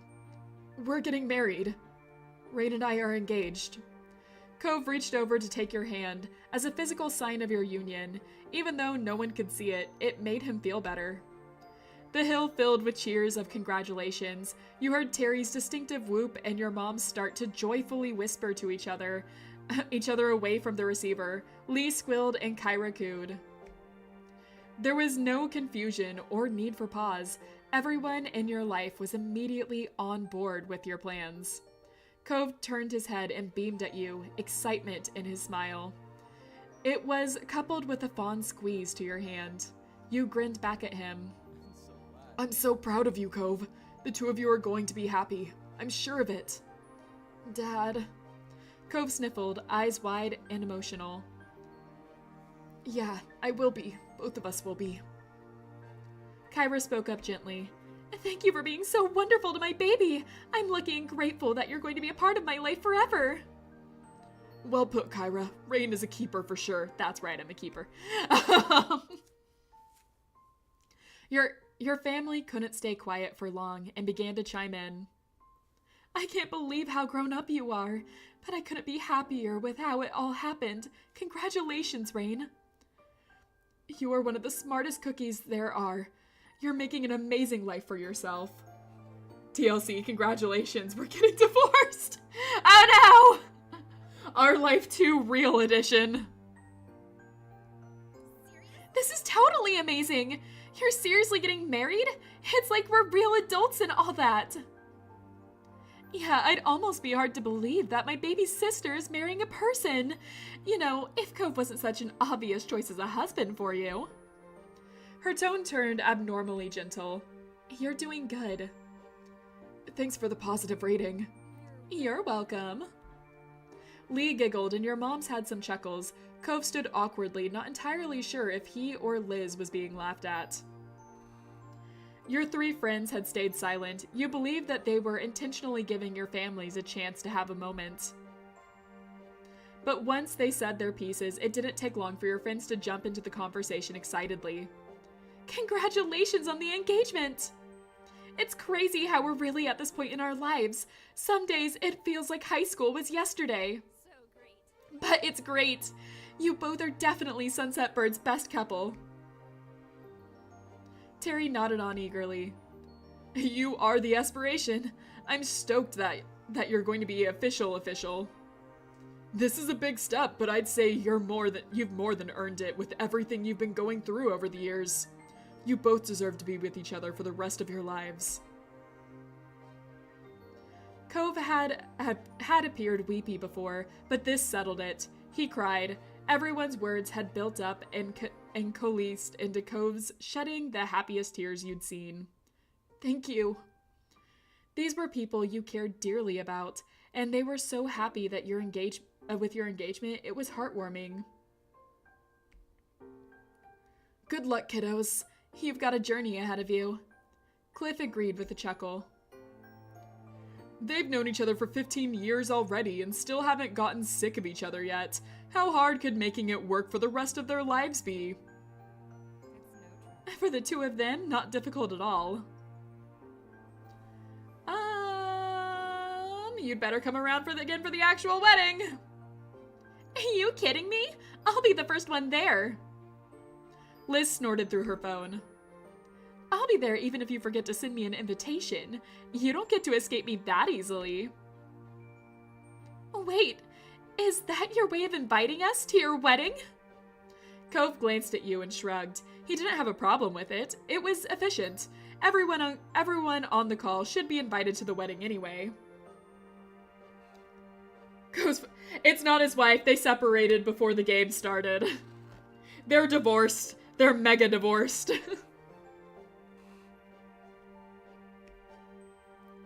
Why am I surprised?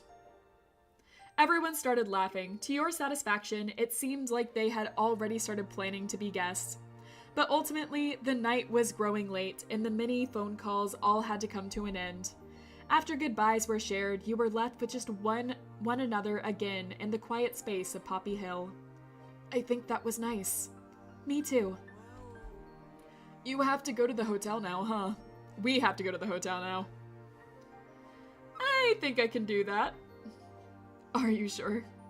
Yeah, it's just goodbye for a little while. There'll be more nights like this one someday. Trailing a few steps behind Cove, you looked back down at the hill. You spotted your childhood home immediately. I'm grateful we could come home here and see how things are without us. It was nice. It really was.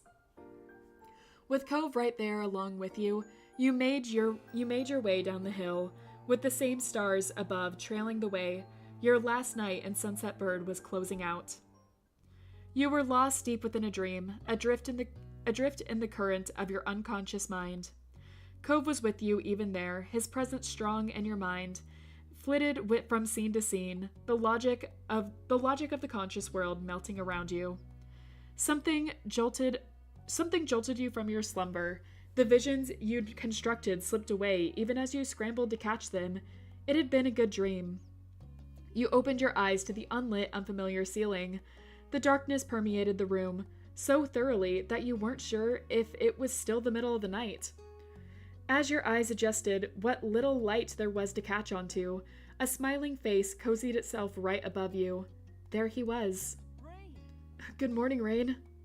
The grin was bright enough to make it seem like maybe the sun had risen after all.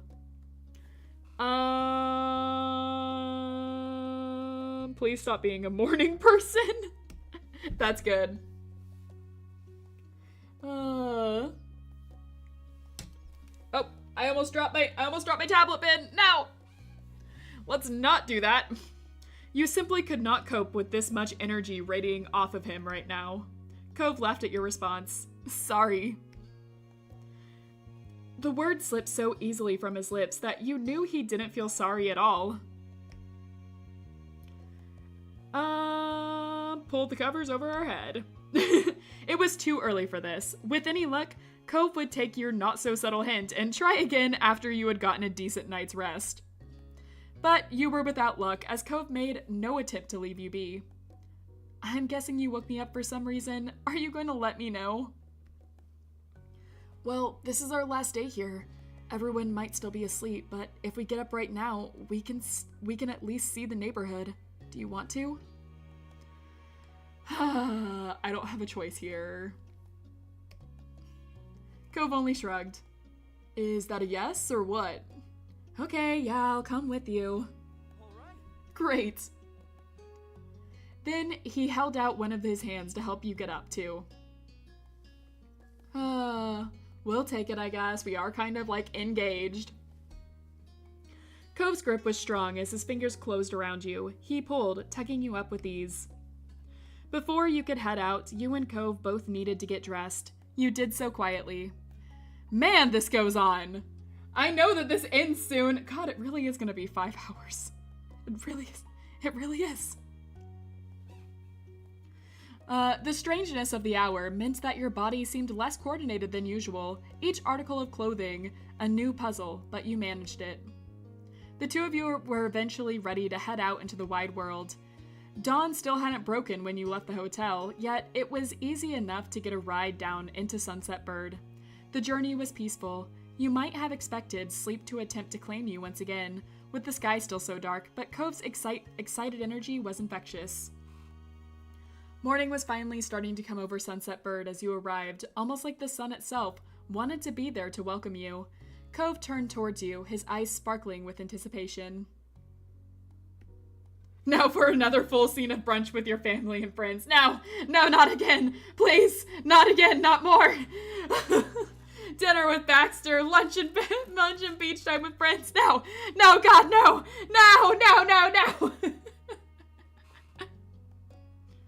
One more summer beach trip? You laughed, nodding to reassure him, as if there were any alternative now that you were here and he was looking at you so eagerly. Yeah, one more. Let it end. Let this end, please. My throat. I can't do this any longer, please. You could have taken your time getting there, dawdling under the morning sun, or you could have taken the short walk at a regular pace. And both of those would have just been right for some other occasion, but this time, without either of you saying a word, you and Cove set off sprinting. No, not 6 hours! God! Don't do this, please! Don't do this to me!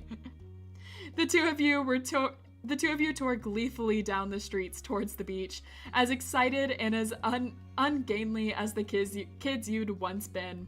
You know, I've noticed something. The two people telling me that I should be on for 6 hours sure did leave. They sure did leave when hour 2.5 struck. Huh. They left us. They're gonna watch this back and hear me call them out. Alright. You were laughing with joy at the absurdity of it all, being here at the break of dawn with the boy you had once discovered on the nearby hill, who never completely grew up. As it was still early, you did your best to keep the noise down.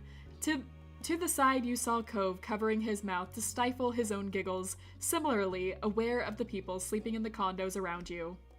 You thought of what the mean old not-grandparents would have said if they could see you now. All you could do was continue running and stumbling down towards the beach, away from the residences and their sleeping occupants.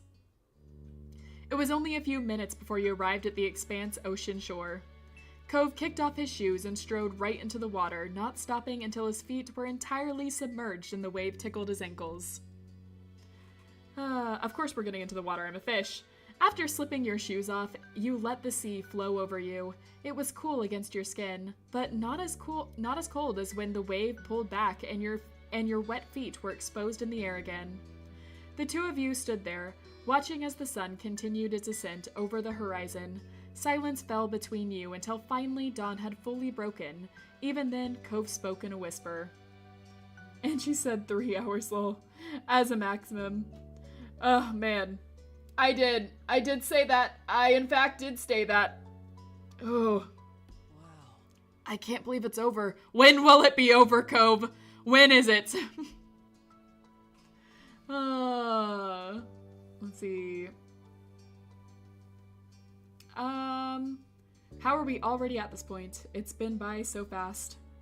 A ghost of a smile crept over Cove's face, like the sun peeking out between clouds on an overcast day. Why didn't you make yourself dinner?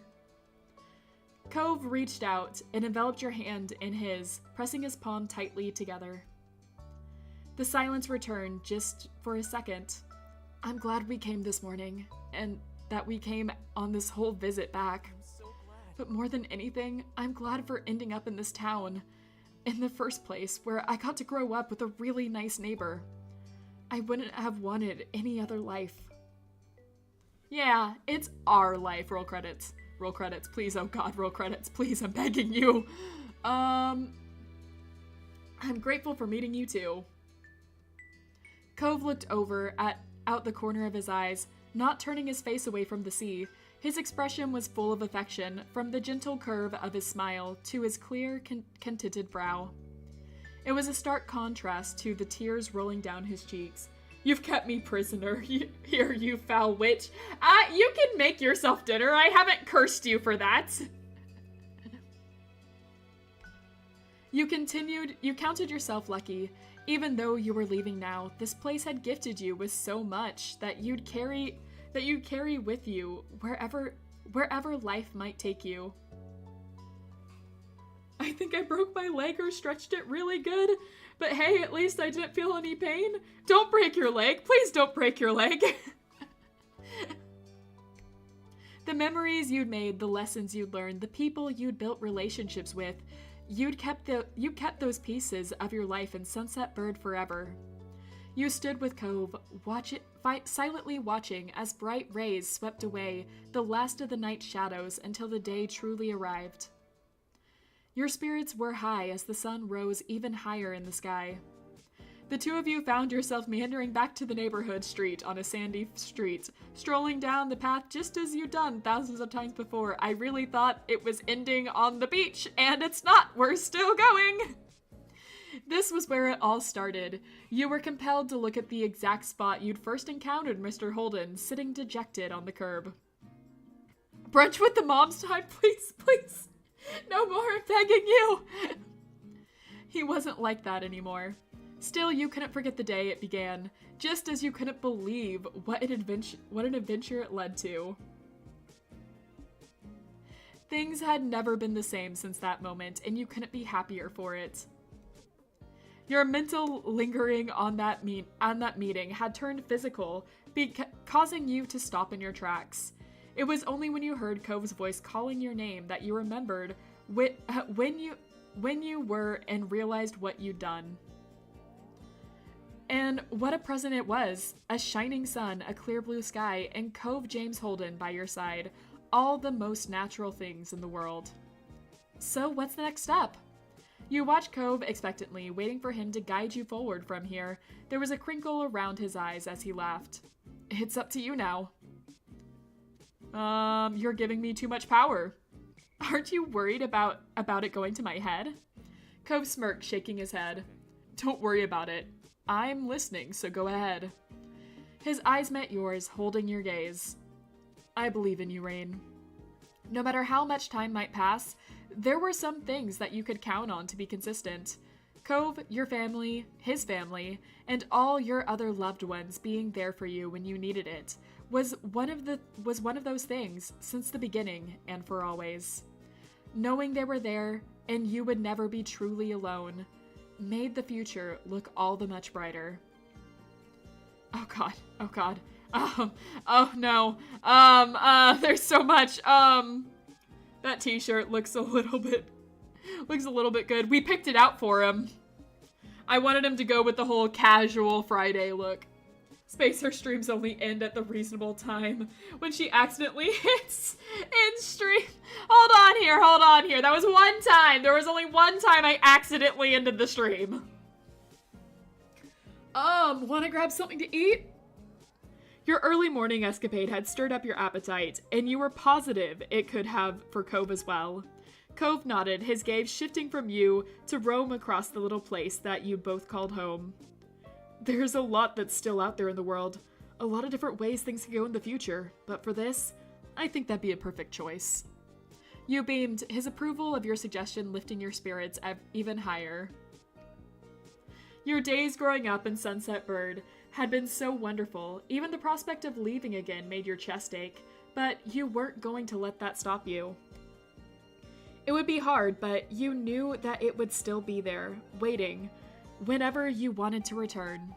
Facing Cove, who'd been at your side through it all, you knew that one day you'd look back on these moments now, just as you fondly reminisced about your childhood growing up here. Each happy moment you experienced became only a memory of what used to be, but that was what life was, and it was okay. As it was from the beginning and continuing that way for always, life took another step forward. We're done! Oh my god, we're done! We're done. You can come back again always. Yeah, the end! We did it! We're free! The curse has been broken. The final Horcrux dealt with. We've done it. No, we're not doing the wedding DLC right now. All right, guys. Thank you so much for joining me. We can leave. We can go home. Go back to your families. Kiss your husband or wife. Say you're back from the war. You've done it. You've made it this far. Congratulations. We're all free. All right, guys. Thank you so much for joining me on this. This stream does mean a lot to me because this is the first stream I ever started doing on my channel, and it's almost over. We just have a few DLCs left, and we will be done. As always, love you lots, guys. I really appreciate you being here, and I will see you in the next stream. Bye-bye. See you guys later. Enjoy your nights. Bye.